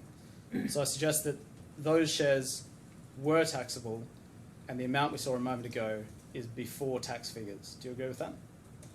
That was net of taxes because it was paid into respective accounts, partly in Ukraine, partly in Kazakhstan. And my salary always stayed with ArcelorMittal as net of taxes. The 320,000 euros that we saw calculated was the value of the shares that you sold. Do you agree? Just 16,000 shares. Yes. Just 16, nothing more. Now you say that the other shares, the other 50%, you said a moment ago, increased in value because there was some other split later on. It was, I tell you, in 2019 there was very good EBITDA, and in 2020 company could brought the debt to just $5 billion. So yearly EBITDA was $11 billion, and the debt was 5, which is the best situation a company can have. So when that happens, company increase the number of shares, they go forward split, and as well as the share value goes up because now the debt is down. Mr. Kahlon, where do we see that in your witness statement? You didn't set that out in evidence at all, did you? That extra split. No, but Mr. Totter, when I agreed my deal with Liberty, all these things were presented. No, I'm not asking you what to you Mr. agree. Marwa and to Mr. Gupta. So it's an undervalue or overvalue, everything was discussed. I was going to put it another way. You've disclosed in these proceedings documents relating to your ArcelorMittal shares, correct? Yeah. And do you agree there are no documents anywhere that show this further split? Because most of them, they are online. Very few times we got the hard copies because ArcelorMittal was turning into paperless company. That was the mission. And when you left ArcelorMittal, you Yeah. downloaded various documents that you thought would be helpful to you, didn't you? No, I didn't download anything. I only held the documents which came to me as a hard copy. So all of these documents that we've seen, you say you had in hard copy. They're not These are the scanned. hard copy documents, they were scanned. And so you say you have no record of this extra split that made your shares vastly more valuable than what we've seen just Because now. this was an online process all the time. And so His Honour just has to take your word for that. There's no evidence of it. Because I have to go to that portal, I had the password, I had my portal, I had the full right to trade them, to keep them, to store them. It was, once it is awarded to me, it was in bank account, they were deposited into my account, that's it. Ms. Kahlon, have you read the claim, the first and second defendant's skeleton argument before your evidence today? No, You haven't read it? I suggest that you're aware. Did you listen to my opening this morning? yes. I suggest that you're aware that we were saying that the value of the shares was lower and that this is all a recent invention to suggest that your shares are worth much more than they were. What do you say to that? Yes, when I was contacted by Liberty, by Mr. Gupta is having such a financial acumen. I presented to him each and everything on paper, in spreadsheet. Mr. Marwa worked on that and presented it to Gupta. So Mr. Gupta, when he said wealth creation scheme, of course, that was going to be a very different than ArcelorMittal was paying me. Very different. Can I ask you about that spreadsheet? Can we have J/42, please? This is an email from Mr. Marwa to you on the 14th of April 2019. Yeah. And you see he attaches a copy of a detailed salary detailed spreadsheet for you. And he asks, please correct them if anything's factually wrong. Do send me any corrections or updates. That's the spreadsheet you're talking about, isn't it? Yeah, can Now, you display that, please? And can we then have J/43.3? This is an email from you to Mr. Marwa on the same day. Yeah. And we see you're providing a version of the spreadsheet back to him and some explanations. And you see at paragraph 5, you say, my whole income is taxable. There is no component which is not taxable. Yeah. I suggest that included your ArcelorMittal stock options, which were also taxable. Do you agree with that? My agreement with ArcelorMittal was on Luxembourg-based terms. So in the Luxembourg term, they were deducting flat 40% tax, and then my posting was in the CIS, and there ArcelorMittal was paying me net. All right. Do you see, if we then go to J/44.3,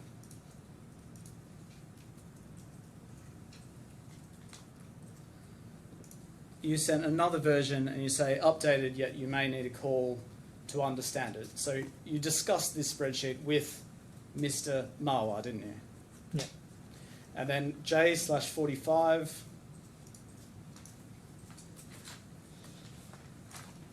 And this is post-agreement with Mr. Gupta on 2nd of February. Well, we'll come back to that. Yeah. If we go to the bottom of the page, we see the date is the 20th of April 2019. Yeah. And if we go over the page, at the top of the page we see Mr. Marwa says, I had a detailed discussion with Mr. Kahlon to decipher his current interpolate remuneration. Attached is the full worksheet. And then if we just go back to the previous page, there's a further email from Mr. Marwa at the top, this time of the 22nd of April 2019, and he just says, my previous working had a flaw, and he makes a correction. Now, the spreadsheet is on Opus, but it's very difficult to see, so I've brought a hard copy, which I'll hand to you. Get some from my little friend. That's one for his honour.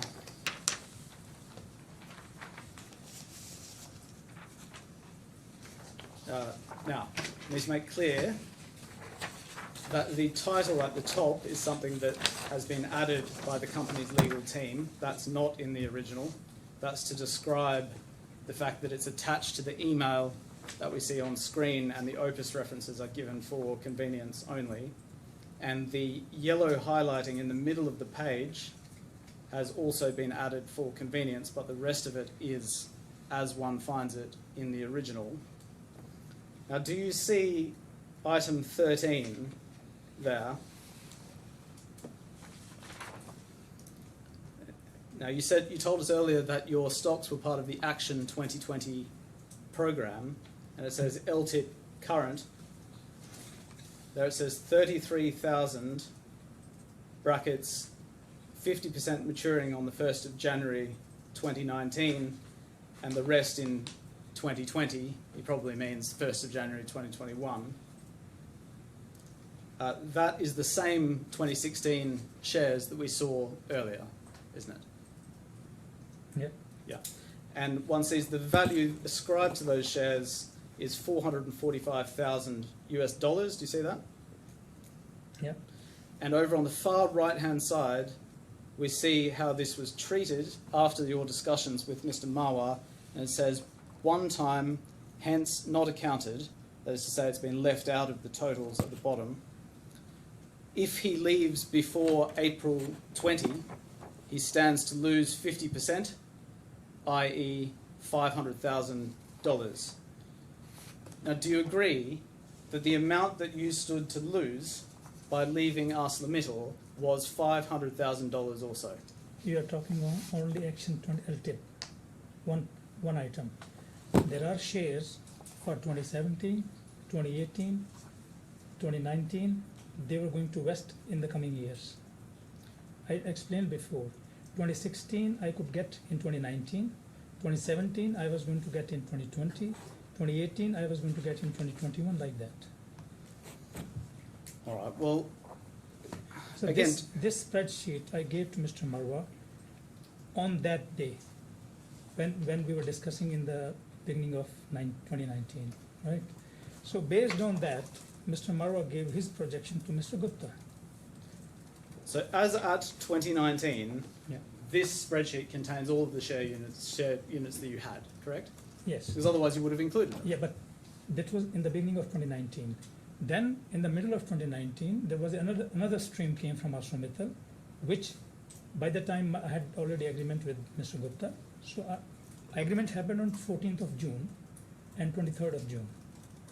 Okay, in these two agreements, after that, whatever stream came in 2019 for 2020, which was going to start onwards from, because Action 2020 was going to finish in 2020, and the new scheme was going to start from 2020 onwards.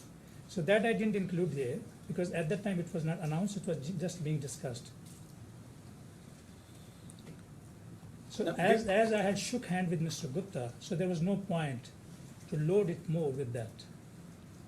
Now, you say you shook hands with Mr. Gupta in early 2019, It was- before this spreadsheet. It was on 2nd Feb 2019. I shook hand with Ms. Gupta.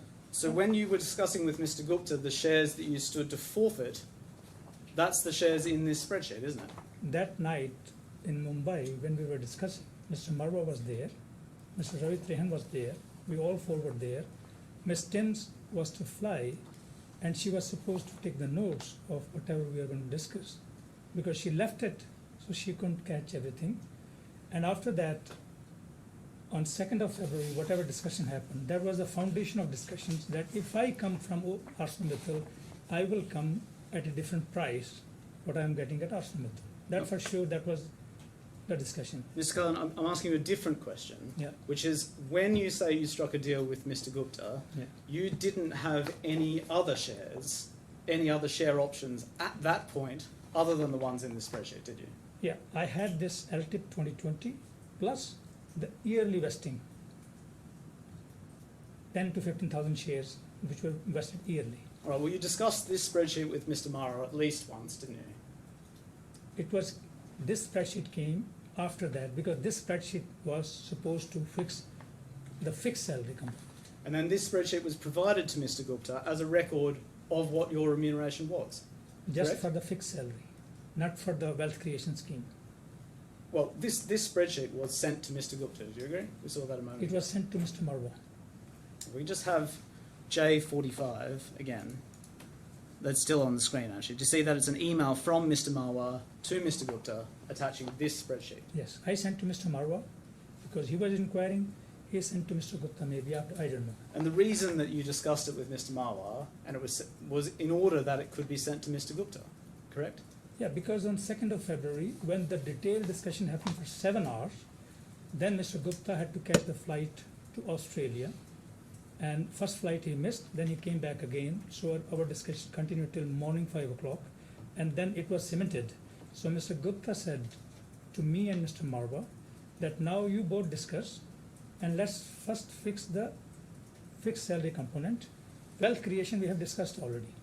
So in that sense, Mr. Marwa called me on 8th of February 2019 asking, please send me all the details because I was traveling. I couldn't send him before.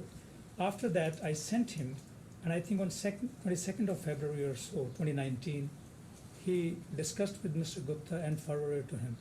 And if you received any further stock options after the ones that you wrote in this spreadsheet, you would have certificates for them, wouldn't you?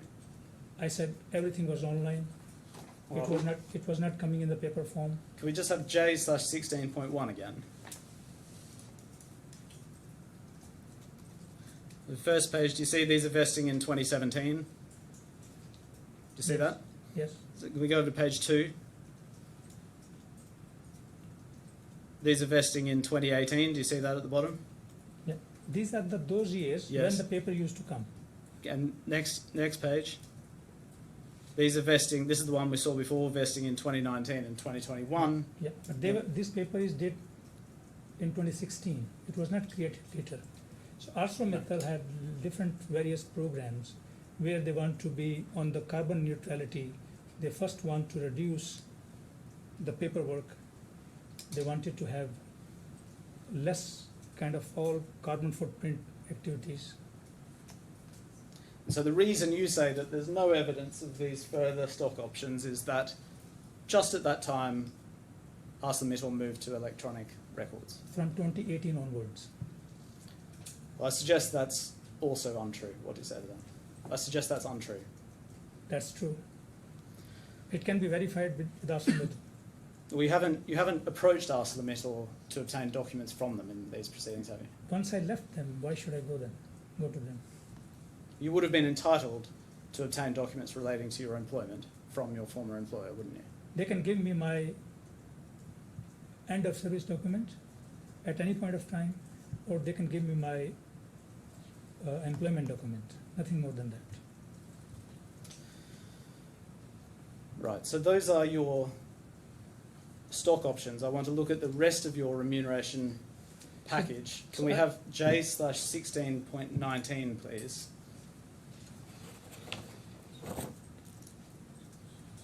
Now, here we have another email from Mr. Mittal that sets out your remuneration package. Do you agree with that? Yes.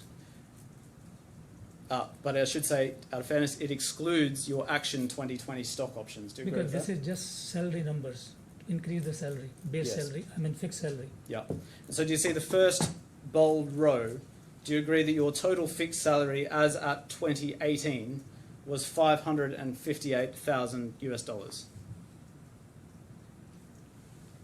And that was being increased to $658,000, or at least proposed to be increased. No, but please look at total cash, it's saying 735. Yes, I'll come to that, but just if you Yeah. could listen to the question that I'm asking. That is a base salary. Yes. Now, I'll ask the question again. Do you agree that your total fixed salary in 2018 was $558,000? I would say base salary. Okay. And then in the second bold row, do you see your total cash salary was $735,000 US, Yes. and there was a proposal to increase that in 2019 to $866,000. Yeah. Yeah. And you see that then there's a proposal also last LTI grant, and these are your yearly. Sorry, I'm interrupting. Look, the last row, Yeah, I'm coming to that, Mr. cost to Kahlon. company. If you try to focus on the questions that I'm asking. So do you see the LTI grant is a yearly grant of 9,000 PSUs? Do you see that? Yeah. that is- Those are the yearly shares. You weren't being granted any more shares than that, were you? No, this is indicative. Again, as per results, this is the minimum guaranteed, 9,000. If my EBITDA on my parameter, my segment, if goes beyond certain limit, my share can go 120% or 150%. Well, Mr. Kahlon, was your see where it says total fixed salary of $558,000? Was that a minimum salary, or is that what you were being paid? That was the cash component base I was being paid. Yeah, and when it says travel allowance of $50,000, is that a minimum travel allowance, or is that the travel allowance that you were being paid? That was actual travel allowance. Yeah. Apart So- from that, And so when it says last LTI grant, 9,000 PSUs, I suggest that's the number of PSUs you were granted yearly, wasn't it? I said again, it is in 2018. The financial result of 2018 will come in 2019 February, because calendar year was from January to December.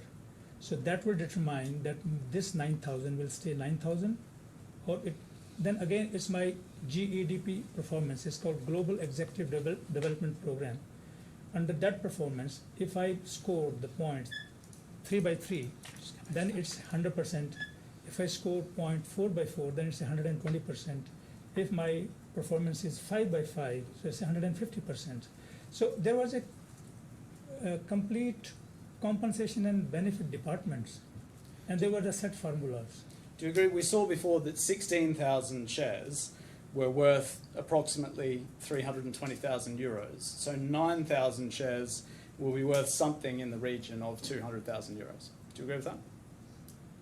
If you take only 9,000 Yeah. And how many? So you say to 270,000 euros at that value. 207,000 euros. That's very Yes. helpful. Thank you. Then, how many shares do you say you were granted? Not 9,000. How many? In which year? Or in 2019, where it says 9,000 here, you've told Yeah, His Honour. 2019 when I left Yes. on December. So calculation of the results of the financials were going to happen in February, because it takes a month and a half just to close the books. and then I was going to be assessed how much I'm going to get. So you didn't know how much you would get? Yeah, because I left before. So you were being told by Mr. Mittal in April 2018 that you would be granted 9,000, and you hoped but didn't know that you would get more than that. if you- Indicative as per my results. And my results always were in line with 120 to 150% performance. That you have seen in one of the documents before. Well, it's just that's just wishful thinking. There's no basis for that in any No. of the documents, is there? I rose from Chief Technical Officer to CEO within 4 years.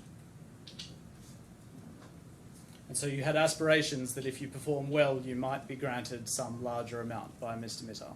Is that correct? That is depending on the compensation and benefit departments. They evaluate the total EBITDA we made, how much free cash we made, how much dividend came to the shareholders or the company, and based on that they grant it.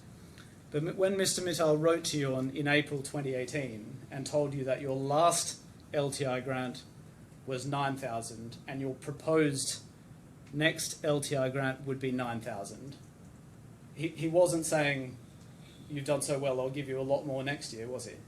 No, this is all indicative. This is indicative, this is not last, but this is for 2018 he's talking about. And 2018 results will come in Feb 2019.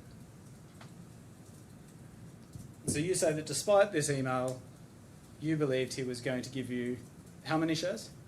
It depends on what performance is. It can go 120%, it can go 150%. Did you have any number in your mind about how many PSUs you might be granted? I said you percentage. It depends on, it's a pro rata percentage, And so given that these shares are worth about 207,000 euros, 270. 270,000 euros you say, Yeah. how did you believe that you were going to get granted millions or tens of millions of dollars worth of PSUs? I'm talking about 2018. This is 2018, right? Yes. And we are in 25 now. So things every year were changing there. New actions, new programs, new acquisitions.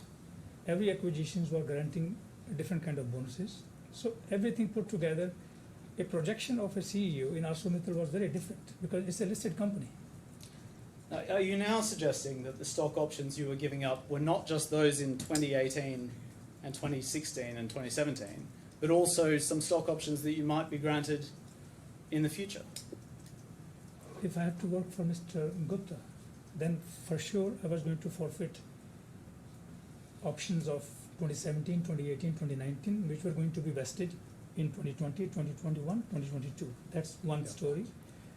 I was going to forfeit 50% of the LTIP of Action 2020. That's another. And the new shares which I was going to granted once the Action 2020 was going to finish, that I was not going to be part of that if I leave in 2019. Because Mr. Gupta indicated to me that once we shook the hand in February 2019, that my onboarding could be earlier because he was taking some businesses from ArcelorMittal in Europe, he was buying, and date of that transaction was somewhere in June 2019, and he said, if all goes well, you can be a bit earlier. Well, I suggest that the stock options you stood to lose were half of your 2016 special grant, worth 320,000 euros, and at most another 9,000 PSUs worth about 200 and something thousand euros. Do you agree with that? Again, you're missing 2017, 2018, 2019. They were to be vested later. These are the stock options of which there's no Yeah, evidence. because you are granted stock options, they are vested 3 years after. Because that is how the top leaders are kept. Because if you get yearly performance bonuses in 2016, you can vest them only in 2019. We look back at your fixed salary. Do you agree that the total cost to company at the bottom of the page there is $950,000? Yeah. Yeah. And do you agree that your fixed remuneration at Liberty Steel, that is to say your base salary plus your annual guarantee, was a total of $1.25 million? Yes. And so on your fixed salary, you received a significant pay increase by your move to Liberty But Steel. you are talking about 2018. You need to compare 2019. 2019, my fix was cost to company $1.12 million. Yes, and that's the pre-tax amount, isn't it? Because that's how much the company is paying. Yeah, but then I told you, company was calculating in Luxembourg. After that, this figure was arriving. Yeah, but you agree that that is the cost to the company, so the pre-tax amount. Yeah, Agree with that? cost to the company in Luxembourg. But I was deputed in CIS, so I will get the full. Can we just get up alongside this document, J/16.19? That's his 16. Get alongside J/17.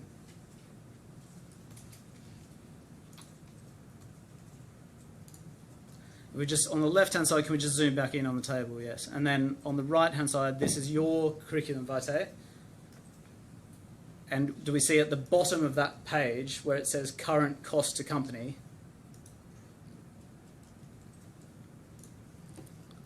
And we see at the top of it, it says your current assignment is ArcelorMittal. You're 45 years old at this point. And at the bottom of the page, it says your current fixed USD, your fixed salary is $1.8 million. So please multiply $1.12 million multiplied by 40% on the top of that by 1.4 factor. It will come that. Because when it's prepared by Magna, not by me, this CV, and Magna sent to Mr. Gupta, because Mr. Gupta wanted a gross salary to compare what cost would be in London, because in the beginning the plan was to post me in the London. You were aware that your CV was being prepared and sent to Mr. Gupta, weren't you? I sent my total portfolio to Magna, and Magna sent Mr. Marwa of Magna. They sent to Mr. Gupta in due course. But what he sent to Mr. Gupta, I'm seeing in the documents now.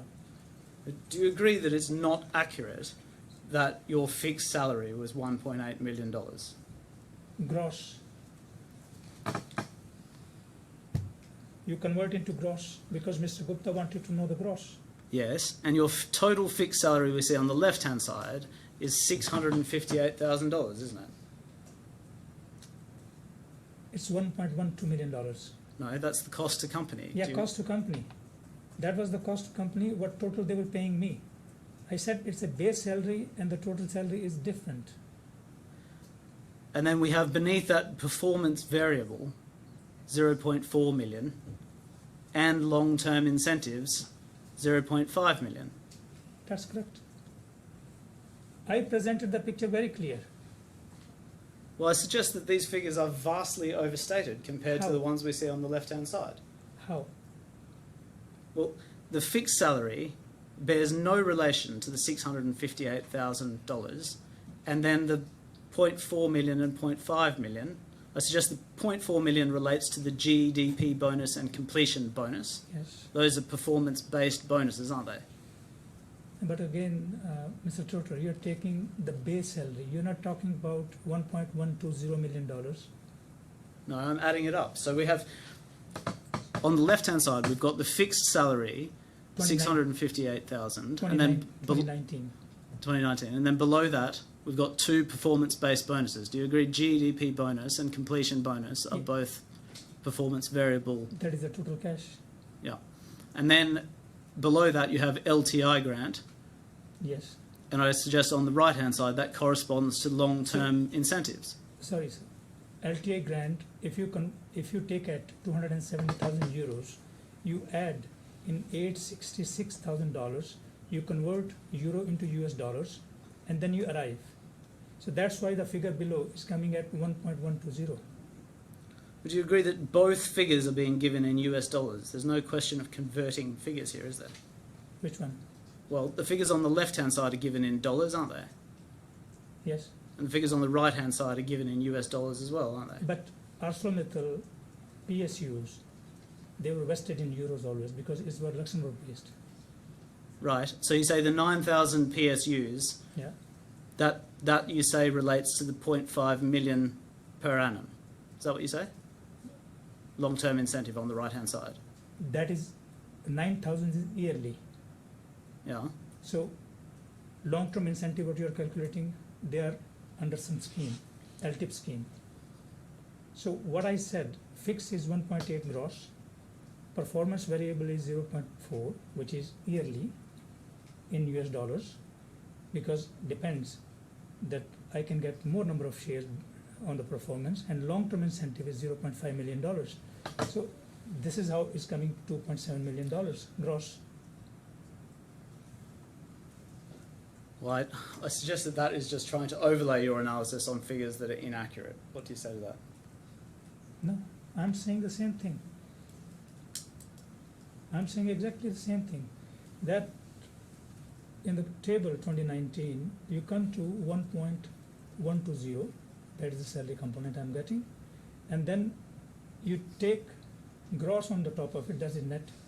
You take gross, and gross will become in the range of taking euro calculations from 9,000 PSU, because it will not be 9,000, it will be more performance based. And then you come to this gross of 1.8, this is done by Magna again.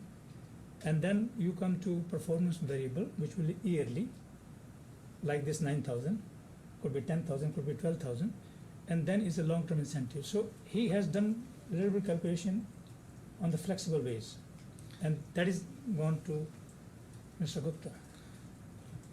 Mr. Trotter, would that be a convenient point to have a break for the transcribers? Yes, I'm sorry to the transcribers. I'd overlooked that. We'll have a 10-minute. We're going to have a 10-minute break now. Thank you, sir. Don't talk to anyone about the case. All right? You mustn't talk about the case. Okay. Thank you. All rise.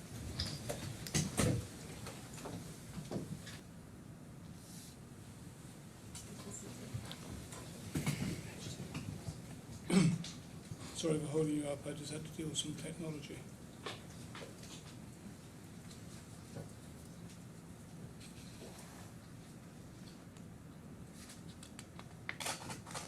Ms. Kahlon, you told us earlier that the documents that you provided relating to ArcelorMittal were hard copy documents that you'd scanned in, correct? Yeah. Your evidence was, I didn't download anything.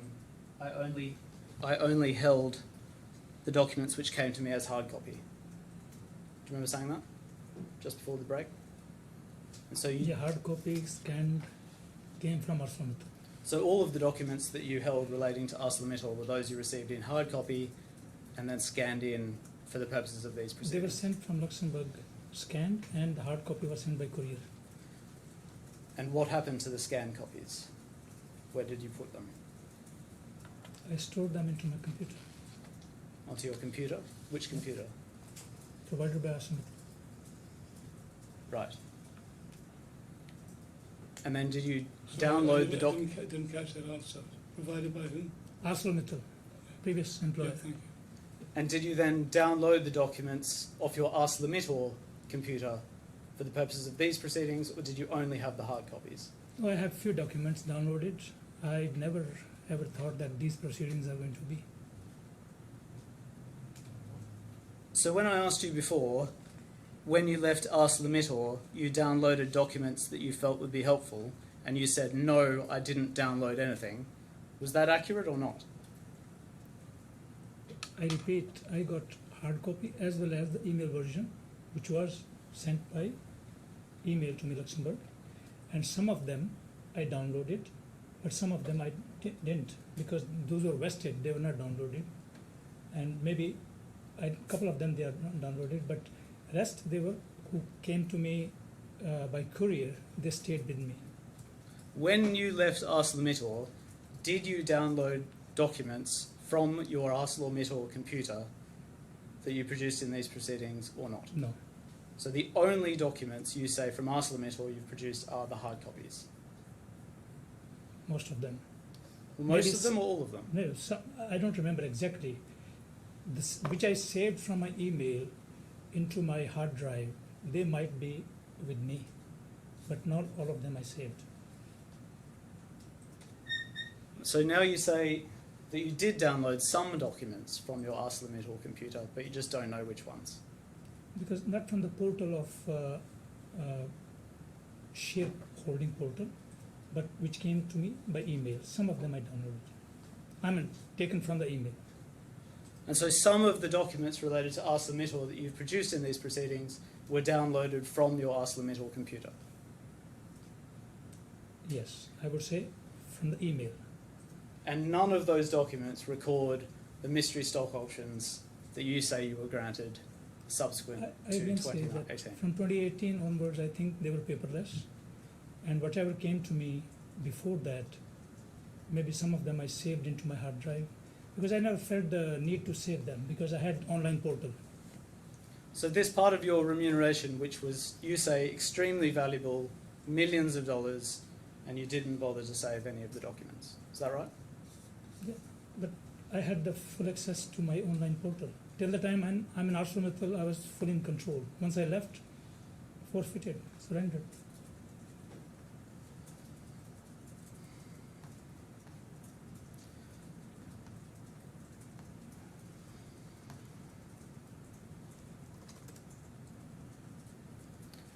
Right, can we have up J/16.19 and alongside that J/24?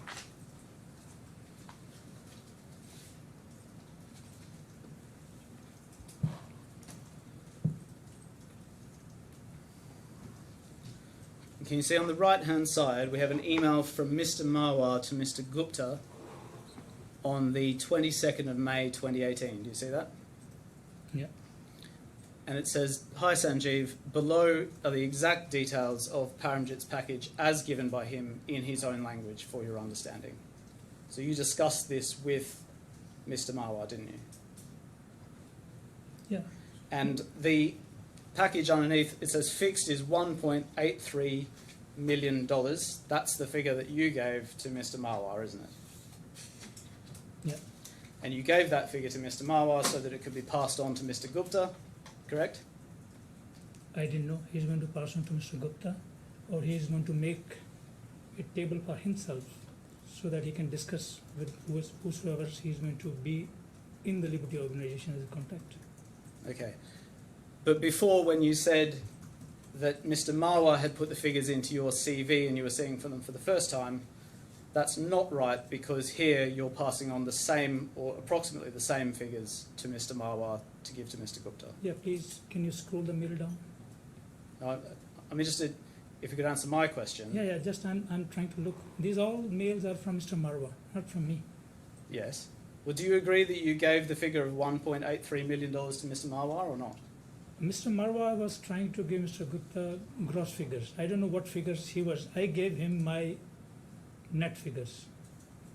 Well, I suggest that these are the figures, as Mr. Marwar said, that you gave to him in your own language. Do you agree with that or not? This is the mail of Mr. Marwa. At the bottom of the page, that email, it says, "Other benefits are unlimited travel tickets, business class for self and 4 times for family members." That was true. That's true, is it? You had an unlimited... Yes, You're entitled to book as many business class flights as you like, yes. to wherever in the world you like, whenever you like. From my home country or home city to the work location, not wherever. And your home city, we're talking about Toronto? Toronto. And how much is a business class flight roughly from Toronto to Ukraine? Or Kazakhstan. It depends which airline. It depends what season is. Okay. But in the several thousands of dollars? Could be round trip. Sorry? Around? Round trip could be several $1,000s. Yeah. Now, isn't it the case that in fact your travel allowance was $50,000 as set out by Mr. Mittal in his email to you, which we see on the other side? This is the breakup of salary. On the top of that, I was paid. This is a holiday travel allowance. It's not common travel allowance. So I was given from my home country to the business place tickets by the company. So you say that this travel allowance is just to go on holidays, and then you had a separate travel allowance to go to Canada to see your family. No, that was not allowance. That was business travel. Unlimited flights. Yeah, it depends. if I want to go 3 times a year, 4 times a year, depending on the business needs. And again, there's no record of that in any documents, is there, that you're aware of? Why should I keep a record of my travel all the time? Well, I suggest that you are making that up when you speak to Mr. Marwar, and your travel allowance is in fact capped at $50,000. What do you say to that? This is the please understand, this is the holiday travel, because we were given 1 month of holiday every year, so that we can go anywhere, location, along with family, to spend time away from the business. Can I have J/68?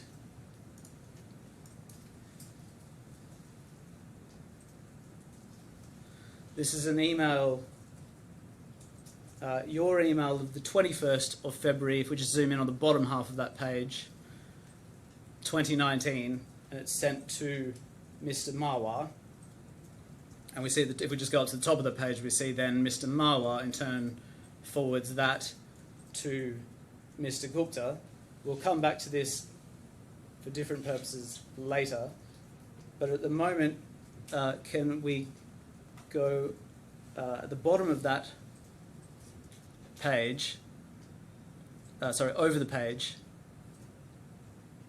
we see this wealth creation plan, and then at the very bottom of your email, you say it would cover me for $71 million for the next 5 years. You give a breakdown of that, and then you say this is versus $35 to $45 million range of earnings at ArcelorMittal in the next 5 years, depending on shares value.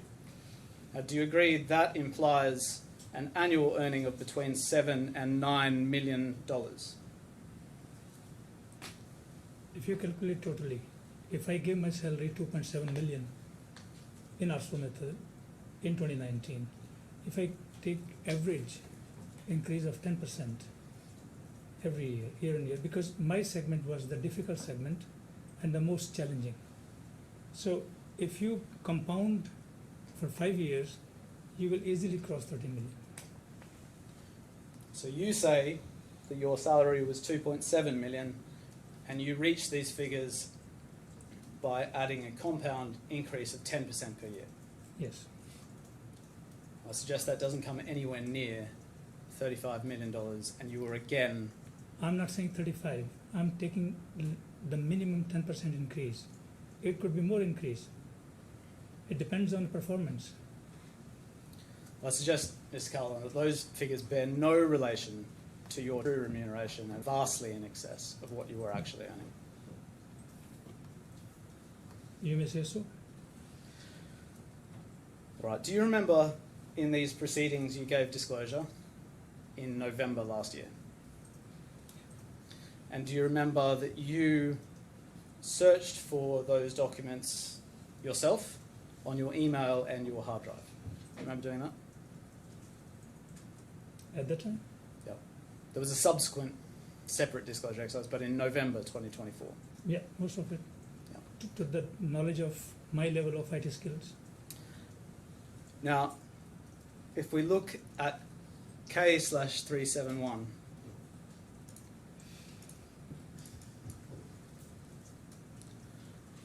K/371. And then if this is a letter from your solicitors in December explaining what you'd done, and if we go over to page 2, they explain at paragraph 7 where it was that you searched, and you searched your personal hard drive and your email addresses, your email address, and then down, as you see at paragraph 12, you see the personal hard drive has been in use for a substantial time, and then we're told what it contains. At Roman numeral 1, the little I just near the bottom of the page, do you agree that your hard drive contained documents from ArcelorMittal? Yes. But you did not produce those documents on the 15th of November 2024, did you? With the rest of your documents? There is a third party. There is a different company. Well, did you appreciate that the ArcelorMittal stock options were relevant to this case? I didn't know this case going to happen. In November 2024, when you gave disclosure, did you understand that the value of the ArcelorMittal stock options was a relevant issue in this case? I didn't think so at the time because I didn't know how much ArcelorMittal documents from the shares I have there. And so you're saying the reason you didn't produce them is because you didn't know that they were relevant? No, but I said that I didn't know that how much of them I have because from 2018 onwards, we always believed that everything is online, paperless. Now I'm asking why, when you gave disclosure in November 2024, Yeah. why didn't you produce the documents related to ArcelorMittal? There was a common understanding that some documents with the name search to be given, with particular some letters were there. So when And you say there was a Ars- name search to be given with Yeah. particular letters, what do you mean by that? ArcelorMittal name was not there Was not where? in that search. So when you searched for documents, did you apply search terms to your hard drive? I'm a technocrat, okay? I don't know IT knowledge much about. So I did the search the way best possible I could be. But then, if I knew that that has to be produced, I was going to produce. Well, I suggest that the reason that you didn't produce them is because you knew they were going to be unhelpful. You No. knew they would show that you weren't getting paid nearly as much as you were claiming. No, that is not the case. So, Mr. Trotter, can you just, for my benefit, I got slightly lost. Does this letter name ArcelorMittal documents as things that are to be searched for? Well, Your Honour, the ArcelorMittal documents, as you'll remember, were the subject of an application in January, but they had been... A lot of things have happened since then. A lot of things have happened.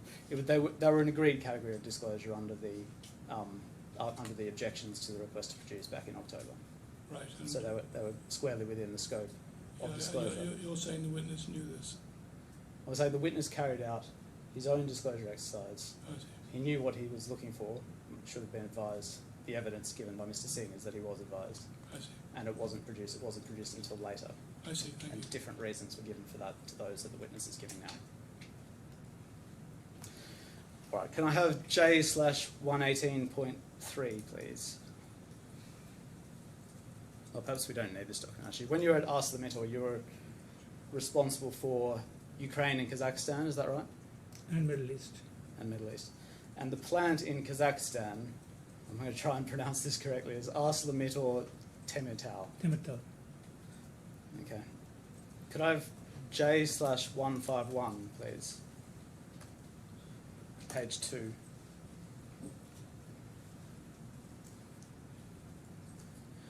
These are some WhatsApp messages between you and Ms. Femina. Am I pronouncing her name correctly? Miss Mina, yep. Ms. Femina. In May 2020, do you agree that's just after you had started work in earnest in relation to the business units for which you were responsible? And you see, can we see about the middle of the page?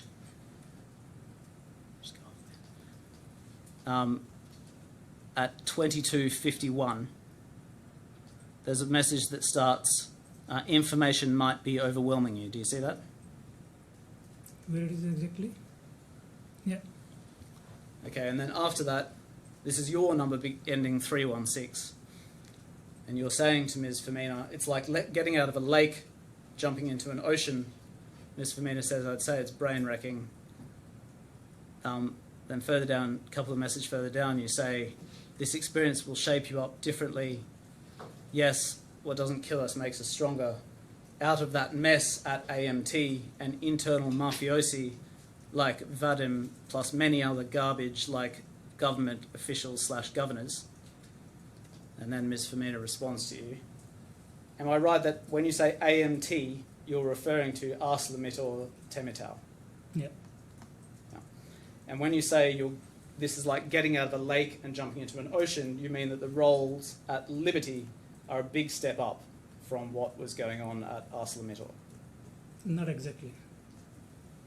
Well, what do you mean by that? This could be other context, because the dimension in ArcelorMittal was much bigger than as compared to Liberty. When you refer to Vadim in that Yeah, line, that's a reference to a man called Vadim Bassin, Vadim Bassin. and he was an executive director at AMT at the time, wasn't he? Yeah. Yeah.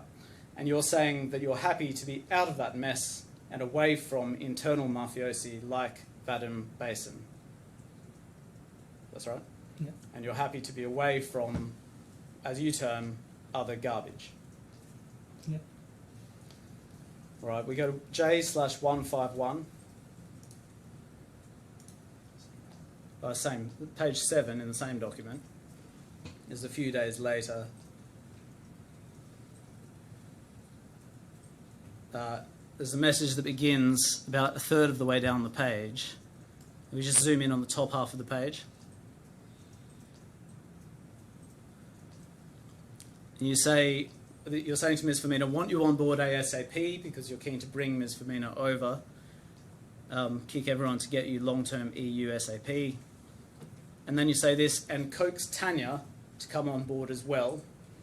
Who is Tanya? Protocol director. Sorry? Director of protocol. Okay.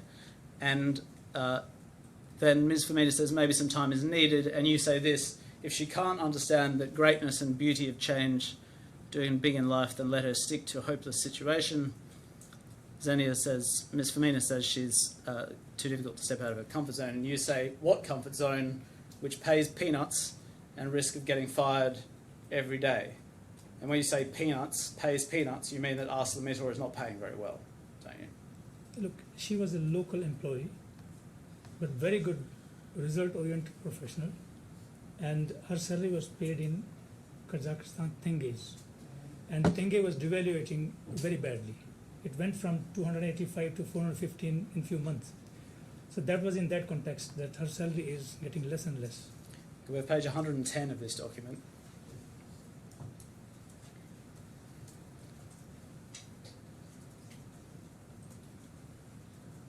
And if we just zoom in on the bottom half of the page, we're now in December 2020. And do you see there's a message that says internal, we can start at 12 CET, thank you, from Ms. Firmina. Can you highlight, please? It's just at the top of the screen there. Yeah. You see that? And then underneath there's 2 attachments that you've sent. We can't see what those attachments are, but then you continue to describe what you've sent. You say, this is how crooks prevail and use their ill-gotten money to save their skins and avoid any harshness on them. Yeah. You continue, AMT can never get rid of him now. And then Ms. Firmina continues, oh, I'm so frustrated. What a disaster. Gushev has put a sock in his mouth about industrial safety exams and is happy with what's going on in Temitau. She calls him a brown noser.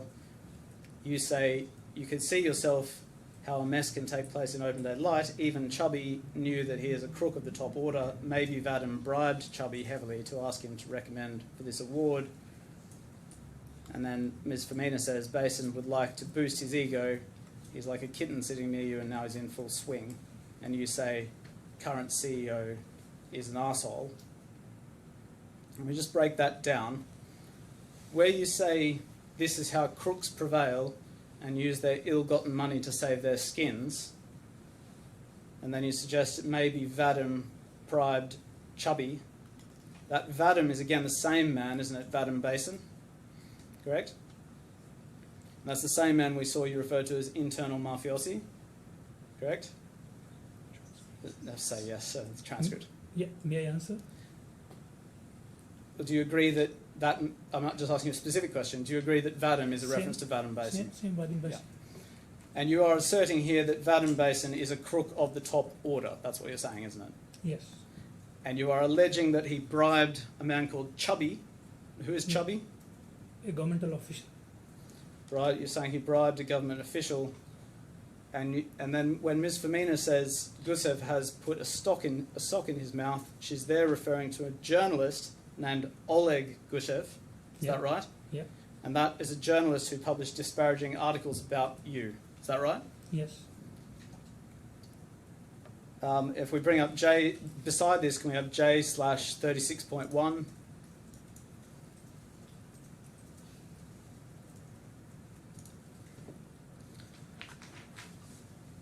This is a press article about those disparaging articles. It's right that AMT sued him unsuccessfully for defamation, isn't it?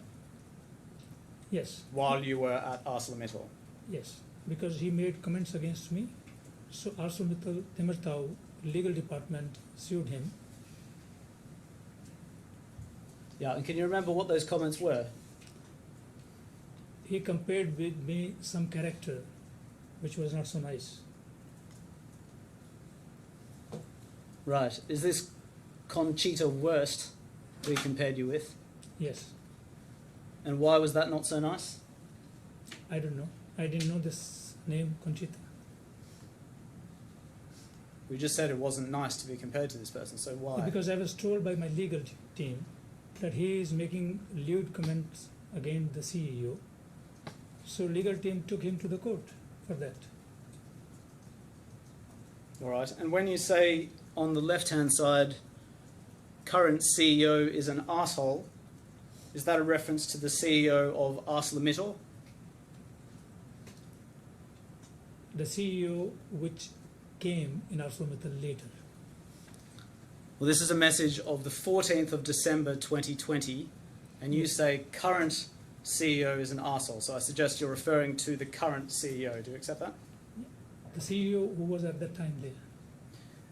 And the CEO at that time was Mr. Lakshmi Mittal, wasn't it? No. Mr. Lakshmi Mittal is group CEO. I was the segment CEO. The unit CEO was much smaller rank. He was my N-2, 2 ranks lower than me. Right. And who was that CEO? Mr. Biju Nair. And is it fair to say you had a personality clash with that man? No, because the corruption, the way I controlled, and the Wadim Basin, who was supported by one government official, he suddenly get out of the control and start doing everything which he used to do before me. So in that context, I said that this CEO couldn't control him, couldn't put him back into the box. I suggest that what's really going on here is that you had a number of personality clashes in your time at ArcelorMittal, much like you did later at Liberty Steel. I was not going to be promoted for the ArcelorMittal so fast. I had no clash with anyone. Now, you met with Mr. Gupta a number of times in 2018, correct? Yes, total 2 times. The And first, I'm sorry. 2 times face-to-face meeting and 1 time a call. And the first time you met Mr. Gupta was on his yacht in Dubai, correct? Yes, 27th of May 2018.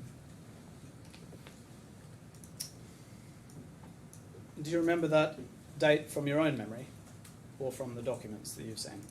There are documents. I flew from Kiev to Dubai on 27th. I checked in Hotel Sheraton at Mall of the Emirates, and after checking in, Mr. Ravi Trehan came to pick me. So is it fair to say you studied those documents quite closely in the lead up to giving evidence today? This was one of the most important events in my life, so I remember every detail of it. And you say the dinner on his yacht was quite a lavish one. Yes, Mr. Gupta at this point was the head of a global steel company. yeah, he was a shareholder of a big group. And when you met him in May 2018, you were aware that he'd been reported to be a billionaire. Yes, he was in the media at the time. And you were not a billionaire, were you? Pardon? You were not a billionaire in May 2018, were you? Not at all. Can we agree this? Mr. Gupta was a much bigger player in the steel industry than you were at that time. I was a professional who was running a couple of companies, and Mr. Gupta was in acquisition mode. He was acquiring the steel businesses. Yeah. You were an executive at ArcelorMittal earning something less than $1 million a year. Total more than $1 million. Fixed. And you flew to Dubai from Kiev and back again for the purpose of this meeting, correct? Yes. And you were there for 48 hours or so, correct? Yeah. I think I flew the next day. Yeah. Do you accept that you landed in Dubai actually at 2 a.m. on the 27th of May? Do you remember that? I have a ticket. I can check into my documents. No, we've got the documents. We probably Yeah. don't need to go to them. But do you agree that you went to these lengths because, as you said, this meeting with Mr. Gupta is an exciting opportunity? Yeah, because before that, Mr. Marwa was pursuing me, chasing me to meet Mr. Gupta.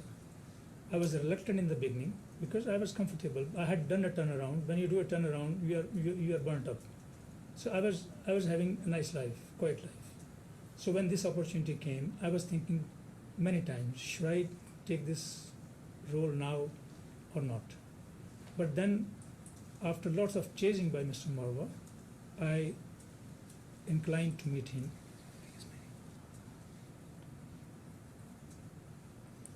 You said a moment ago that this meeting on the yacht was one of the biggest moments of your life, or Yes. words to that effect. Is that how you saw things? Because Mr. Gupta explained me in total his ambitions, going from that revenues at that time to $50 billion revenue. And he said that he has enormous funding from various funding lines, Greensill, BlackRock, American Industrial Partner. He gave me the total picture. It was a 4 or 5 hours meeting. And then I was really smitten by this ambition and this expansion. So this is how I explain that this meeting I remember, because a whole plan was told to me in a very grand way. We have your witness statement at H/1/15.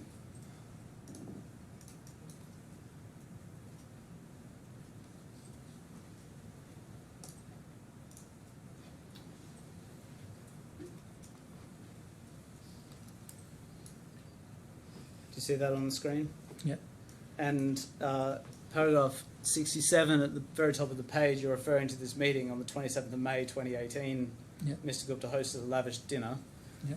There's no document referred to there, but do you agree that you've taken that date from your records rather than from your own memory when you wrote your witness statement?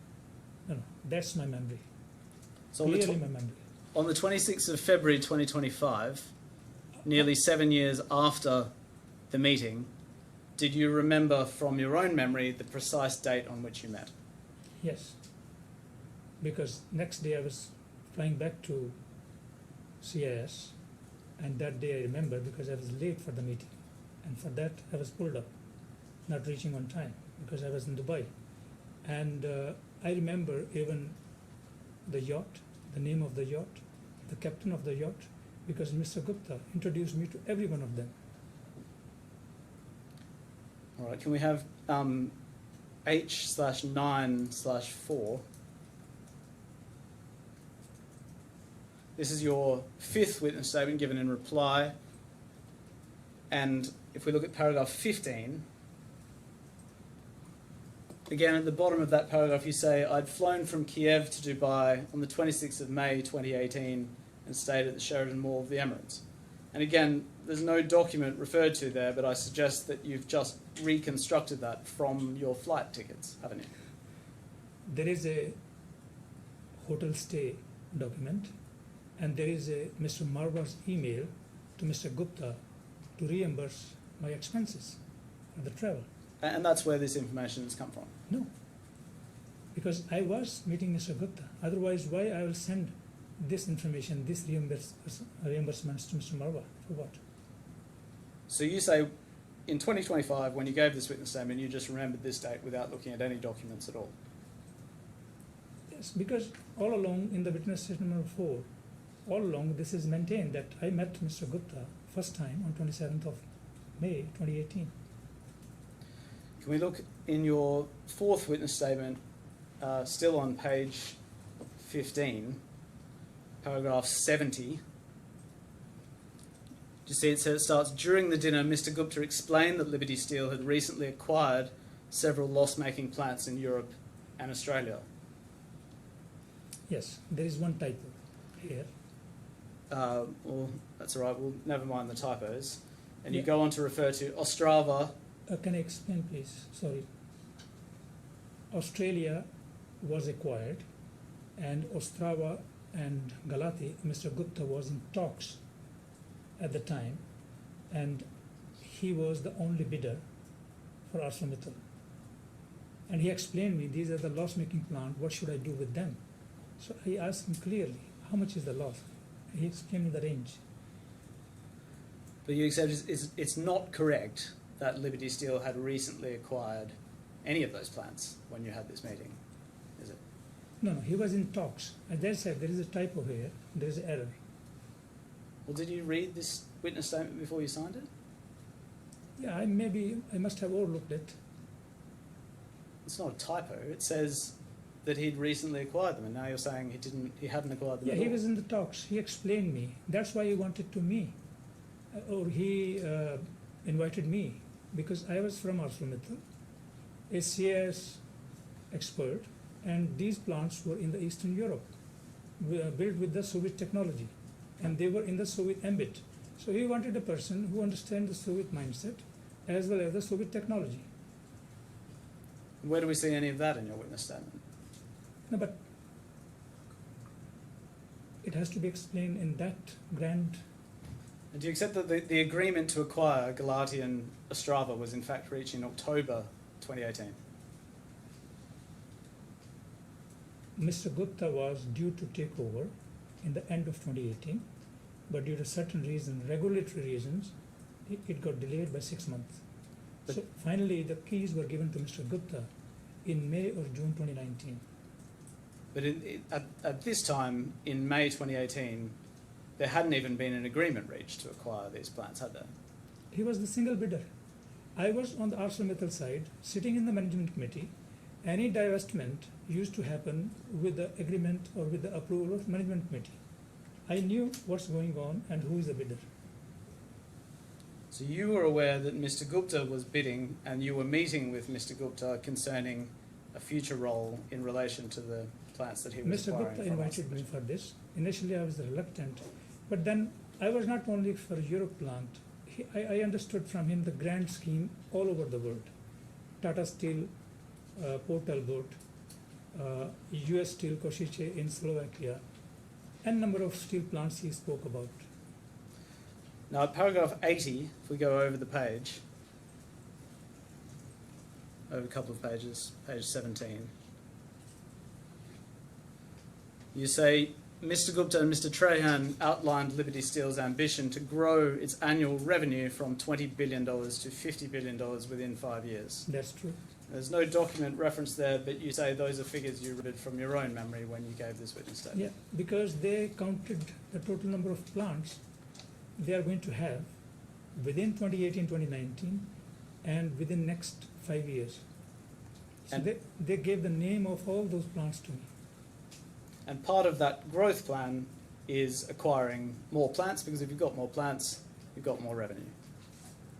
It was based on brownfield acquisitions, not the greenfield, because brownfield acquisition, which are loss-making, you can get at throwaway price, and if you turn them around, you make the money there. We go back to the bottom of page 15.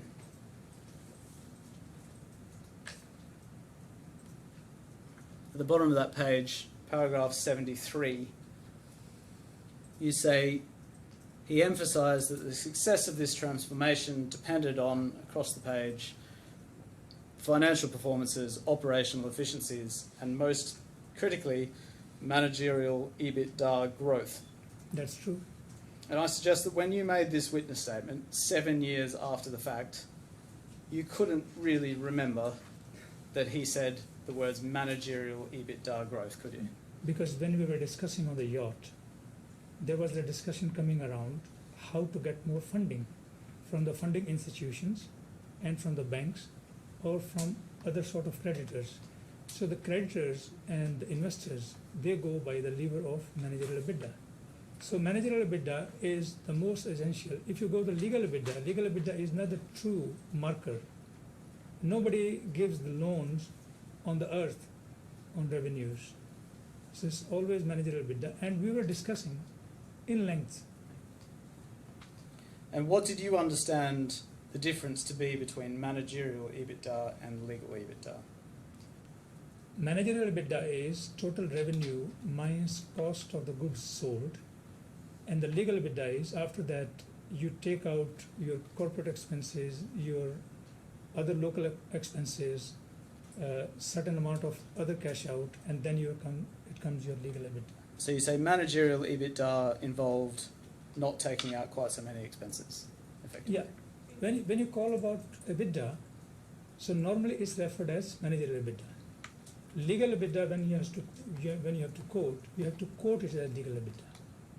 So any investor gives multiple of managerial EBITDA only, seeing the stability, performance of that business. The next time you met Mr. Gupta was in Mayfair. Do you remember that? Yes, Do you remember what date that was?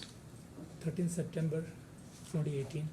Again, I suggest you've taken that from the flight records, haven't you? You don't have that No, seared in your memory. it is in my memory because Mr. Gupta introduced to me on that day his top leadership, and in the top leadership most prominent was J. Hambro, who was the chief investment officer, and Mr. Gupta wanted me to have a detailed meeting with J. Hambro to understand how the next investment they can get based on EBITDA projection.